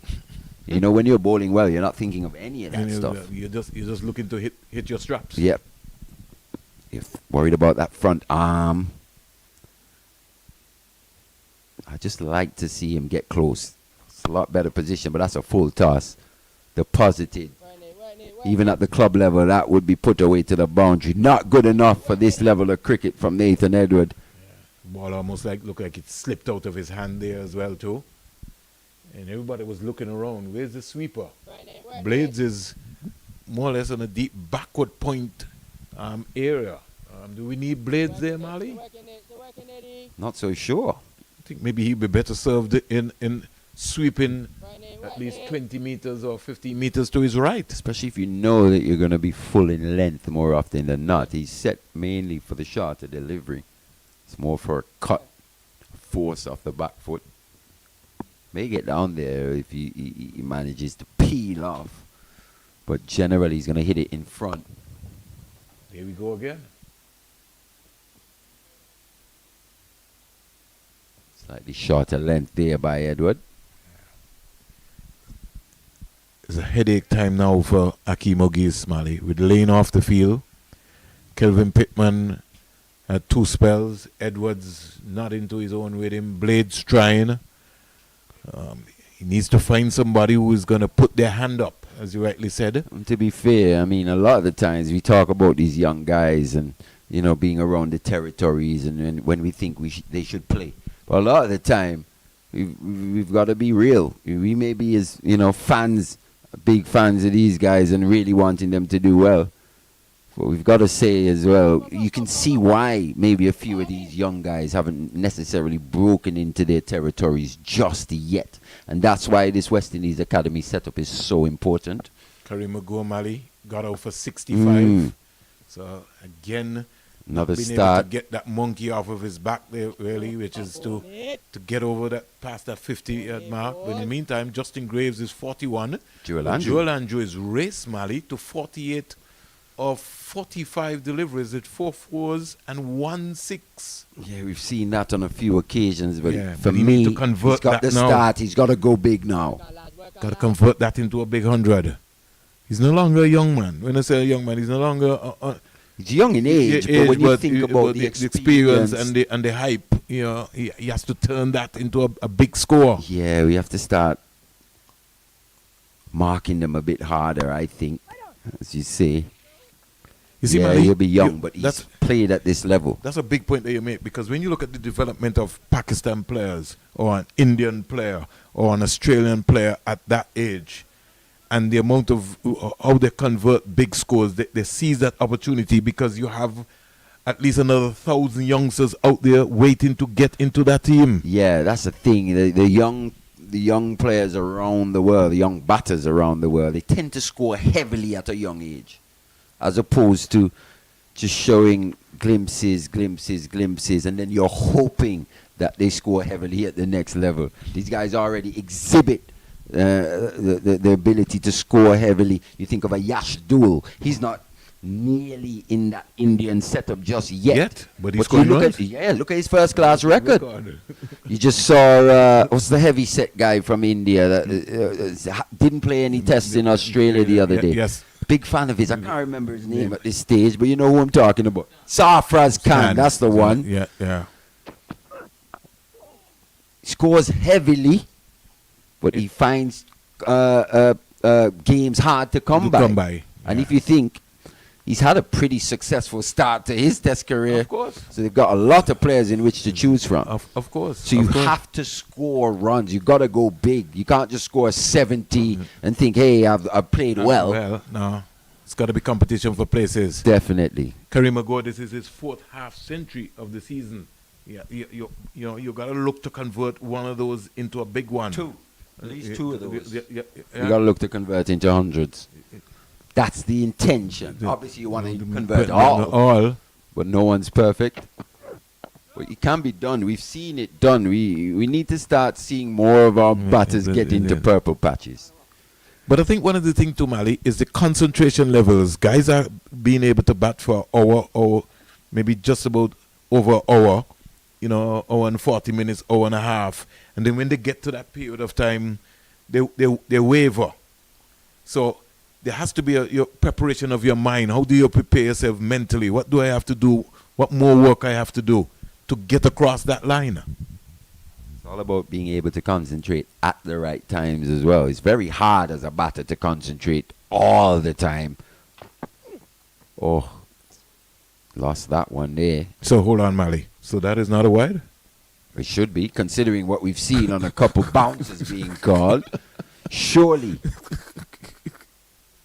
Completely lost that one. The wrist broke away. It was just landed the popping crease.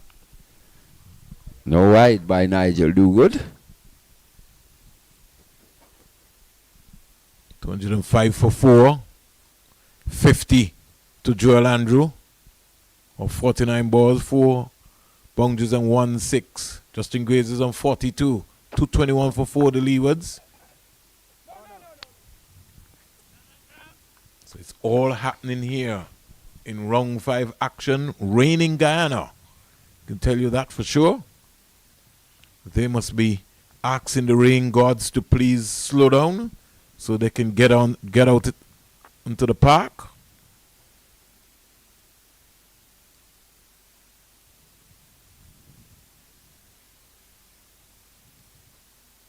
Blades searching for another wicket.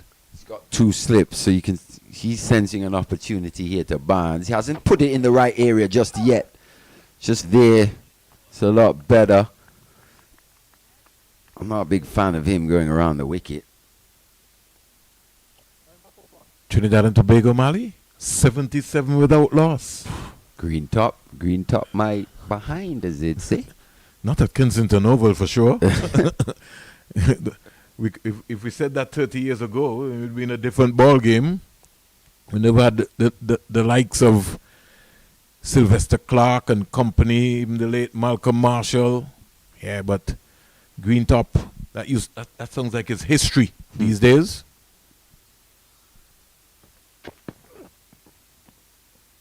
That's a better angle for me. Yeah, but also the execution there. Yeah, it's still a bit wide, but it's the better angle. At least he's forcing Barnes into making a decision. It's a bit more uncertainty from over the wicket. Whether to play, whether to leave, but it's been the Jamaica Scorpions bossing it in this second session here on day 1. Academy maybe can't wait to get off Mali for tea.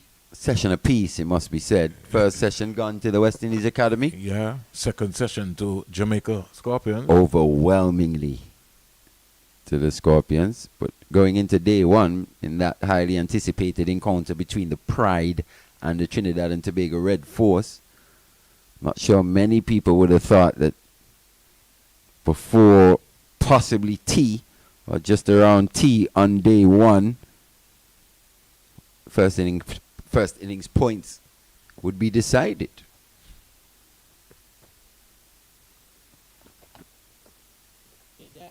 Cephas Cooper is on 26 and Camille Puran is on 38. So who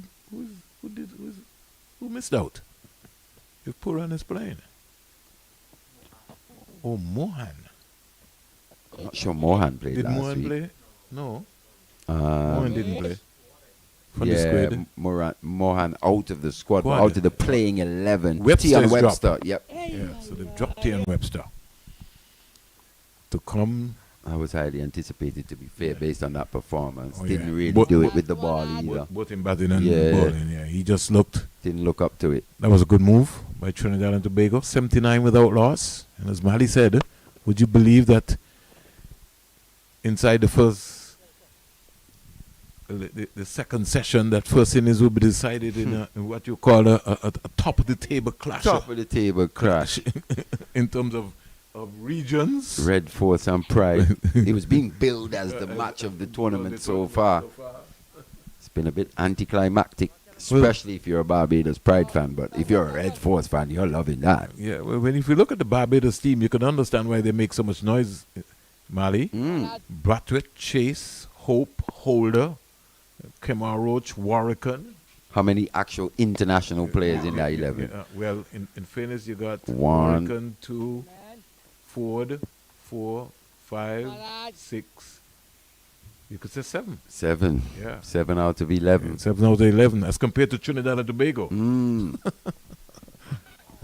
So you can understand where the hype was. If you look into the Trinidad and Tobago lineup, then you would see Philip Seals, a little bit, you could say Yannick Correa, De Silva, Mohammed. It's T here, Mali? Yep. And what's the score? 206 for 4 after 51. Just the 7 extras by the West Indies Academy, but it must be said, is a session that was won by the Jamaica Scorpions.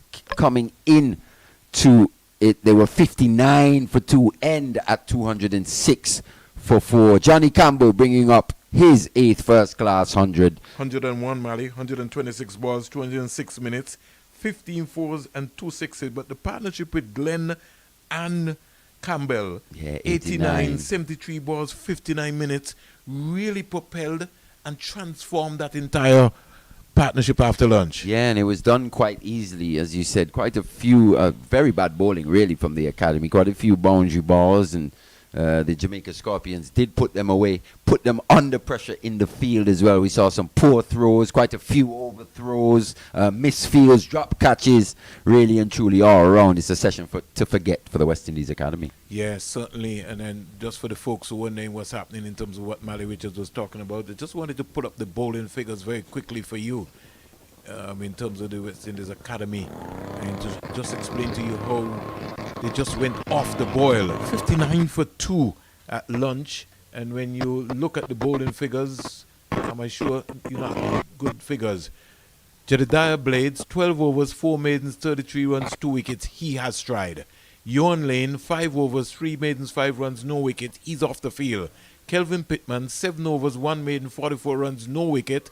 Nathan Edwards was struggled, 11 overs, 2 maidens, 42 runs, no wicket. Joshua Bishop, 10 overs, 2 maidens, 47 runs, 1 wicket. Rivaldo Clark, 5 overs, no maidens, 31 runs, no wicket. And Aki Mugiz, he had what we consider to be the man with the golden arm, came in, picked up, bowled 1 over, 3 runs, 1 wicket, the wicket of his opposite number. John Campbell, we got for 101, 126 balls, 206 minutes, 15 fours and 2 sixes. But in contrast, Mali, it was the amount of boundaries that was hit after lunch. Yeah, just far too many from the West Indies Academy. As we said, they were so economical, very disciplined in that first spell.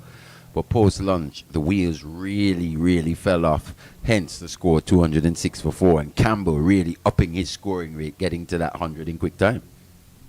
So, folks, we're going to take a tea break, and we'll be back with you at least 5 minutes before the start of tea. At tea, West Indies Academy, they're really under some pressure. Jamaica Scorpions, 206 for 4.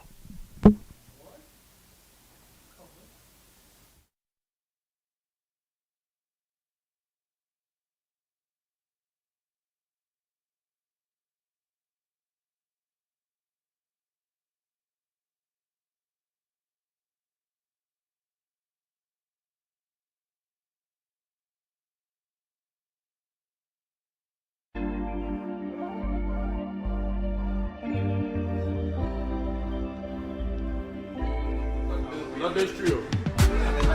No.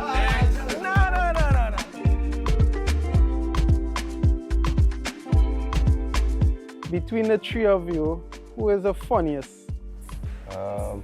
Between you and Jaden. Yeah, funny at all. Yeah. Between Andy and I for sure. Yeah. And who take the longest to get ready? Me. Always waiting on this man to go for dinner. Always. Who is most likely to be late? No one really. Me. Important things. Important things, nobody late. But like if it's dinner. Casual, I think me, for sure. For sure. Yes. Who lifts the most in the gym? Then between Andy and I. Oh no, you look strong too. Yes, my legs. Where's your squat? 3. You win. Yeah. I think it's 3. I was 285 or something. I was 275. Who's the most competitive? It varies. Depends on what we're doing. Yeah. Table tennis. These two can't beat me, so I just always win. I just always win anyway. If it wasn't cricket, what other sport would you like to play professionally and why? For me, I'll pick track and field because that is what I used to do before. So for me, if it's professionally, I would always go back to that. It would be easier. Football. You're not good at all. Yeah, I used to play football and you wasn't good. You mad? What do you mean on a game? No, but all them mad. Yes, fine. Yeah, I have medals for football. They give out participation medals too? No. Score banger from outside the box. Right. Top corner too. You. I would choose football because I actually played football at a decent level. Okay. I played the highest school Next. football level. What do you mean next? Hey, I have an intercol game, eh?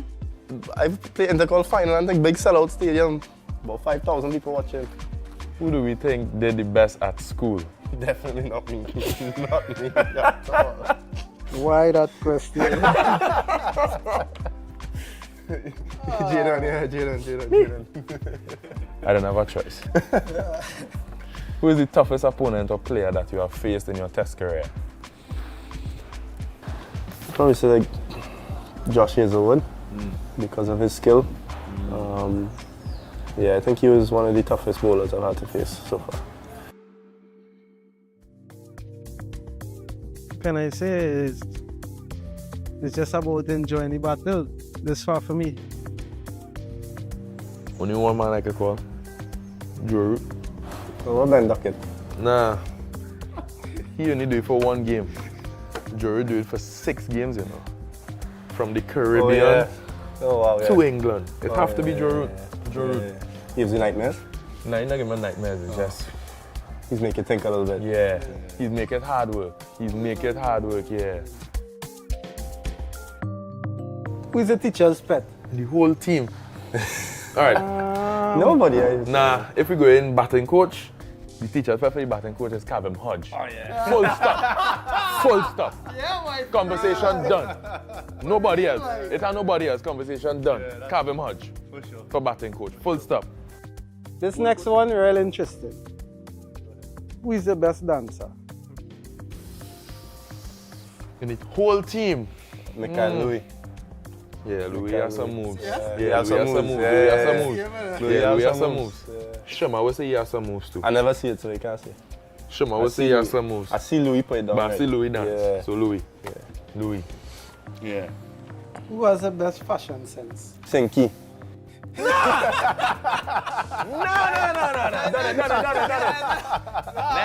Scott. Nah, you're doing that for spite.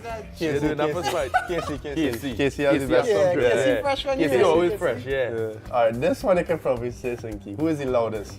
We don't need to ask Sinky. That's the man. Kevin Sinclair. Kevin Sinclair. Come on, man.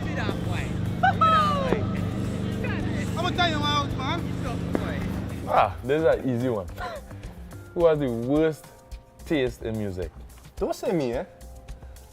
If you only say me. So who are gonna call again? I don't know, it's not me. You are the worst taste. You listen to country music, bro. What's wrong with country music?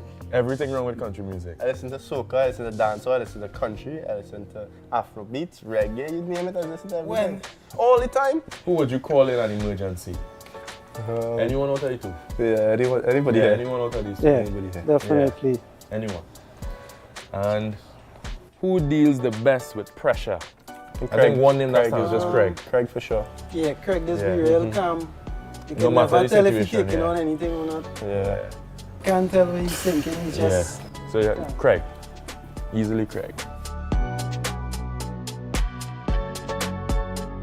What has been the most memorable moment in your Test career so far?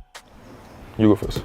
I would like to say my Test 100, but I think beating Australia in Australia is probably most memorable. As a team, personally, it would obviously be Test 100, but I think beating Australia, especially in the Gabba, where it's their fortress. For me, it had to be my first 5-wicket haul. And not even the 5-wicket haul, it's just the fact that we win the game. And how we win the game was close. That is the most memorable thing for me. Yeah, I remember watching you jumping.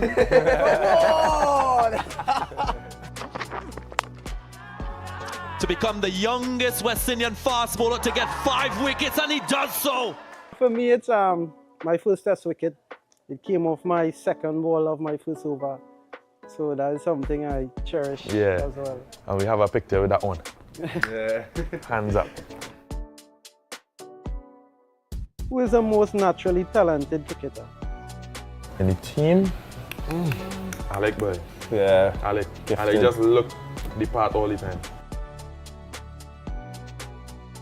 Discuss the friendship that we have with each other on and off the field. Well, I can speak from when I started, because I didn't know any of them personally when I now started. I started playing cricket with Josh at probably 19, 20 years old, and we just created that bond when we played together for Trinidad in the first class setup, and then we all came together with West Indies, and the friendship just grew and grew, and we went on tours together, and every time we had to go for lunch, breakfast or dinner, we moved together, and we sit near each other on the bus as well. Yeah, I agree. It was something just natural. It was just natural from the beginning. You know, we fight, how we could say it, we go to war together, so we always just lean on each other when it's that time. But it's something that's come natural. We know each other, so like on the field, I would know Jaden bowl a bad over or something. I'd try and cheer him up a little bit. I'd know Andy's emotions when it's not going his way. Yeah, it's a nice feeling to have two of your best friends on the team at the same time. So.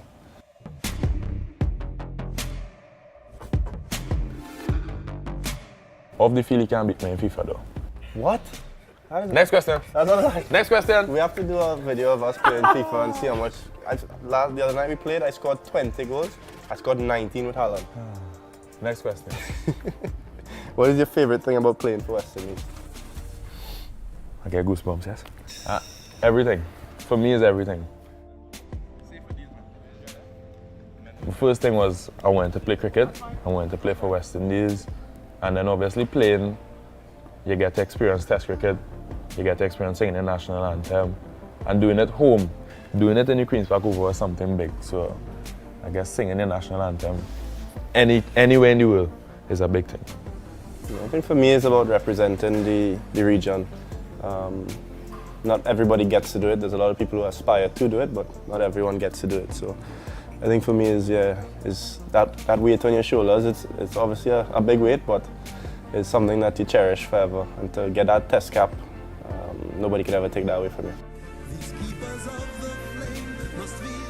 Yeah, it's a great feeling, you know, to represent the region, as just said. And you know how it started for me, it was funny because I had friends who used to play cricket, who I would go down on a weekend and watch play cricket and, you know, get the opportunity when they are short.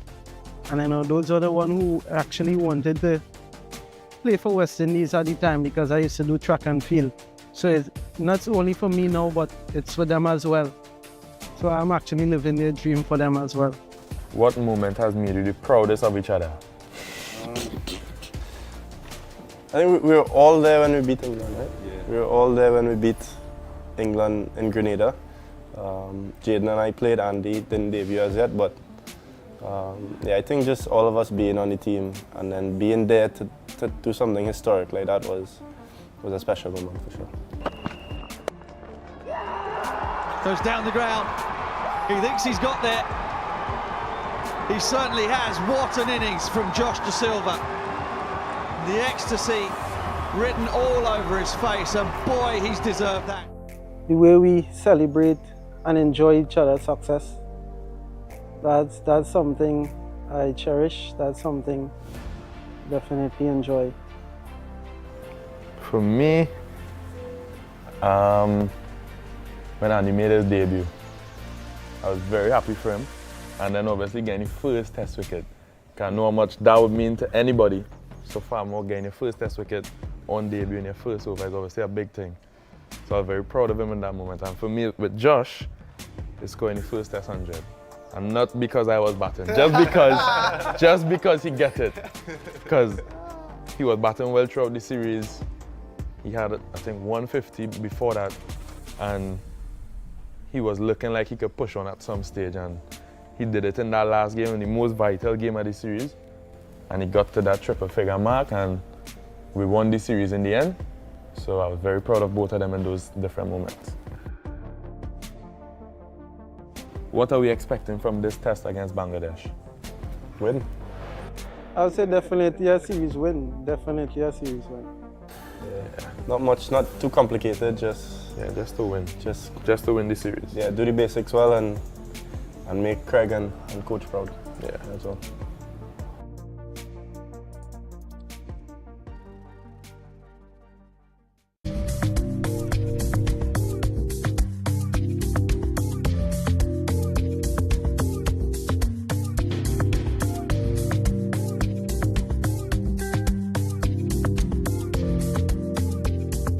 (2024), the year of Amir Django. 500 runs in the first class season, most runs at this year's Super 50. Now he finds himself sitting here in St. Kitts ahead of the One Day International Series. Amir, this must be special. What makes it special to wear that emblem? It's everything I've dreamed of. Obviously, growing up, the only reason I started playing cricket was watching West Indies cricket. So a dream come true, and I just can't wait to get going. Take me back to your past, growing up in Trinidad. Who did you idolize? You're obviously left-handed. There's a very great left-handed to come from Trinidad and the West Indies. Who were some of the key figures in inspiring Amir Django? Obviously, definitely the great Brian Lara. I remember I have some pictures at home growing up, just going to watch Brian Lara batting in nets at the Oval. I always used to go watch him on matches that he played. And obviously, as my career went on growing up, I absolutely idolized Kumar Sangakkara and Quinton de Kock, two special players that I have kind of replicate my game too, being a wicketkeeper batsman. But yeah, definitely at the top is Brian Lara. And there it is. We got another 100 for Brian Lara. Let's go back a bit. St. Kitts was actually a special place for you. Tell us why it's a special place. Obviously, I started my career, my first class career playing for CCC, then Trinidad and Tobago, and then I actually got contracted to Leeward Islands for a couple of years. So St. Kitts was my home for 2 years, for 2 seasons, and I think that's when my game drastically changed. I think I understood work ethic better. Working with Stuart Williams as our head coach, he really made me understand batsmanship and explaining batting to me more and understanding my game as well. And when I look back at your career, right, 9 years ago you played your first professional game. You've been in a West Indies under 19 setup with guys that in this team, Casey Carty, Al Zari. What do you remember about those days? Just having a lot of fun with them, to be honest. Obviously it was a special group of players. Those guys went on to win the World Cup. But yeah, funny enough, obviously playing for Leeward Islands, me and Casey, we have such a close relationship along with Al Zari as well. So being in this setup with these guys from under 19 level and meeting them here now, it's truly special. Did the disappointment of not being in that final squad for that 2016 World Cup help drive you when you reflect? Definitely. Obviously there's always disappointments along the path of being a professional sportsman. But obviously missing out on that World Cup, yeah, it did hurt a lot. But having said that, going to university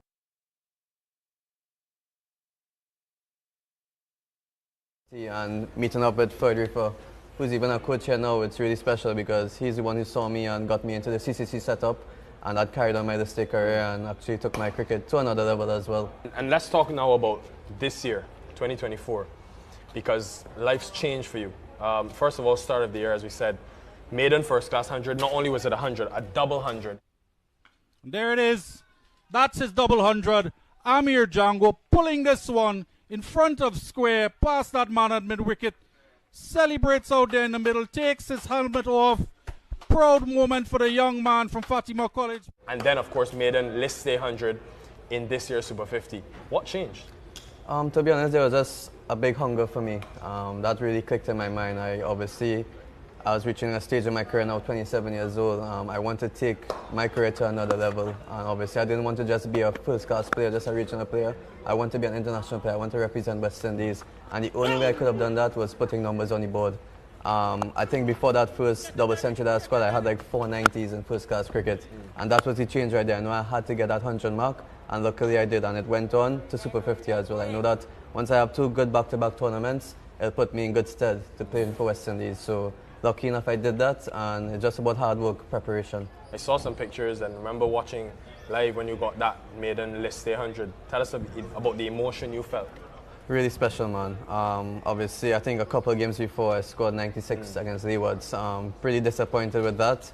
But obviously, everything in sports and in cricket is learning. And obviously, from scoring that 96, I knew when I reached in that position again that I would have made it count. So obviously, against Guyana, top bowling lineup as well. it wasn't the easiest of starts for me in that inning as well. Had some tough periods, but I fought through it, and lucky enough I did get that century. But having that monkey off the back is a special feeling.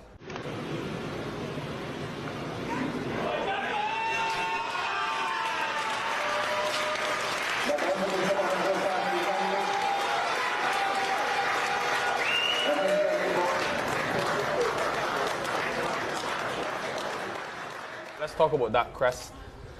Now you're in the West Indies shirt. When you got the call, where were you? I was actually not about to shower. I saw a strange number calling me, to be honest, and when I answered the call, then I saw the display picture, and I saw it was Darren Sammy, and then he told me that I was selected, and he saw me batting at the list level, and he was really impressed. And I think that after that, I just ran straight to my parents' room, and I told them the news, and it was such a special moment for us, and something I'll remember for the rest of my life, because this is just a dream come true for me. I was just going to ask you, who was the first person you told when you got the news? What role has your parents played in your life? They supported me throughout everything, and I owe everything to them, to be honest, my parents, because they're the ones who saw me through all the hard times and keep supporting me throughout. Now, completely away from the cricket field, this man has another side to him. That is the social media side. He's one of the very few cricketers I know who have taken social media seriously. Hey guys, so this is the day in the life of a professional cricketer during the month of Ramadan. Before I even get into any detail, why? Why do you think social media is important? To be honest with you, I think that it's branding, you know. Obviously, when you go out in public and being a public figure, playing cricket as a professional sport, people know you. So I think as though I use my social media to just actually show the public how I really am. And yeah, that's really it. I really enjoy it. I enjoy TikTok. I enjoy using Instagram as well. So yeah, it's all about just knowing, letting the public know how I really am as a person. Roti. Up one. top. Oh, Roti can be one. What do you mean? Are you mad or? Pulori. 7 or 6? 7. 7. Alright, there's your number 16. Wait, it's on your head. No more. Chinese. Is that sort of a good release to have fun off the cricket field and also help the bonding of the team? Yeah, definitely. Obviously, I think that's my role as well, not only just being a wicketkeeper batsman on the team, but always bringing that positivity, bringing that vibe to the team.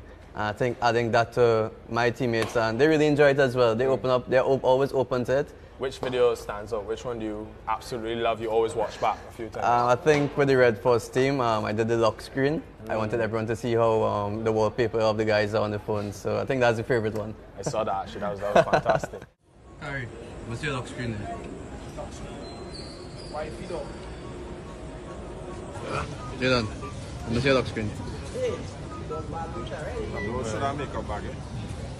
Oh wow. What do you want to learn the most being around an international setup for the first time? I want to learn the most how to be consistent, to be honest, at this level. Obviously, to have a really good example in Sheikh Hope here, probably the best ODI cricket in the region, if not internationally as well. So I think having him around, I absolutely absorb all the information that I can get from him, batting-wise, keeping-wise as well. It's a brilliant role model to have in the team as well for me. So yeah, just to learn how to be a consistent player at this level. Saw you batting, I think, with KC as well, in the net on the first day of the tour. What was the intensity like? It was crazy, to be honest. Looking up Jaden Seals as Harry Joseph running down at you at full speed.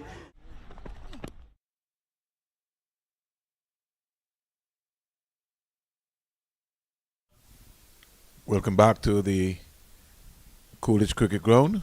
Overcast conditions here. There's slight delay in going back out, just slight drizzle. The Blades has started well.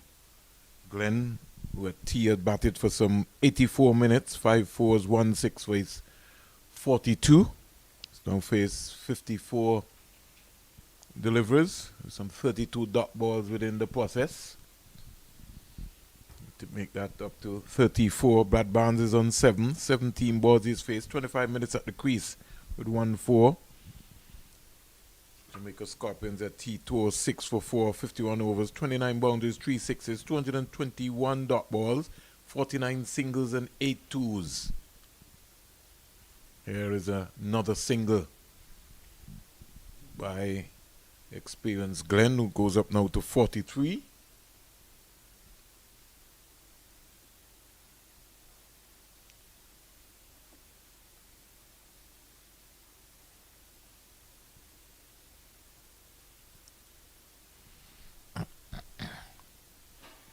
looking at the bowling figures of the academy bowlers just before tea.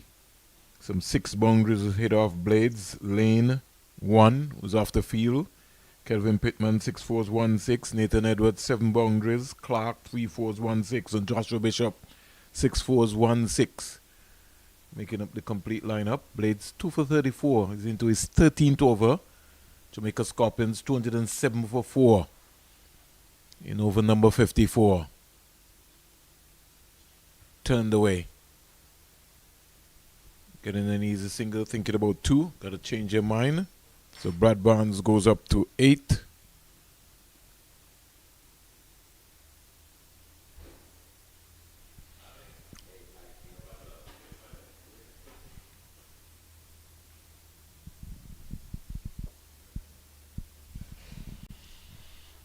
Important to see how the academy will restrict this onslaught. But they also have to believe that they're still in this game. They can bowl out this Jamaica Scorpions team for under 250. They appealed for a leg before, but that ball seemed to be tailoring, going down. Glenn on 43.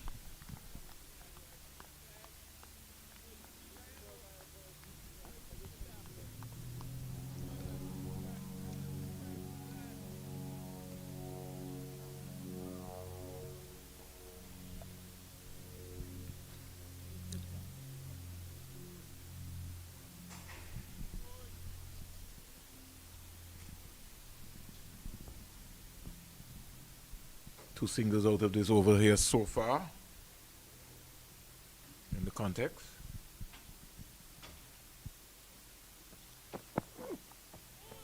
Good leave. So end of over number 52, the first after tea. 2 runs out of it. Score in the meantime goes up to 208 for 4. Good afternoon, Vern. Good afternoon, Mally. So it's been a toil for the West Indies Academy here. Can they pick up wickets? I think wickets are key for them in this situation. The Scorpions have responded well, led mainly by John Campbell. Yeah. Javel Glenn 43 from 57, 7 away from a second first-class half century. Campbell's 8 first-class 126 balls, 206 minutes, 15 fours, 2 sixes, 82 dot balls within the process. Yeah, from a Scorpions perspective, no, they just need to start another partnership. As you said, that 89-run partnership between Glenn and Campbell coming to an end. So it's all spin now, Mali. Joshua Bishop, 10 overs, 2 maidens, 47 runs, 1 wicket. He's now starting from the CIA road end. Going down the onside. And as you rightly said, Mali, he's bowling. Sometimes every day is maybe just not your day, but you still have to turn up as a senior pro and land the ball in the right areas. Yeah, he's been expensive by his standards. 48 now. Runs conceded. This has been the 52nd single of the Jamaica Scorpions innings. During the process, they would have had 8 twos, 29 boundaries, 3 sixes, 221 dot balls. This was at T. Now brings the left-hander Javel Glenn into strike, 43 from 57.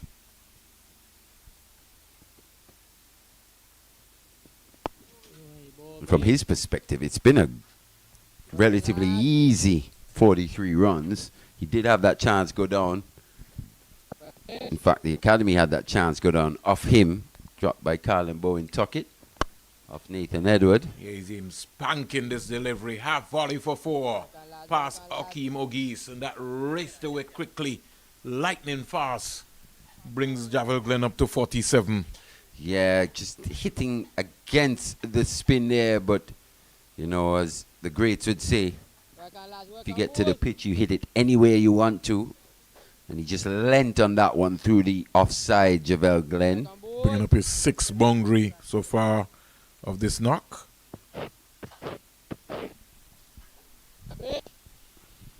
High proportion of boundaries, Mali. 30.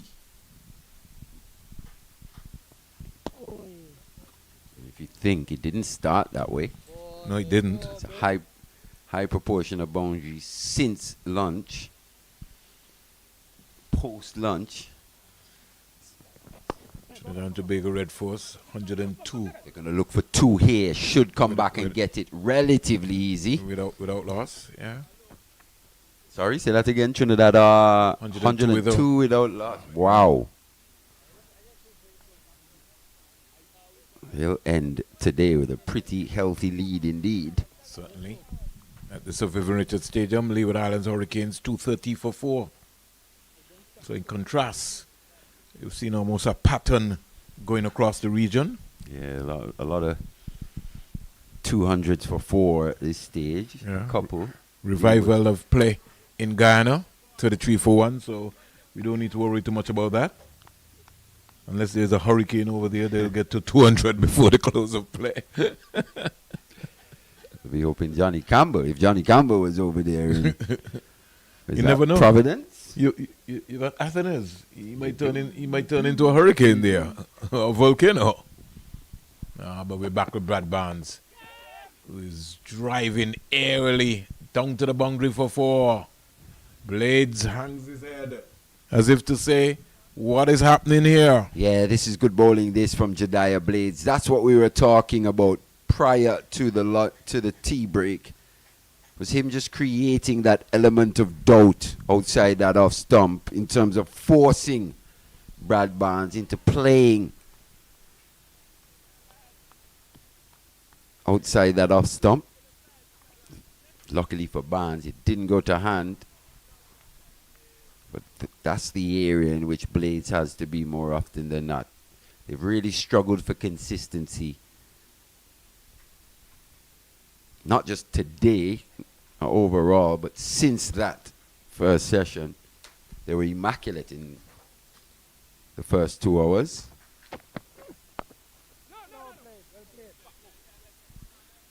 It's got to stay there. Got to stay there, Jediah Blades. Got to have a quiet period if you're the West Indies Academy.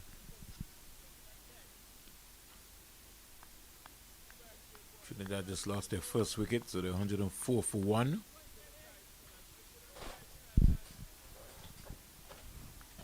Wonder what kind of crowds there at the Kensington Oval. It'll be interesting. Don't think people come out much these days, Mali, to look at red ball cricket.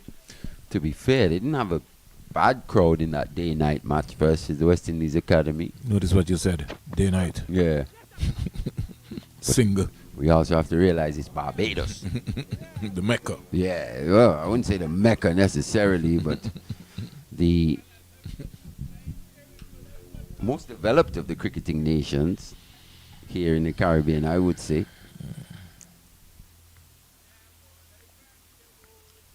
Kensington Oval, historic venue. Mr. Frank Warrell. Oh, they're playing at Frank Warrell. No, they're playing at Kensington. Oh, Kensington, yeah. I was just talking about in general. Yeah. But club cricket on a whole is struggling throughout the entire Caribbean, and that's been a talking point in Barbados as well too. The downside of club cricket is Glenn working this into the onside. Is this 50 for him? I think it is. Yeah, so 50 for Javel Glenn. His second, he came off 62 balls, 6 fours and 1 6, a strike rate of 82.26, and it's just for him now to be able to build on that, Mali. Yeah, very well played by Javel Glenn. When he came to the crease, he was playing more of that supporting role to his skipper, John Campbell. But since Campbell's dismissal, he's just gone on 51 of 62. At this stage, he can say it's maybe the easiest half century that he's scored at this level. Hasn't had to work too hard for these runs. As we said, the Academy have contributed a lot to their own demise here post-lunch.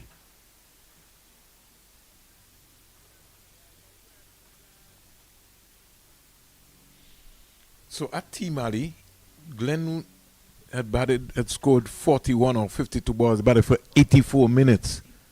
So is gonna have to, keep going now, thinking about batting all day here. Yeah, maiden first class 100 on the cards. Well, that's the delivery. Once again, just a bit eager. How many times did we speak about that last week? Left-hander thinking there's one to drive from over the wicket to the left arm orthodox. And just have a look at this. Unless you watch this ball all the way onto your bat. It's completely off balance to Mali. It's just going to swing late. Look at that. No real foot movement. Where he ends up is where he should have been in the first place. And there was no heel to toe there. It was just all toes. Yeah, he's just eager to get bat and ball. Javel Glenn. And that's what happens to him. Every now and again, he just loses that mind of concentration of looking for power rather than staying balanced at the crease and making contact with the ball. I think what that also highlights is the fact that the academy haven't been as consistent, especially in that fuller length. Well, they've lost their track. Completely since lunch. They've just decided that they're going to come out and bowl sharp balls. Really don't know. They've been on all sides, no consistency at all in terms of what they're looking for. But that should be pretty encouraging there for Josh Bishop. Just getting one to turn past the right-handed Barnes. It's a bit short, goes back, adjusts. It's on 14 from 24 now. He's got a good tempo as well to his innings. 2-2-2. Wide, cut away.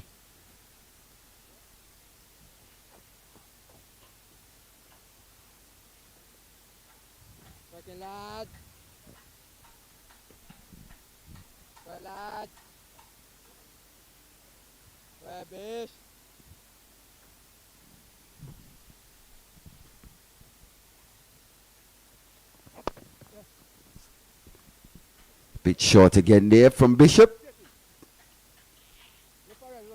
This is the area in which they've just struggled, is allowing these batters to rotate strike at will. Really struggling to string dot balls together here.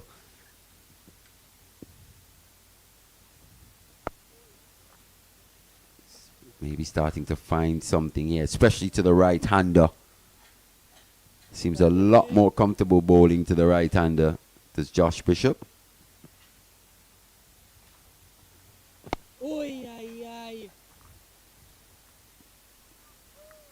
Slight leading edge to end. Just 2 runs conceded in that. 12 bowled by Bishop. Now he's conceded 56. Picked up the 1. 224 for 4 after 55. Javel Glenn 52 not out. Johnny Campbell 101 of 126 deliveries. His 8th first class 100. Couldn't help, Mali. I was going through some stats and I recognized that a name that I've not seen around the Jamaica setup this time around is Paul Palmer, who during his brief time would have contributed and had 400s for Jamaica. Over 2,000 runs. Don't know if he's maybe moved on, but he certainly has been missing from this Jamaica lineup. How old is Palmer now? I think he would have been 33. Andrew McCarthy, another name. Well, I know he would have retired from the red ball game as well too. Oh, that's a good delivery there. Yeah, a bit of extra bounce from Jediah Blades. That had a kick on it there. Still got the 2 slips and the gully. And even that ball, Mali, Glenn's left foot really didn't get deep into his crease. It's just like he walked across the crease and tried to play a fancy shot rather than looking to get deep. Blades now, I think we'll be encouraged by that delivery. And if he can just replicate that at more or less a fuller length.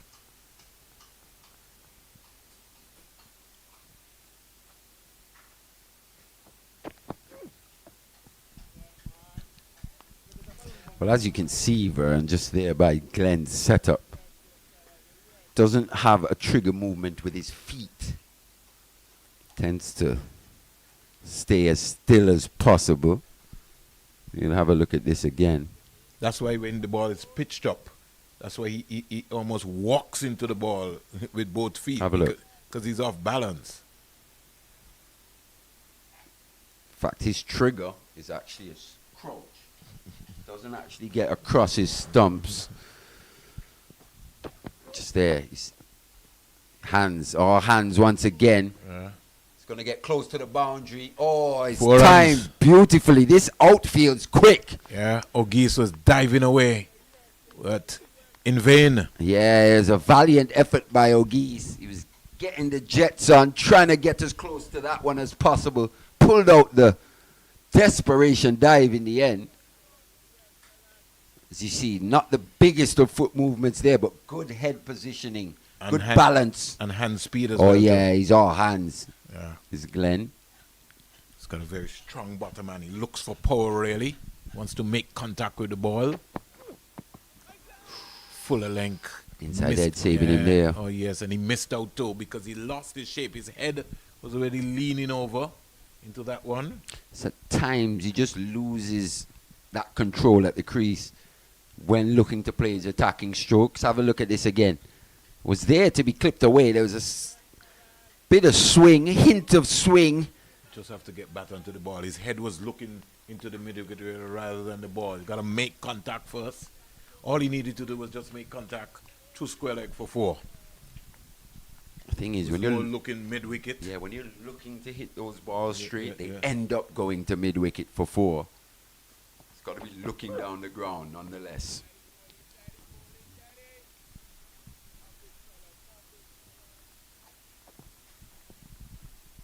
$228 for 4. And as simple as it look, Mali, this partnership has faced 62 balls for 35. Yeah, another partnership beginning to build here for the Scorpions. Something for the academy to be very worried about. Glenn has already got 20 out of that. So they need to build some pressure. Glenn is somebody he likes to feel the ball onto his bat. Make him wait, make him be impatient. Over completed. Another boundary again coming out of this over. Yeah, just too many boundary balls being presented by the West Indies Academy. To be fair, the Scorpions have been good enough to put them away. But at this level, you'd expect those balls to be deposited in the manner in which they have been. Joel Andrew Mali is on 67 not out. Graves is on 55 not out. He so far hit 4 4s and 3 6s, Joel Andrew. He's still chasing that maiden first class 100, isn't he? Yeah. He's got a number of half centuries. Could this be his day? Could be. He's continuing in that vein in which we've seen him throughout the season, scoring at a fast rate. Always looking to play strokes. I guess it's that precociousness of youth, as they'd say, that plays with an element of no fear in his game. Honing in on the pads that time, but just a bit too straight. Came into that game, Mali, with 203 runs, 2 half centuries already for the season. 349 minutes, 268 balls, high score of 69 not out. So he's got his highest tops first class score for the season so far, which is 71. I do like him in that batting position. I think that suits him very well at this stage of his career. You did say that to me. Another single. Yeah, they're getting frustrated. They're waiting for something to happen. And I don't like when the academy is in this sort of frame of mind of waiting to something. They're sitting back and waiting for the batsman to make a mistake. So too many times the fielders are caught on their heels. And as we were saying earlier, they've really struggled in terms of finding a partner for Joshua Bishop. Yeah, needed a spinner. Here's where Ned is missing. Ned has not played one game, Mali, all season. You know, and after picking up 30-odd wickets last year, the combination was Ned and Joshua Bishop. And as you rightly said, he wasn't a big spinner of the ball, but he was somebody who held an end. And if you took your eyes off of him, he would knock you over. Yeah, and at least it was good to see his name in that retained list for that breakout T20 tournament here in the West Indies. CWI breakout T20 tournament for emerging players. Well, he's always been a good white ball bowler. He has. Because when he got his contract for the Leeward Islands Hurricanes, it was when he was playing for the Guyana Amazon Warriors? No, when they were playing, he was playing for the no, he wasn't playing for the Patriots. He was playing in the Super 50, in which in Trinidad, which was led by Carlos Brathwaite. Right. West Indies B. They won the championship in Trinidad. The emerging team. The emerging team. Yes. That's when we first saw him on the scene, because he really skittled us out. And the next year, we Leeward Island Hurricane signed him. He had come to the under-19 ranks, but his skills really had developed into that progression period there. So still no Yogi Lane, which just tells us that he's off the field. Yeah, he's really struggling with something. Only bowled the 5 overs today. So he's injured. This is Kelvin Pittman's second spell. In fact, his third. In fact, would have bowled 2. This is his first from this end. This media center end with the 9 on his back into the left-handed Glenn. Goes short. He struggled there, Mali. He didn't have the same rhythm there. You could see him stuttering as he was going through. As we can maybe get to just look back at that, Mali. If we look at his run up there. This is where you have to exercise a bit of patience with these young players. You'd think maybe young Pittman would have turned the corner after that performance last week. Yeah, he should have aborted it just there. In fact, just lost all that momentum upon getting to the crease. I think he's got to put away the short ball for now, though. Just forget about it. It's bowl full. Chipping again. Better area. Aerial. Through the gap. Down the hill. Blades is just going to jog to get that one. 4 more. Another boundary to the Jamaica Scorpions. And the wheels threatening to fall off here for the academy. It looked so much more promising in that first session. It did. But they came back out flat after lunch.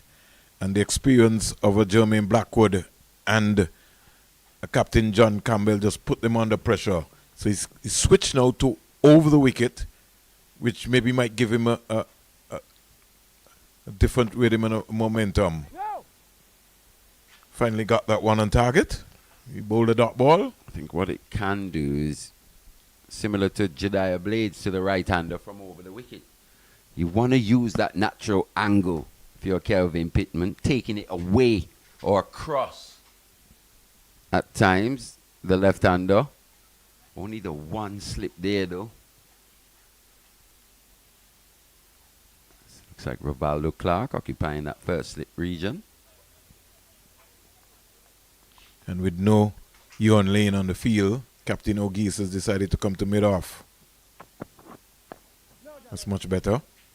Yeah, he's just got to hone in on that length for a few overs here. Yeah, just to build his rhythm. He can't start to bowl fast in the first over. Conditions are different. You got to get your acclimatized, get your body warmed up. Think about it in your mind. Always remember, how did I get Mali Richards? I bowled him. Okay, so if I can just land the ball into the right area, just be patient. They're just not being patient at all.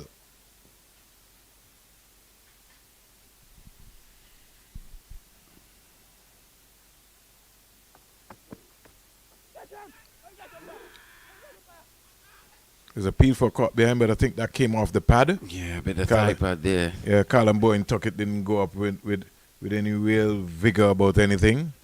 Partnership is 41 from 74. And again, this is something, Mali, that the academy has struggled with. Teams have consistently just built partnerships on them, when it looks like they've been in the game and then they've just gone away. Another 50-run partnership threatening here. It's come at a good clip. The Academy just reeling now. 234 for 4.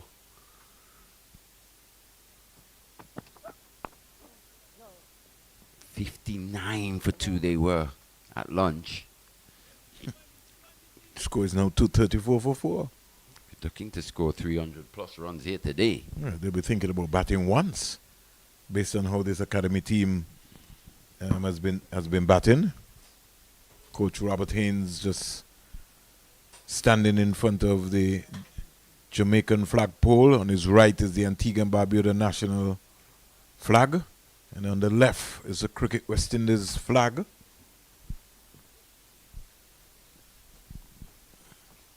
Robert, we're servant to West Indies cricket. He's still continuing to make his contribution in some way.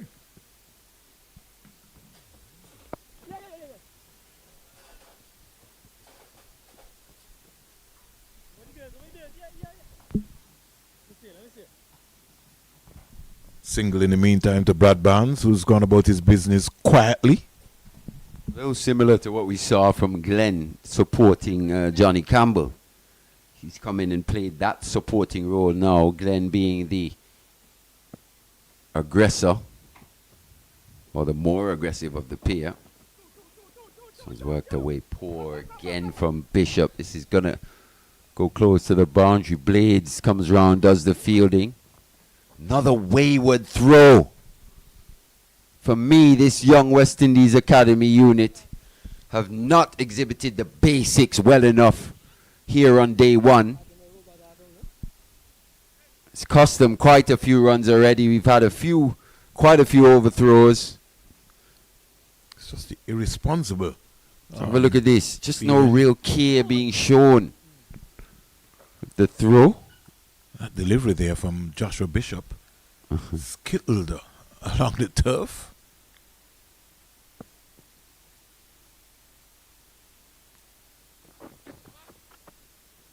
It's important. Doesn't look to hit too square. Still does Glenn. Still got to keep that solid base. Even to the spinners. He's played that one on the hop slightly.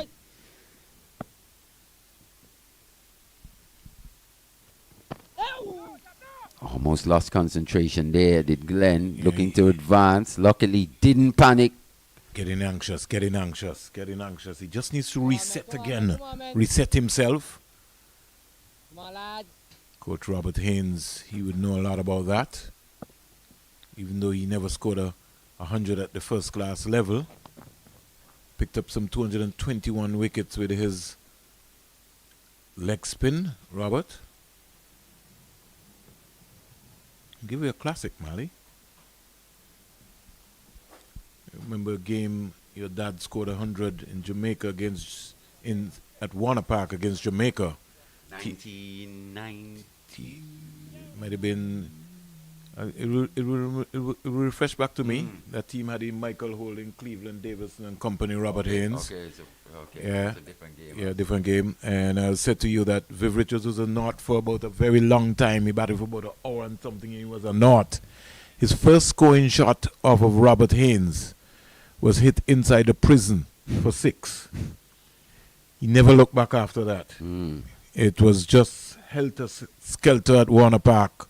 Played some remarkable shots in that innings. And that's the thing. When you think of Calypso cricket and all the likes, and you think back, it's a lot of highlights, right? But when you really look at the innings as a whole, or a lot of innings as a whole, there are a lot of times where he wasn't necessarily at his best. No. But he could still find a way. Just to break out. Yeah, and it's something he would speak about, being able to score, as they say, ugly runs, or runs when you're not feeling in top form. Find a way to fight, dig it out. You don't care necessarily about the aesthetics or how it looks. But it's also, to Mali, it's intimidation that if you're at the crease, and that sends fear to the opposition. Because imagine that you walk in, everybody knows that you're one of the premier batsmen, and an hour and something is gone and you're still batting. You may be on a low score. You really not at your best. 238 for 4. Kelvin Pittman not for 48. He's into his 9th over. Andrew Coley, who has been assigned by Cricket West Indies as a consultant for these 2 games here at the Coolidge Cricket Ground, is having a chat with Robert Haynes.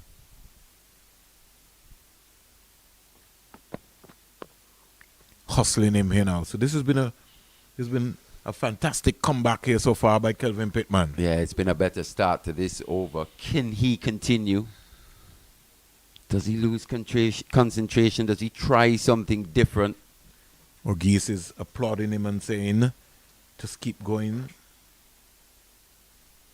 Don't try anything. Just has to be patient.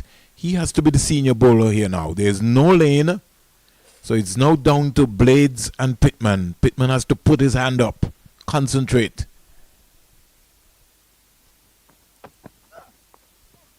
Bowled. Stayed down to the third man boundary for 4. Nothing is wrong with that. That's the line that Mali was talking about. But you don't feel bad. It's a lot better in him trying to pitch the ball up rather than trying to bang it into the surface. Yeah, that's the area in which he has to be more consistent. Kelvin Pittman, he's done so. It hasn't gone his way, as you said. Just going away to that third man area for 4. Just to put that behind him. See him talking to Orgeese. You see he's worrying him because it's a boundary.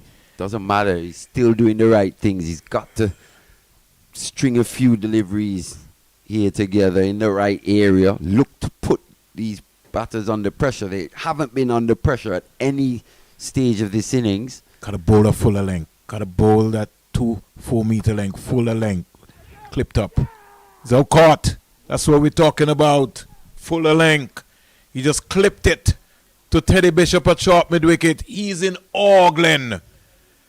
Pittman strikes. Yeah, just a bit upright with that one. Pittman picking up his first against the run of play. But a welcome wicket that for the West Indies Academy. Javel Glenn goes for 68. Caught in the mid-wicket region by Kelvin Pittman. See what that consistency can bring on a consistent length, bit fuller.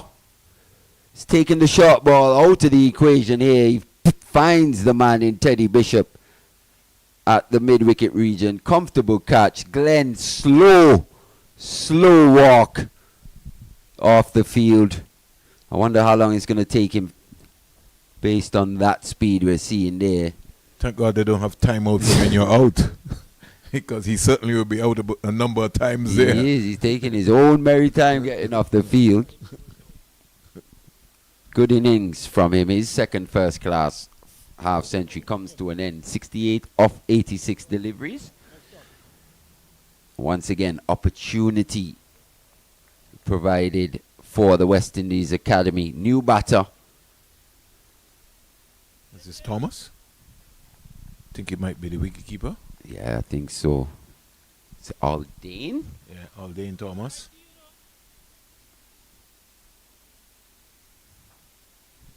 So, Pittman now has to remember full length. That fielder is wasted, Mali. I don't understand why they want to have a deep backward square. Gotta get Pittman to bowl that decent line. It's almost like a spectator, and then they got to feel a deep backward point. Bring him up into the gully area. This is a new batsman, Thomas.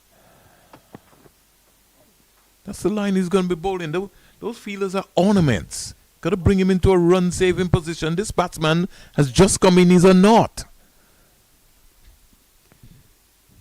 Yeah, Aldane Thomas didn't start the season in this Jamaica Scorpions setup. Remember the keeper we saw? It was Daniel Beckford. Yeah. The young man.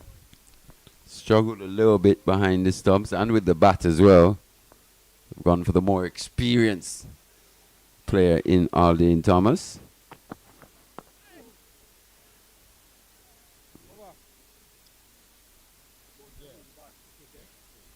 So Pittman's over comes to an end. A successful over. In his 9th, he's been able to pick up his first wicket. And the score is now 242 for 5.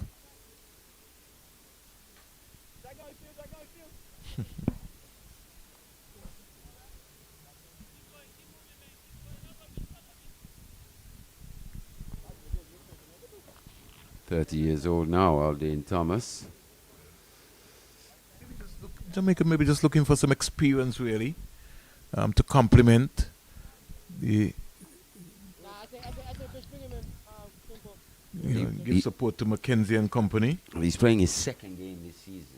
Brought in for the Guyana. It is the home game at Sabina Park. Yes, scored just 1 and 6. Had 2 catches and a stumping.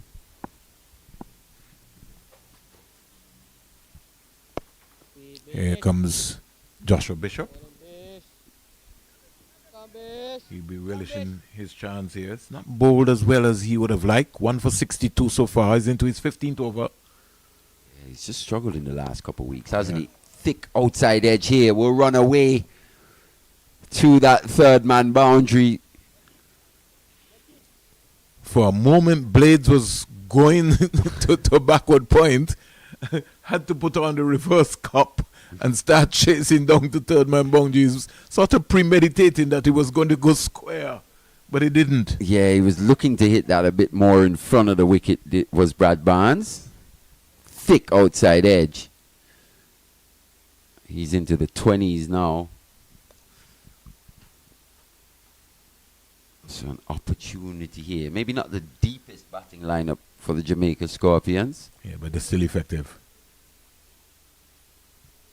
Come on, lads. 246 for 5. I think they'll be looking for 320, 330, a tail can 350. A tail can wag, as they would say. In cricketing terms, We're looking for at least another 150 on the next 5 wickets or so. At the very least. You can't count out players like Royal and company. They score very effective runs as well. And if we were to look into this Jamaica lineup, Mali, you would see to come next would be Odin Smith. It's never about the talent with these guys, you know, Who's got Royal, Smith. Yeah. OJ Shields, I don't know how much he will get, but Smith could get you a quick fire 50. He could. It's just a mental application. It depends, you know. His You high never score know is what you're gonna get. His high score is 50 so far for the season. Smith is coming to this game with 146 runs over completed.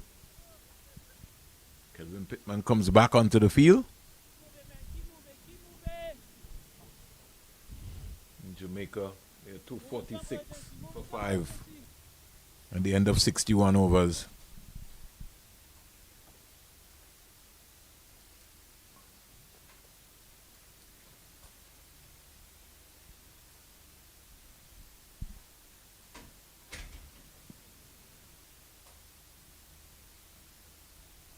One of the British American Airlines flight hustling off to the back of us here. The cameraman coming up, doing something superb. Some good work there. He's got a couple now, hasn't he? Yeah. He's got an eye for that, it seems like.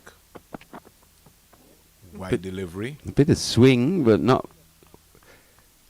well lined by Kelvin Pittman. Good take in the end from Colin Bowen Tuckett. So, Cephas Cooper bowled Kemar Roach for 32. Kamel Puran caught ball holder for 60. Amir Django is not out on 3. Jason Mohammed, LBW to Jason Holder for 4. Trinidad and Tobago, 117 for 3. And Barbados have used 6 bowlers so far. Warwick and Chase, Holder, Ford, McAllister and Roach. 5 international bowlers in that attack.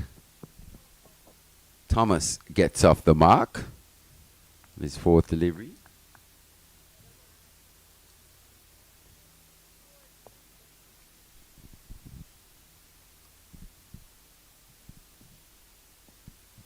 Over in Guyana, the Windward Island Volcanoes, they're 61 for 2.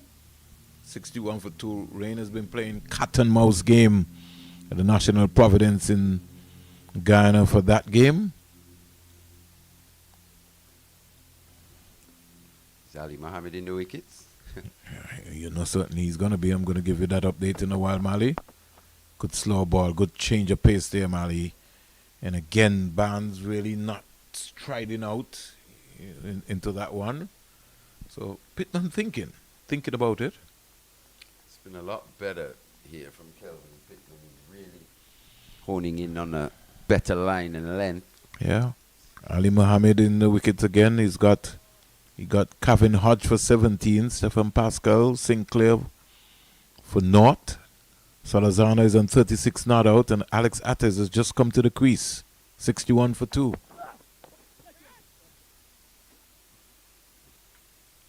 say Stephen Pascal got 0? Stephen Pascal, yeah, Oh. Pascal was bowled by Sinclair without 0. Salazar is on 36 not out. Kevin Hodge scored 17. Caught Imla bowl Ali Mohammed. Got a lot of time for Stefan Pascal, to be fair. He's another player who I think could benefit from this system, per se, but he's at the Volcanoes nonetheless. He's a lot younger than a few guys in this academy setup. Certainly. Former West Indies under-19 captain. Pittman on the money again. So he settled into a lovely groove here, Kelvin Pittman. I think Alex Atenes is due for a big score, Mali.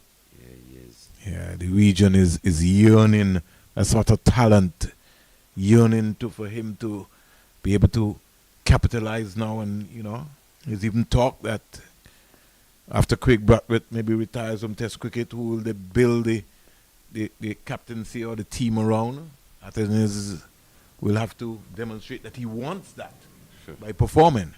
I was wondering if you were saying, who was saying that they would build it around Athens at this stage? Oh, that's a nut. Yeah. Serious delivery, that. Touchdown just outside that off stump. Going away from the right-handed Thomas. He survives. That's the second best ball of the day. It is. Compared to the one that Blades bowled. Two absolute jaffas. Landing into the right area. That's what he just has to remember. See? Angled in. Touching down, holding its line outside that off stump as Thomas just acknowledges the quality of that delivery. These are the deliveries that Kello has to replicate over and over again. And just keep. I think he just gets excited, Mali, and just try something different. And it's almost something like in young fast bowlers. They feel that they have to bowl a short ball. And that's because when I go to the practices, Mali, that's what I see happening. They peg away, and then all of a sudden they feel like they got to bowl you a bumper. And they got to, you got to come here in conditions, nice, settle into a groove. Yeah, it's a skill as well. Sure, that seam was upright. Ooh. That wrist was behind that delivery. Well played that from Brad Barnes. A little short again from Josh Bishop, allowing the right-hander to readjust. He's got to put some body into this ball. He's coming between the umpire and the stumps here. Something which you would have seen. I had the privilege of seeing El Camilo Willett consistently, or Warrington Phillip execute very, very, very well. Yeah, it's all about the angles and the biomechanics here. We'll probably look to get into a more side-on position. Yeah.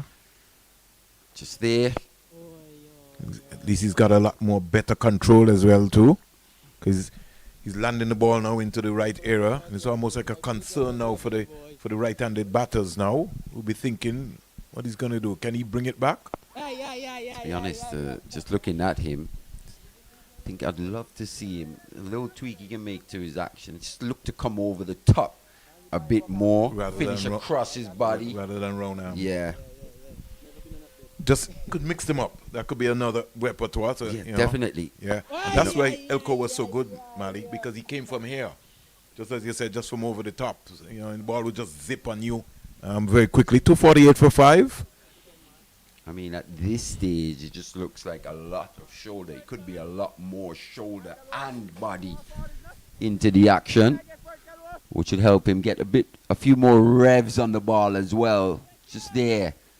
I'd like to see that front leg actually just position a bit higher as well. And finish over the top. Embrace him and across his body.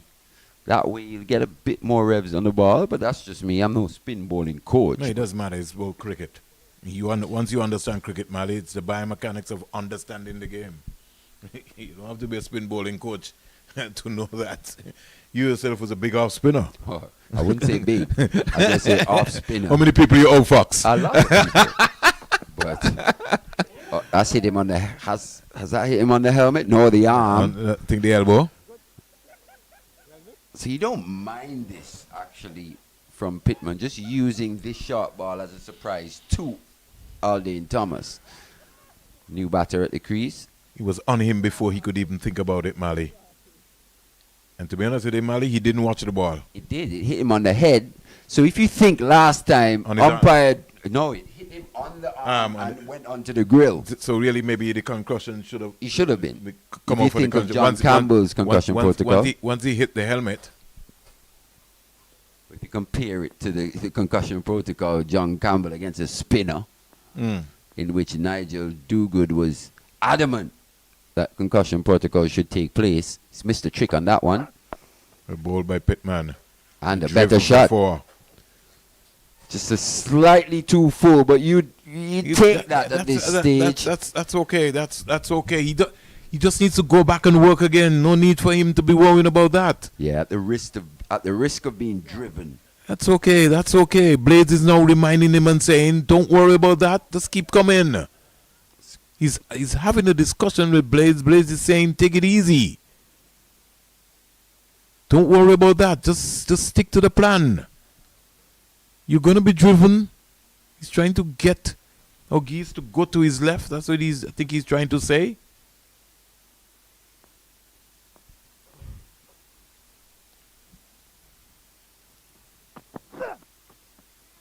He's gone for a quicker, faster bumper now. The instincts always kick in. You do. He's in his 22nd match here. Aldane Thomas recalled to this Jamaica Scorpions lineup. He's got 589 runs, a best of 100, 100 and 150 in his 21 games.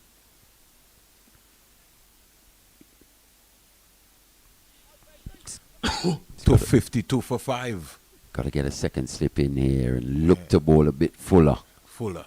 So gotta be. Not that full. Yeah. But he got away with it.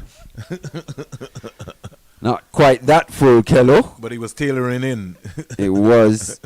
And just for a moment, Thomas looked like he didn't feel too comfortable. He was more or less on his back foot there, just waiting around, simply because he got a bumper before. So he's penned up. Keller just has to concentrate. Keep it simple. Bowl the ball on a fuller length. Outside that off stump. Nothing special really needed. Once Clipped again, overcompensates. Yeah. Just needs to relax. Just needs to relax. Keep it simple. When he gets excited and he goes off track, just remember. Just remember. And that's why, to be honest, you've got to be so careful about the coaches you have working with these young players. Patience has to be one of your top skills in terms of dealing with young players. You're going to see inconsistencies, inconsistent performances. Sometimes you want to tear your hair out.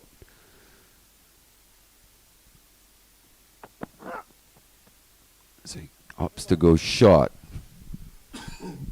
to end. And that conversation that you were involved in, Mali, with Winston Benjamin on Sportsline with Terry Loraja and Epplers Edwards, that was something that Winston was talking about, saying that he don't think that the modern day bowlers are spending enough time spot bowling, doing spot bowling. In fact, he says they don't like it, and that's coming from first-hand information. You know, someone who would have been dealing with young fast bowlers, international fast bowlers. You think the other day Scotland came here to the West Indies, and he was working with Winston Benjamin. So it's something that he's noticed around the game, not just here in the West Indies. So you see what I was talking about? Players get bored. they don't want to try that because that's not exciting enough, you know. But bowling a bumper gets you revved up and gets you excited. Oh, that's a peach. Yeah, that's a peach. He's finding it now. That's the angle in terms of through the umpire around the wicket. That's a beauty. Good trajectory. He's getting a few more revs on this ball now, Josh Bishop. I'll get a shot again, Mali. I think what happens with him actually, when he isn't going through the umpire, he just becomes a bit... Nah, close. It's going down. Yeah. It's close, but going down. But that's okay. He's now causing a little worry. I think what happens is he tends to get a bit front on when he's bowling from this angle. He gets into a more side on position. Just there. You're thinking about two? How do they get two there? He could be in trouble. He could be in trouble. He could be in trouble. Beautiful piece of work there from Rivaldo Clark. Finally. He could be in trouble. There was hesitation on the turn. That is a dangerous single, Mali. No need for that. And the communication was not clear. Rivaldo Clark with a bullet throw to Colin Bowen Tuckett. And Thomas goes run out for 6. Yeah, for the first time today, the out cricket from the West Indies Academy, top notch. The throws have been wayward. We've seen multiple overthrows. 360. Look at this, Mali. Numerous misfields. Have a look at this. Bullet throw on the money. Bowen Tuckett nowhere to go for Aldane Thomas. He's run out by a mile.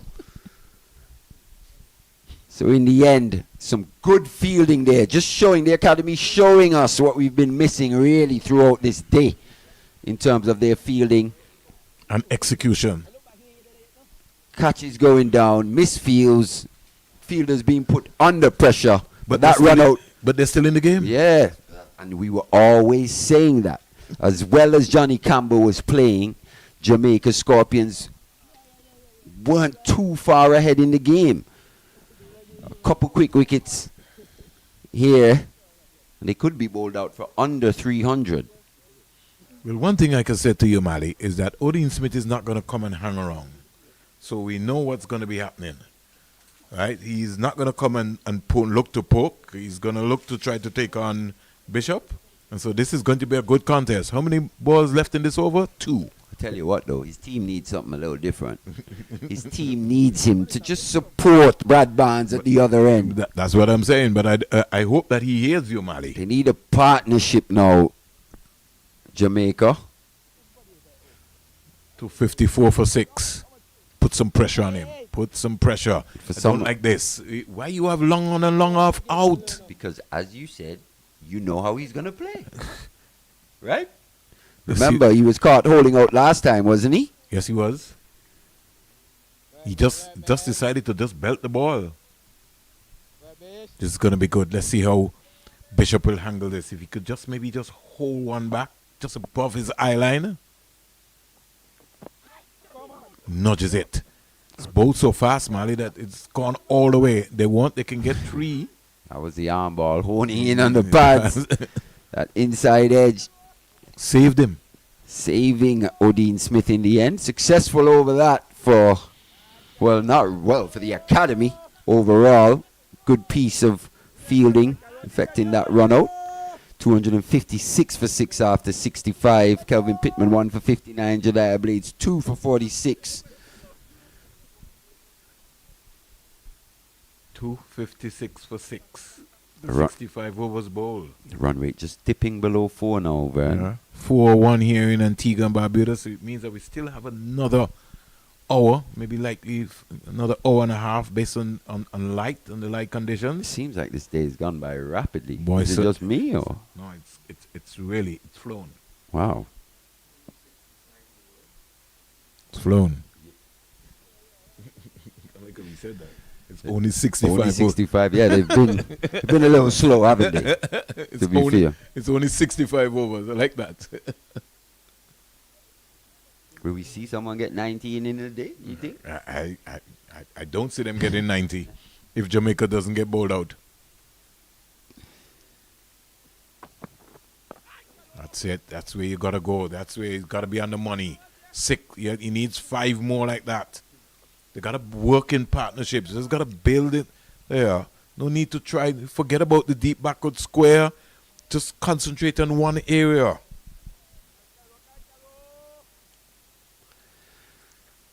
Once again, Brad Barnes looking to bat with the lower order and the tail here.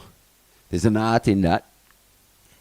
He's very inexperienced at the first class level, but as he goes along, he'll either hopefully go up the order or look to really become a master in this position. Oh, that's a beauty. Ooh. Naughty. Yeah. At times you've seen these guys just a little being forced into defending wide of that off stump, just there again. But it's the angle from Pittman. It always looks as if it's coming in, to be fair. So it's going to draw the right-hander into strokes that normally they wouldn't be playing at. But it's going away.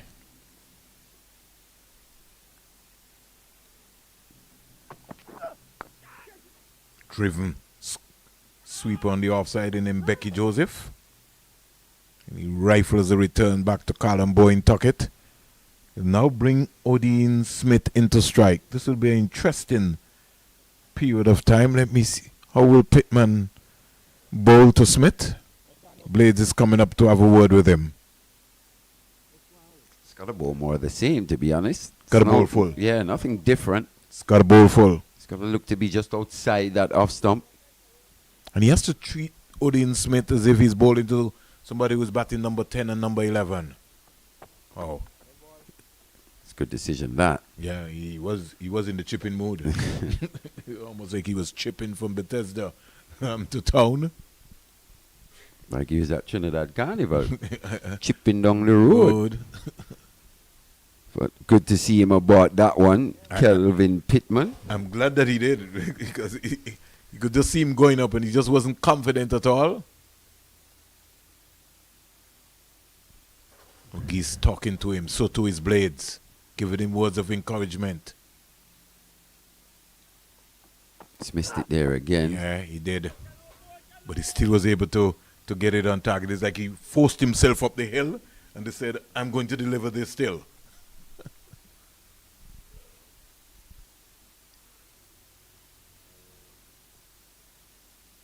And maybe Mali, he needs to maybe bowl longer spells. I think when he bowls longer spells, he gets stronger. He does tend to get better as the spell goes on. But a lot of the time, you're not afforded that luxury. As you go up the levels, you're not afforded the luxury of, let me work my way into spell. You've got to be hitting your straps from bar one. That's going to punch. That's going to go for 4, Mali. And Becky Hell of a shot off the back foot. Yeah. Serious bit of timing that. Was that Brad Barnes? Odin Smith? Odin Smith. Orthodox cricket stroke all along the ground. That was a proper shot. Off of the back foot as well, too. And Becky Joseph. Got right on top of the bounce of that one. Joseph hearing away from that deep backward point position. Fuller length. Pittman has to bowl fuller length. That feeler, he doesn't even need to be thinking about that feeler. He's got to bowl the ball in a fuller length. That's a wasted delivery. Don't expect anybody to stop that. He's arguing rather than focus on what he has to do. To be fair, I think that was just better batting. That's all. You can't do anything about that. It's a top shot. It's not the worst delivery in the world.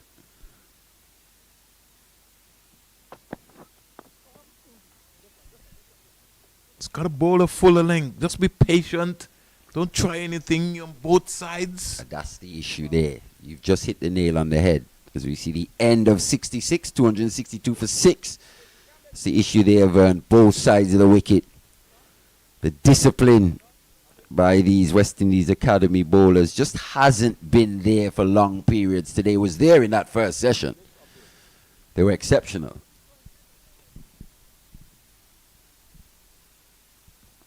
And what that affords a captain is that luxury to set comfortable fields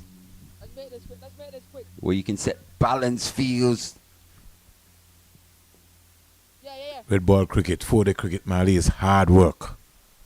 Any cricket, it doesn't matter whether it's T10, T20, your skills, you have to be ready, you have to turn up. You got to be on the money. Because there's somebody on the bench who wants your spot.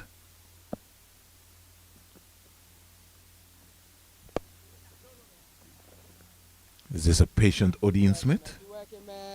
Well, so we're saying it depends on what we see from him. That mental application, though, has always been the issue or the thing to question in terms of Odin Smith.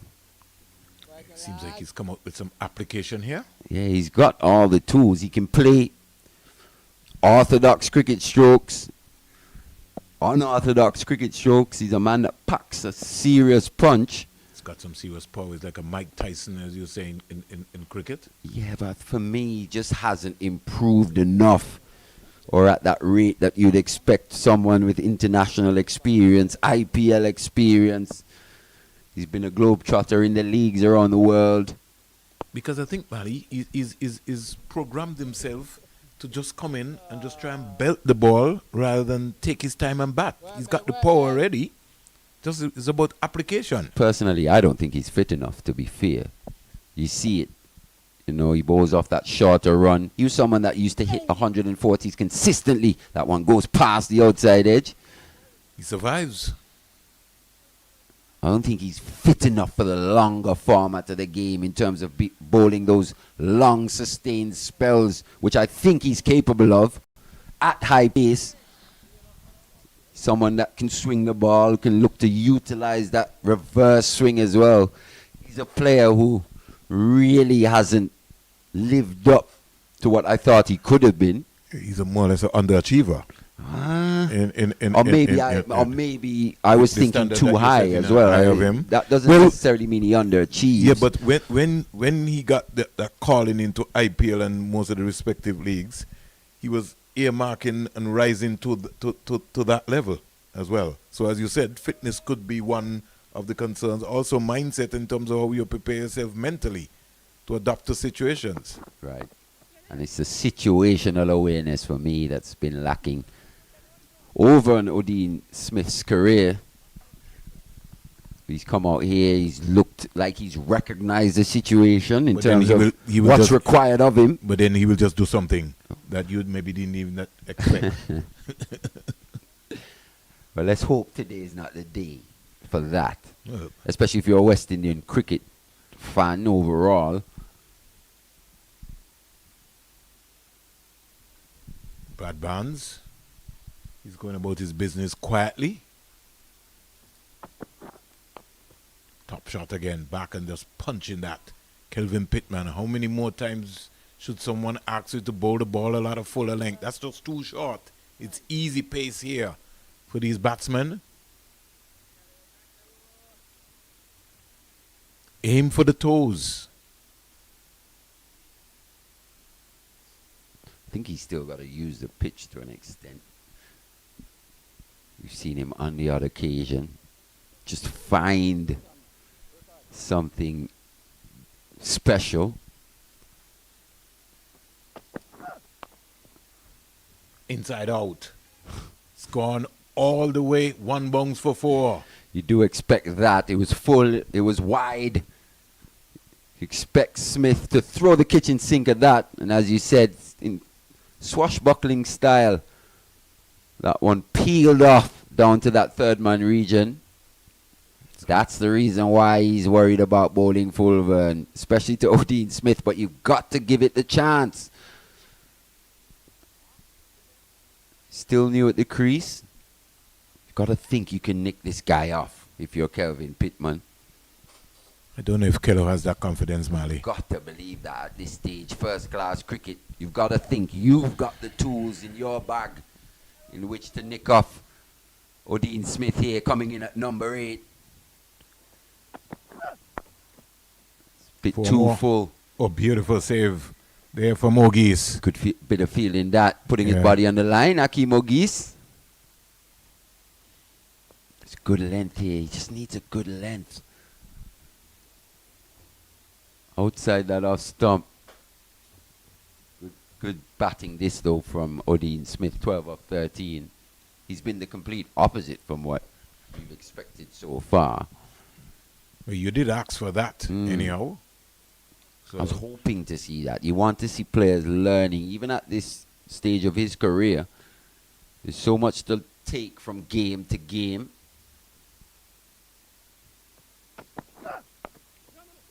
And that's going to be another easy single. Kello, you got to be on that. You got to be aware. Got to be your own fielder as well. This game's a tough, tough game indeed. he will learn. If he hasn't learned yet, he will learn. He only needs to speak to Kadim Phillip. He needs to have a word. Kadim needs to give him some lessons and some stories, and he'll find out. Things come too easy for them these days, man. Another partnership, 17 of 19. It's the rate. That'll be the issue here.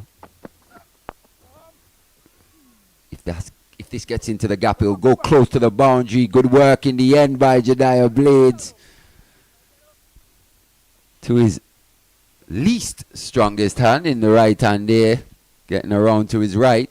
I think that's it for Keller for the day. 13 overs, 1 for 76. The head just just beginning to drop there for Kelvin Pittman. Yeah. It's all about regulating those emotions as well as a fast bowler. That's something that we spoke about with Winston Benjamin on Sportsline as well.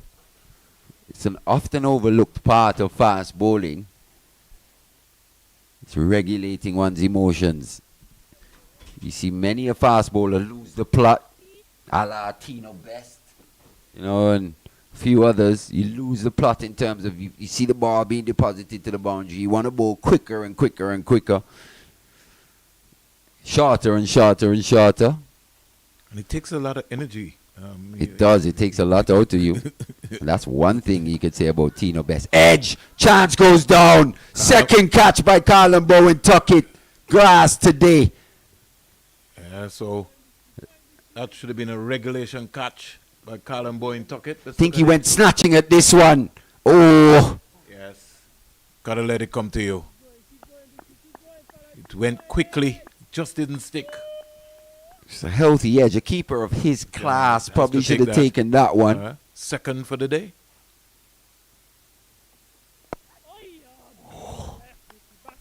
Academy, they gotta lift themselves up. They've not helped themselves at all. That could have been 273 for 7. He's got his head down now. He's got to lift himself up. Put that behind him. Catch the next one.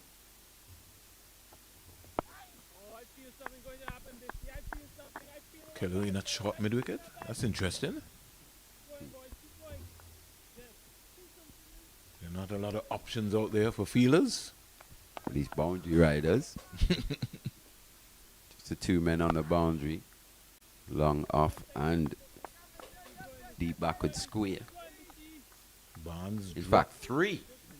Got a man on that cover boundary as well. He's just hiding behind the post here from our vantage point in the media center.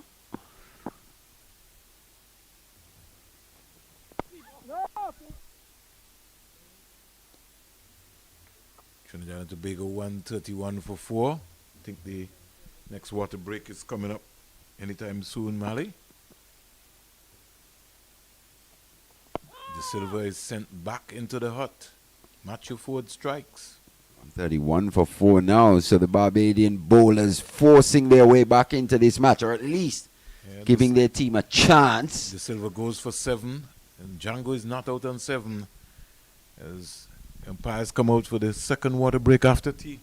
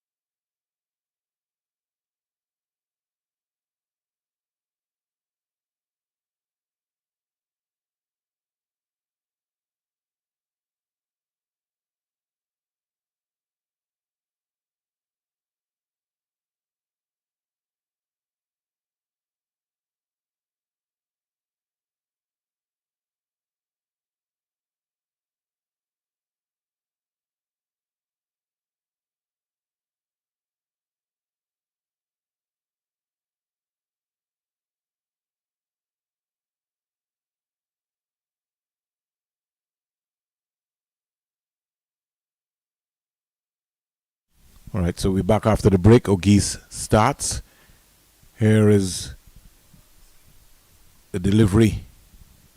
Spanked by Odin Smith. And Blades, who is at cover, has decided that he's in the hot seat and he doesn't want to be in the hot seat. So he's called Mbeki Joseph and says, you come into this hot area, I'll go on the boundary, sweeping in the meantime. 273 for 6. 38 boundaries and 3 sixes so far.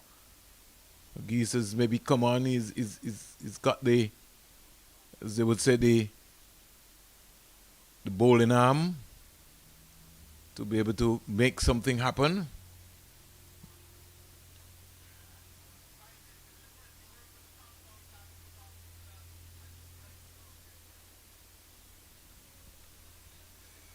Easily. Just coming forward again. Scored 273 for 6. Windward Island Volcano 77 for 2. And at Kensington Oval, Trinidad and Tobago 135 for 4. Barbados dismissed for 86. Here's the delivery which is turned into the onside. And very easy single in the end. Jordan Johnson just going across and picking that one up. Score in the meantime goes up to 274 for 6. Jamaica's 250 came off 386 balls, 280 minutes, 36 fours and 3 sixes. During that process, flighted, driven, through cover, Blades coming off the boundary there. They're thinking about 2, but Odin Smith is not interested. So automatically turned his back on Brad Barnes. Partnership is 21 from 31. Odin Smith has got 15 out of that. I think this is going to be a good contest. And I back someone like O'Geese to knock over Odin Smith. Odin Smith can also dispatch him too. Goes back and punches that up to Mbeki Joseph. Where was he going, Odin Smith? Over completed. So the first over after the break, Joshua Bishop, who went off a brief moment, is hustling back on to get to his end. Javel Glenn, 68 very composed runs, 87 balls, 118 minutes, 9 fours with 56 dot balls. And he was batting so well. He felt a little disappointed that he really didn't push on to get his first class 100 here at the Coolidge Cricket Ground. But that's history now. Brandon King, 14 from 51 balls, 72 minutes, 2 fours. 45 dot balls. Mackenzie seemed like a long time ago for 4. 8 balls, 14 minutes, 1 4, 7 dot balls. And Jermaine Blackwood, 31, 56 balls, 59 minutes, 5 fours with 42 dot balls. Thomas run out. And the captain, John Campbell, 101 in the process. 126 balls, 206 minutes, 15 fours, 2 sixes with 82 dot balls. Here is a good flighted delivery from the man himself in Joshua Bishop to Brad Barnes. Very composed innings here so far by Barnes. 28 from 64.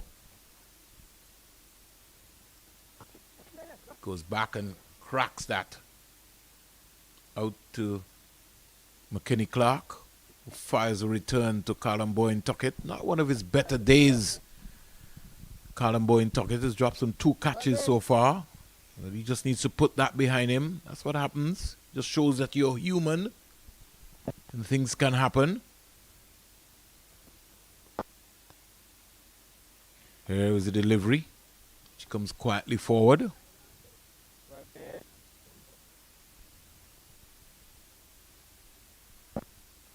Seckles again, waits. Bishop in down to bowl to him. Oh, that squared him up completely. Over completed. No, we got one more.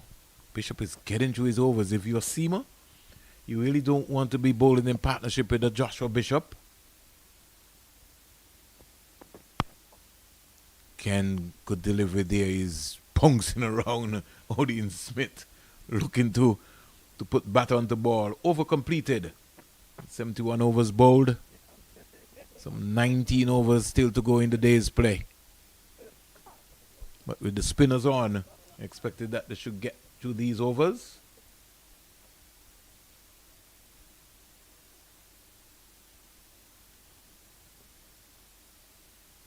Visitor, maybe he's going to the airport, just having a look in at the cricket. Or maybe just taking his afternoon walk or stroll. 276 for 6.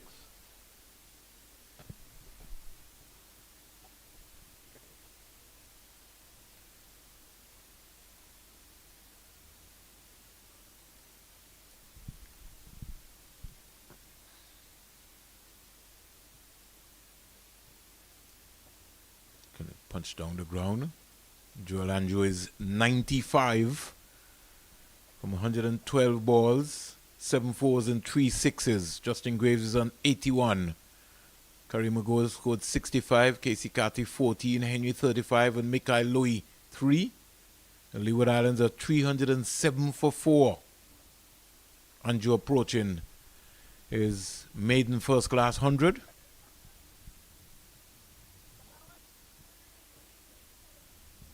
That'll be a special moment for him if he gets there. Here's a single.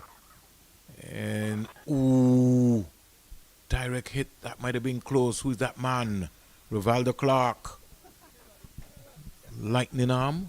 They had a century so far in this game, making it 28 centuries. If Andrew gets there, we'll notch up to 29. Hit the stump there, but umpire Bassarat was not interested.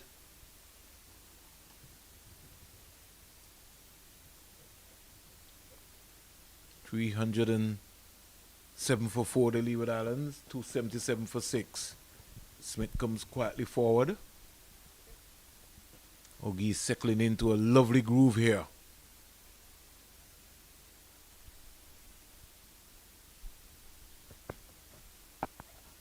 Driving again. Ogie's going across and knocking that one down. So over completed. Back to Joshua Bishop again. Have to find a different position for Joshua Bishop. He can't be feeling that long off and having to run from long off all the way down to that end to bowl. You got to get him into the hot spot. I had to get him in at slip or somewhere a little more closer. Wickets fell at 5, 37, 104. Jamaica fighting back here. Brad Barnes is 30. Odean Smith is 15. Smith has decided to get rid of his helmet. Is that a good thing? Well, we'll find out. Brad Barnes is not interested because he's inclined to know that he just might be sweeping. But maybe Odean Smith is not going to be interested in sweeping. He's going to be interested in hitting. Here is a delivery turn down the onside. Got something onto that. If not, might be signal leg buys by umpire Bassarat. Poses on his left leg. Lifts the right. Score in the meantime goes up to 278 for 6. Good afternoon to Basil Morgan. I know he'll be glued to the Leeward Islands game. And to all the folks in Jamaica, Nehemiah Perry. Somebody could be in trouble here if he hits direct. No. Bishop needed to get behind the stump there. Gets a single in the process. Odean Smith.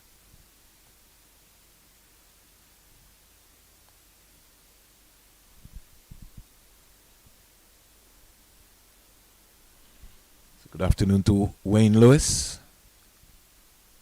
Wavell Hines maybe might be on the campaign trail in Jamaica, with things heating up for the election sometime soon.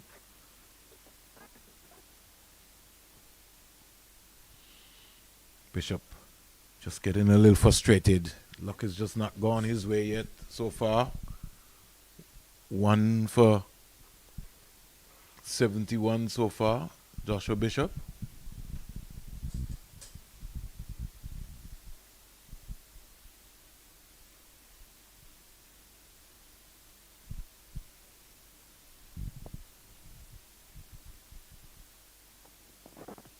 Stands up straight to a short delivery. Just defends it.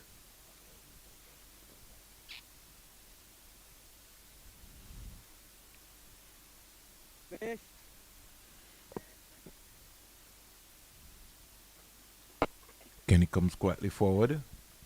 This weekend is another fete at the Coolidge Cricket Ground. Boundary Bites. We're having a big fete here on Sunday.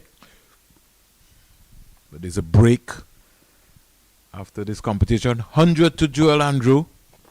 103. 118 balls, 9 fours and 3 sixes. I want to welcome knock by the young man. His first class 100 at the Sir Vivian Richards Stadium. Joel Andrew. He becomes now the 29th century for the season. So here at the Coolidge Cricket Ground, 73 overs bowled, the latest score. Jamaica Scorpions batting first, 279 for 6.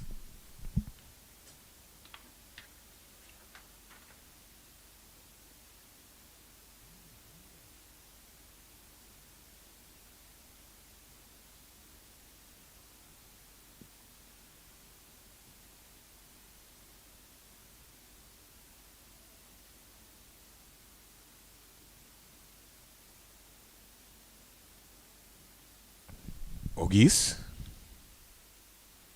Here he goes, gone over Bishop. He's not tall enough, over mid-off for 6. He backed himself. He needed maybe a Jason Holder and a ladder to catch that. And that's gone all the way. In fact, the ambulance is not there. So that would maybe sped away down into the car park. They're normally on the corner here. Ball comes back. Score in the meantime goes up to 285 for 6. Brad Barnes on 30. Odin Smith goes to 22. Mali went to witness the 100 made by Joel Andrew. 285 for 6. Congratulations to the young man. Here is Odin Smith trying to get cute.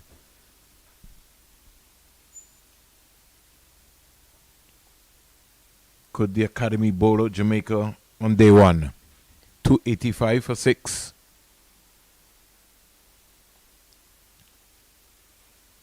He's driving down the ground. Gets down into the long barrier position is Joshua Bishop. Not been a bad spell here at all from Akeem Ogies. He's got to back himself just above the eye line. Don't be afraid. Flick it up. A bowl. Somebody could be in trouble here. Oh, and Rivaldo Clark is a little shocked that he didn't get there. Blades is testing him and saying, come on, how did they get a single there? He says, well, hey. If you actually look at where Rivaldo Clark is coming from, his position at backward point, especially with Jediah Blades being left-handed. In fact, it was just good batting, really, well-paced. It was a good single. Yeah. Well supported by Odin Smith. But as you said, Vern, good control being exhibited here by Akeem Ogies. Should be bowling more. And as I say that, he pulls one down. He's hammered. A wide long on position for 4. Yeah. Pittman could do nothing about that one. Just lost it there, did Ogies. Pulling down that one a little too short. Smith rocks back. And that's one thing we know. He packs a punch. 39 boundary for Jamaica for the day. To go with 4 maximums. And the partnership is 37 runs. 37 handy runs now as the Scorpions approach 300. 9 runs away.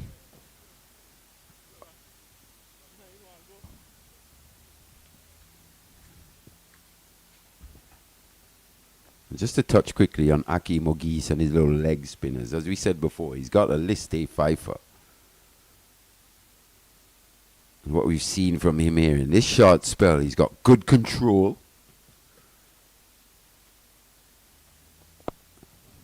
And that's something he's definitely got to be working on as well. Similar to Rivaldo Clark, wicketkeeper batter. Yes, we know that's how you came into the game, but you're always looking to add another string to your bow. And I think the development of young players, Mali, around, rather than just restricting them to one or two dimensions, you have to give them the benefit of the doubt when you see some skill in them, for them to develop in almost in all areas. For sure. Because we were talking about Rivaldo Clark from the first time that we saw him, and it took them a long time before they maybe even introduced him to bowl. But he should be encouraged. And also, we have a mentality here. I'm going to speak about my region, in the region, because I've been a part of it. I've experienced this, where genuine all-rounderism, if that's what you want to call it, isn't necessarily encouraged.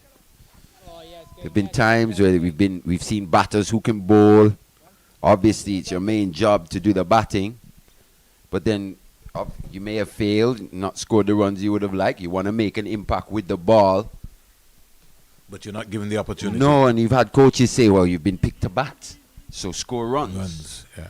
I think that's a backwards mentality there, which we need to shake out of, definitely in this part of the Caribbean here. And the other thing to compound that too, Mali, is you might come with a particular style in terms of how you bowl, and then somebody, instead of they try to complement what you have, they try to change you, and you get confused and you're saying, listen, I'm comfortable with this way, and you'll be like, listen, I'm the coach, this is how I want you to bowl. And that applies to batting as well. I mean, we're all different. No one's going to look the same, do things the same, really. I think that has to be taken into account when coaching these young players. Yes, you're trying to set them up for success, and there are ways to do that. But as you said, you work with what the player has. When changes are needed, when changes are necessary, you do have to do them. But just because a player bowls or bats in a style you may not particularly like. Another big one. That's gone on top of the roof. It's gone past the roof into the car park. Expansive drive here by Odin Smith. He's really clinically putting on a hitting show here. Yeah, the good thing about this innings from Odin Smith is that he gave himself a chance at the beginning of his innings. He's faced 31 deliveries now. It took him a while to get off the mark, but he gave himself a chance. He acclimatized himself to batting conditions here at the CCG. Worked out the pace, the bounce, and now he's in attack mode. Certainly he's in attack mode, Mali. It's more than attack. 299 for 6. Yeah, anything slightly over pitch, he's gonna go hard down the ground.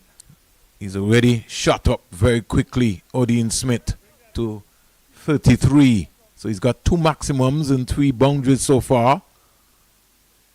Campbell 101, Mackenzie 4, King 14, Blackwood 31, Glenn 68, Brad Barnes not out 33, Thomas 1 out 7, and Odin Smith is on 33 not out from 31 deliveries. More activity coming out here. Asim Bassarat stepping in to say, hey, what is going on here? Think somebody brought out all left gloves, so they had to go back for the right. Or they brought out all right and no left. It's like young Tamari Redwood missing out here today. He's been a find for Jamaica this season. Yeah, he certainly has been. And you feel maybe very disappointed that he's maybe not in the conversation. But that's life. It's a long season. I think he's going to be a good prospect going forward. Like how he's ripping the ball. Yeah, just a rest for the young man. I'd like to actually see him here. CCG, tall, gets a bit of turn and bounce naturally. Especially with this track here so far today. The other thing, coming back to a point that we were talking about, Mali, in terms of the coaches. You have some coaches, how they play is how they coach. as well. How they played the game, that's how they expect to come now and want to coach the game. And to be fair, that's a good thing. Up to an extent. Up to an extent. Yeah. Obviously, your coaching, your team has to resemble whatever the coach was like as a player. Even if he wasn't as a player, it should mimic or reflect his personality. 300 up for the Jamaica team here. So 300 on the first day. Yeah. Is indeed a huge total. And also, if you think of how that first session would have went, 59 for 2 after 26 overs of the first session, first 2 hours of play. Not the a academy were in control. Not a partnership building here. 46 off 68. Got to be careful, the academy. And again, the pressure of another partnership building here. You had one with Glenn and Blackwood going down the onside. That really just took the game away. Campbell and Glenn, 89, 73 balls, 59 minutes. I wonder if Teddy Bishop is indicating that he would like to bowl some as well too. Nah, this is one occasion where I go, you just wait for the bat, Teddy. I think you heard it there, Teddy from Mali. You should be thinking about batting, right? At this stage, we haven't seen too much bowling from Teddy Bishop in the last 3 or 4 years, have we? No, we haven't. I'm sure he wants to make an impact. Here is Odean Smith back and finding the gap. Like Bishop to just get Odean Smith to just come forward. Don't give him that authority and time to be able to just stand up off of his back foot, just above his eye line. Make him think about it. Honing in at those pads. Smith to 35, Barnes 33. Comes quietly forward. And just to touch on that Akeem Ogie's bowling point again, if you think, you go back, you think Ashmead Ned not in this lineup, surely you're thinking, how can we find spin bowling overs in this 11? So, with that ability, I think he should have been bowling a lot more than we've seen him, Akeem Ogie's. Yeah. But doesn't Jagaso bowl as well? It's Dindial. Oh, Dindial does bowl. Bowl a bit of off spin, but he's been out to the team now for a couple matches. So you're right in terms of the balance. Yeah, we've seen Rivaldo Clark fill that void. void. Yeah. But they really need a genuine bowler. Yeah. Another genuine spinner, whether it be an off spinner, whether it be a wrist spinner. The academy teams need, you either need an Ashmin Ned, somebody got to go and look for Ashmin Ned and get him into the setup.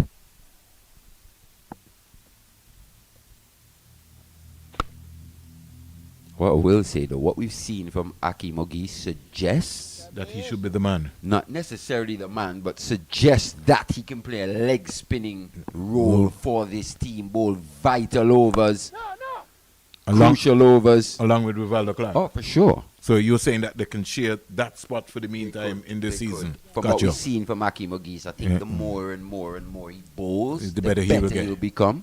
Yeah. He's landing it consistently. Well, it looks as if he's taking himself out of the attack now. I hope not. I seriously hope that he's not thinking about that. He's done that. And Jordan Johnson is going to come into the conversation, Mali. I can't remember ever seeing him bowl. I don't remember ever seeing him bowl Jordan either. Johnson bowl. Got to be the spin. He's marking off like he's bowling off spin. Well, we get a pretty good indication from this field. Can't be leg spin. He's kept the slip and Teddy Bishop in. Is it? He's got Rivaldo Clark backward point. Jediah Blades. It's the same field. Oof. Well, he's going to bowl a bit of wrist spin too? Left arm left arm orthodox. Ooh, okay. So if they got that in the repertoire, why have we have not tried it some more? I think we need to see a bit more of this before we make an assessment, to be fair. To see what's going to happen? You just never know. He might he might get one to straighten. It's the first time I'm seeing Jordan Johnson bowl. Yeah. I think Odean Smith is having a look. He himself maybe is like you, Mali, and says, I never saw Johnson bowl. Let me see what he has. They're both Jamaicans. That's a Ooh. fully. Gets away with that one. Kelvin Pittman in the hot seat at short mid-wicket area. So they got Blades at cover and Kelvin Pittman at short mid-wicket. Interesting. Long on, long off. Mid-wicket, deep backward square, sweep on the offside, slip into contention. Punch down the ground is Odean Smith. He's maybe not ready to milk him as yet, Mali. So he's saying, let him bowl a couple.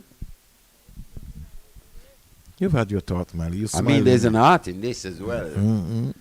If you fancy a particular bowler, you're maybe not looking to just knock him out of the attack right away. Do you want him to get some element of confidence where he thinks he can actually bowl to you? And get somebody out. Trying to keep him in the attack. Oh, yes. It certainly did that. You know, it's amazing, Mali, that you said that. I think I would end up being around the late Danny Livingston. And that was something that he always once said. You just don't go full to skelter one time. You make the captain think, 3, 4, 5 overs, but in the meantime, you're knocking it around, and by the time he looks, he's gone none for 35 without having to go full blast. It's going across the line there is Odean Smith. So Jordan Johnson's first over has cost him 3 singles. 51 partnership of 80 balls between Odean Smith and Brad Barnes.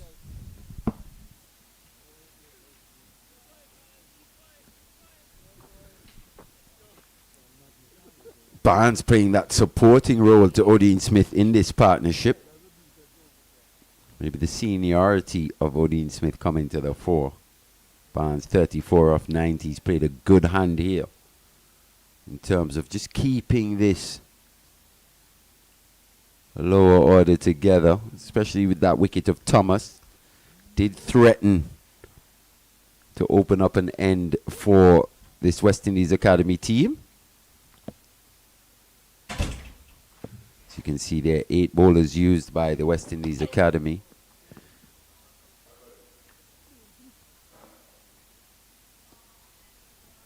Bishop into his 24th over now.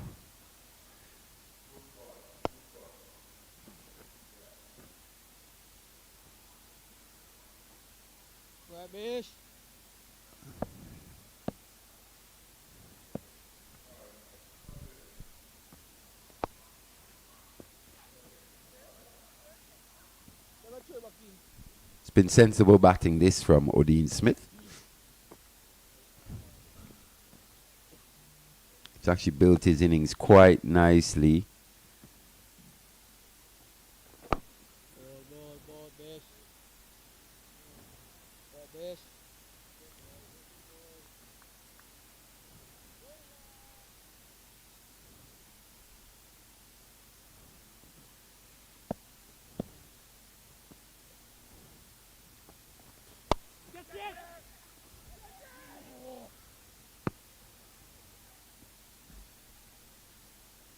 So yet another chance goes a begging here for the West Indies Academy.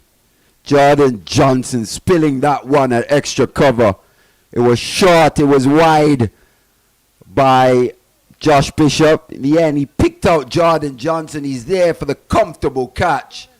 In the end, that one went in and out. Those have to be taken at this level. That's the 3rd one we've seen go down here today for the West Indies Academy.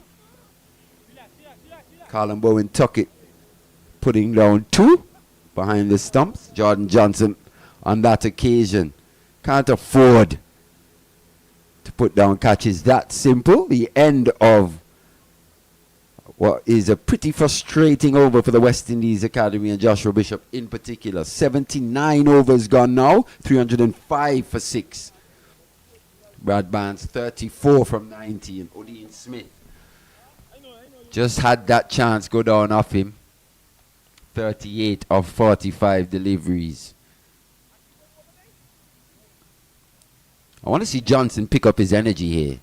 In fact, he's been pulled out of the attack by Akeem Ogie, so he's just given the 1 over. Conceded 3 runs. Akeem Ogie, he brings himself back into the bowling attack here. I guess maybe he's trying to teach Jordan Johnson a lesson. That easy catch, he's saying, you don't deserve to bowl again, man. You have to catch the ball. Come on. I think it's an area in which young Johnson will have to look to improve his game. Driven down to Pittman at long on. Son is trying to peep Chumali. He's trying towards the back end of the day. Roughly 8 minutes or so left remaining in the day's play. 50-run partnership between Smith and Barnes, Mali. 80 balls, 43 minutes, 3 fours, 2 sixes. Another partnership again, 306 for 6. Jamaica's 300 came off 460 balls, 323 minutes with 39 boundaries and 5 sixes.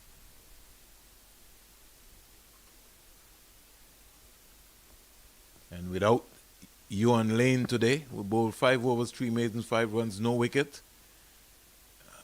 Trust me, they've really had a hard time in the field today, the academy, but they've been in the game. They've shown signs of being in the game. Good delivery, good control here by the young man. He's feeling the pressure as well, Tomali.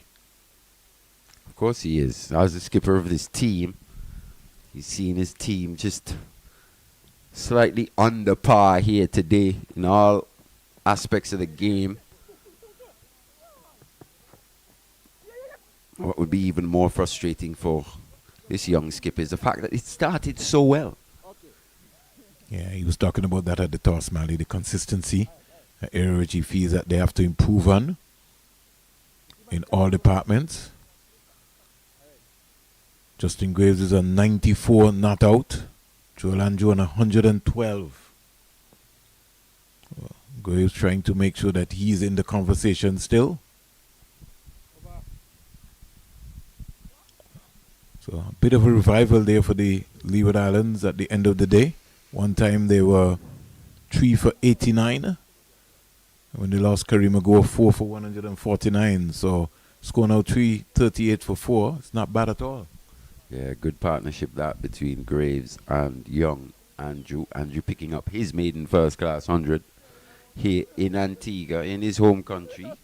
That's something he'll definitely remember for the rest of his career. I'm sure he's been supported by his family who are there every occasion in which to watch him. Especially his mother. Yep. No, his brother would have been there. They would come out in their numbers. He's got a bright future ahead of him. And if he can just continue to get hungry, I hope he can turn this 112 now into a big 100. Maybe even get a double 100. Is the appetite of scoring runs. A boundary here by Brad Barnes. Well, that's a badly lined delivery there from Joshua Bishop. Yeah, he got into a pretty good position there, did Brad Barnes. Started on the stumps. No real turn for Josh Bishop. And how many times have we seen that ball speed away down the hill here at the Coolidge Cricket Ground? Yeah, we're winding down here for 55. Got maybe what, about another 10 overs to go. Here's Barnes back and cracking that out to the sweeper. Goes up to 40 in the process. It now brings Odin Smith, who is on 39, but Barnes is really batted with, as we would say, common sense, game awareness, understanding the situation of the game and applying himself. That's what we mean. It's not to be overly critical. We did watch Johnny Campbell score a pretty good 100 here, his 8th first class 100, but it's the amount of mental lapses that we would have seen in that 100. You compare that to 96 deliveries from Brad Barnes. The lapses have been at a minimum. And somebody has forgotten about him. Somebody has forgotten about him, Mali. Just sneaking down the leg side here. Yeah, he just can't get that one to just go below the knee roll. He packs a power here with Ian Smith. Barnes just comes down to give him some reassurance. The partnership is 58 of 97 deliveries. Ooh. Just turning off the straight there. Every now and again he produces that. But Brad Barnes, it must be said, he's been very sensible. He hasn't looked to match Odean Smith stroke for stroke. There's no need. Yeah, he's recognized the situation. Sometimes that does tend to happen in a batting partnership. There's a bit of competition going on out there between two batters. Who can play the most strokes? Who can play the better strokes? We've been in that situation many a time. But he's recognized the situation. He just needs to play a supporting role. Odean Smith finds run scoring a lot easier. And if he can just stay in his bubble, 40 off 96, a score of real significance is on the cards here for him again.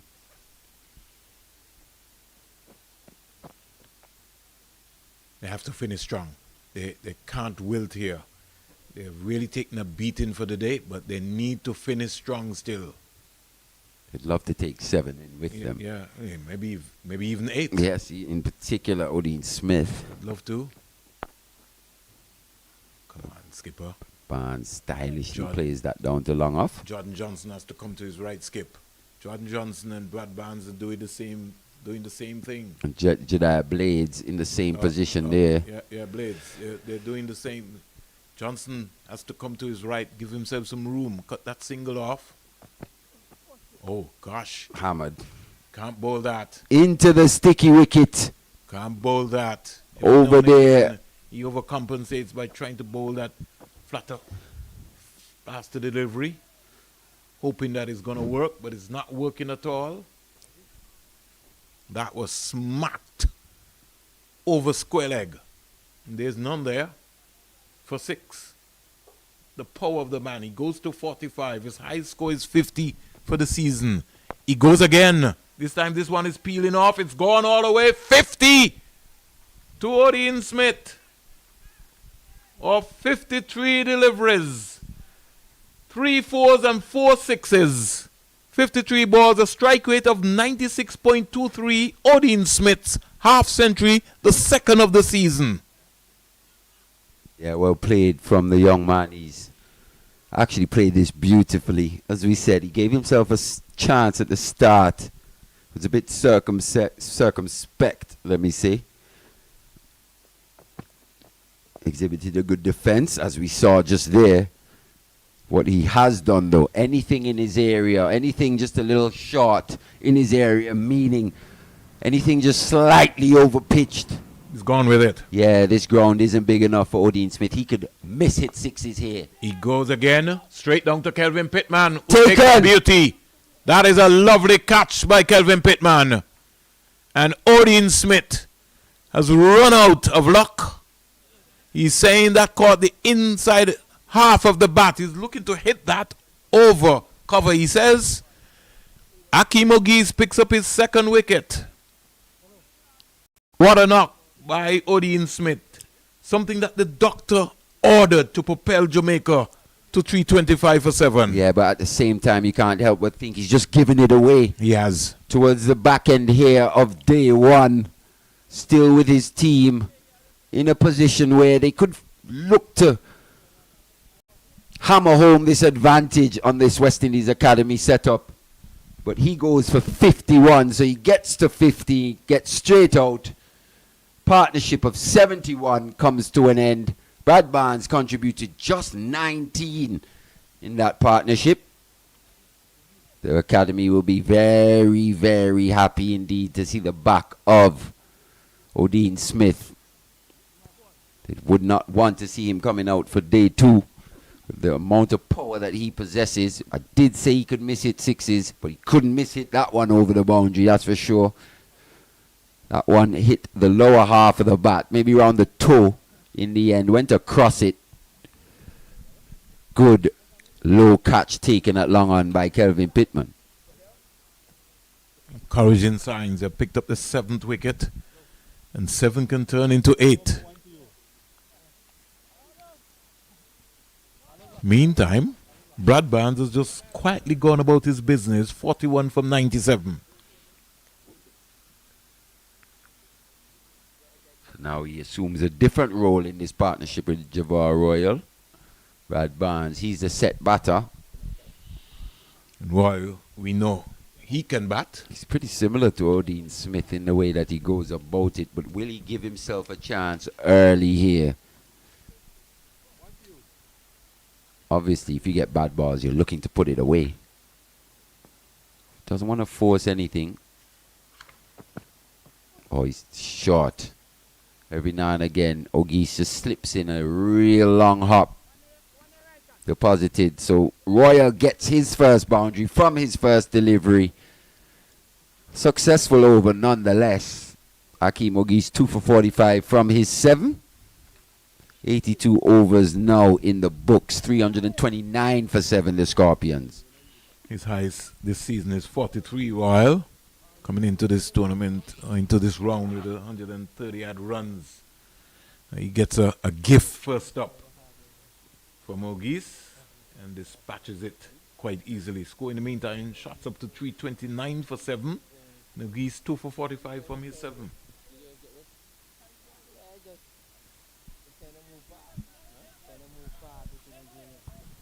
The run rate now just once again above 4.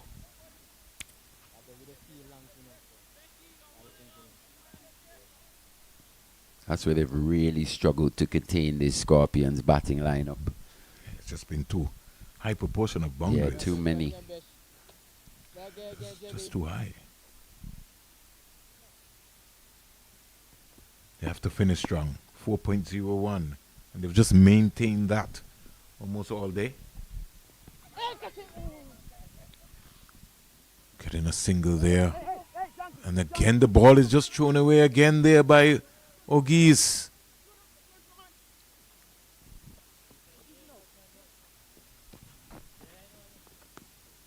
Just when you think they would have probably sorted out this sloppy fielding and throwing, once again it rears its ugly head. The skipper, the culprit this time. Poor throw, no one in a position to back up. Extra runs being given here. They have to finish strong. They have to finish strong, Mali. 332 for 7. Still got to feel that they can get a wicket or two. Make it 340 for 9. At least you can feel that you've done your job. You got to be clinical. Got some 8 overs to go in the day's play. Got to finish strong. And they got to be sharp. They got to be still thinking to take their chances.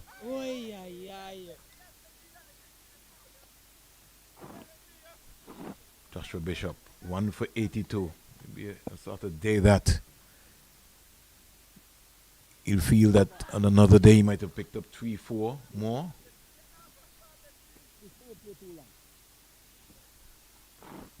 It's been a little inconsistent for Joshua Bishop's standards here, I'd say. Just a few too many boundaries. Yes, it's day 1. Maybe not the most helpful conditions for the left-arm orthodox, but at the same time, it's just been a little bit inconsistent. Bit of bounce there. Yeah, over completed. 3 runs coming off of the first over.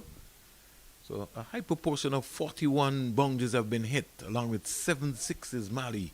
If you match up that to the score 332 for 7, you know that's huge in the context.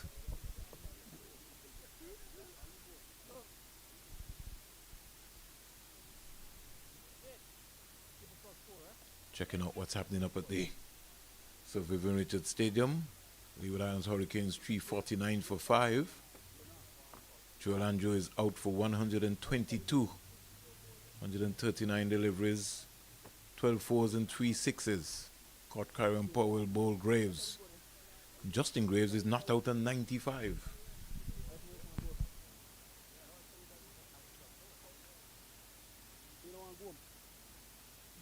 Well played to young Joel Andrew there, bringing up his maiden first class 100.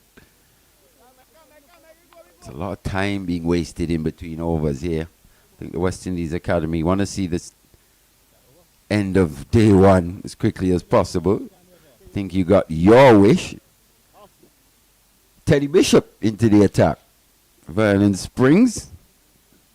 Let's see what the lanky Grenadian has to offer. I told you I saw him warming up. He was indicating. In fact,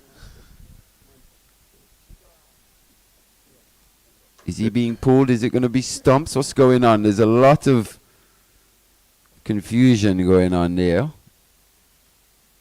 A lot of time being wasted. Not sure for what reason. They're taking the new ball. Or they are. Which tells you they want to go off the field. They've had enough. The West Indies Academy. I think so. With 7 overs to go? Oh no, the light meter comes on. It's not quite new ball time yet. Yeah. So they bowled 83 overs. The light meter comes out. But I think the light is still good if they're going to bowl spin. You mean the Jamaican batsmen are saying they can't see the ball? The light doesn't get any better. Yeah, I think so too. As we approach 6, I think it's going to be Antigua. I think it's going to be stumps. Mr. Bassurat is moving back to his position. Nigel Duguid says that's it. I think the academy, just their body language indicated that they just wanted to get off the field.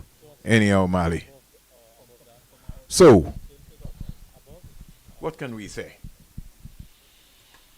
It's a day of mixed fortunes. Mixed fortunes to the point. We just quickly pull up and just knock this off so that we can give our listeners a relatively easy chance to kind of figure out in terms of what would have happened.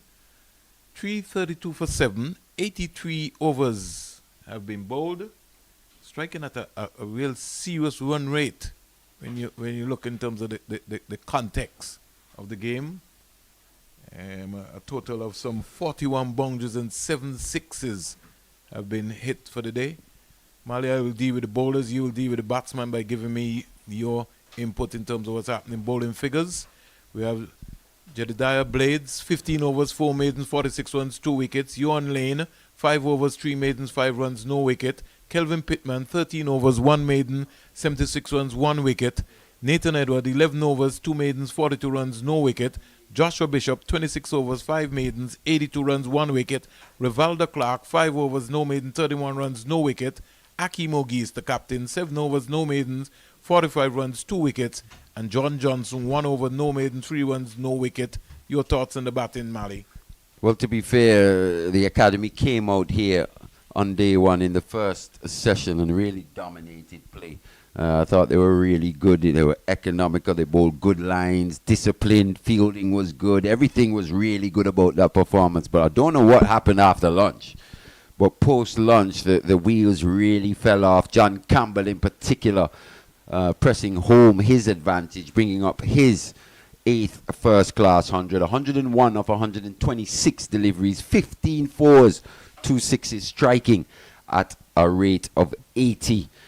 Brandon King and Kirk McKenzie both fell quite cheaply. Jermaine Blackwood, 31. Javel Glenn brought up his 2nd first-class half-century, 9 fours from 87 deliveries.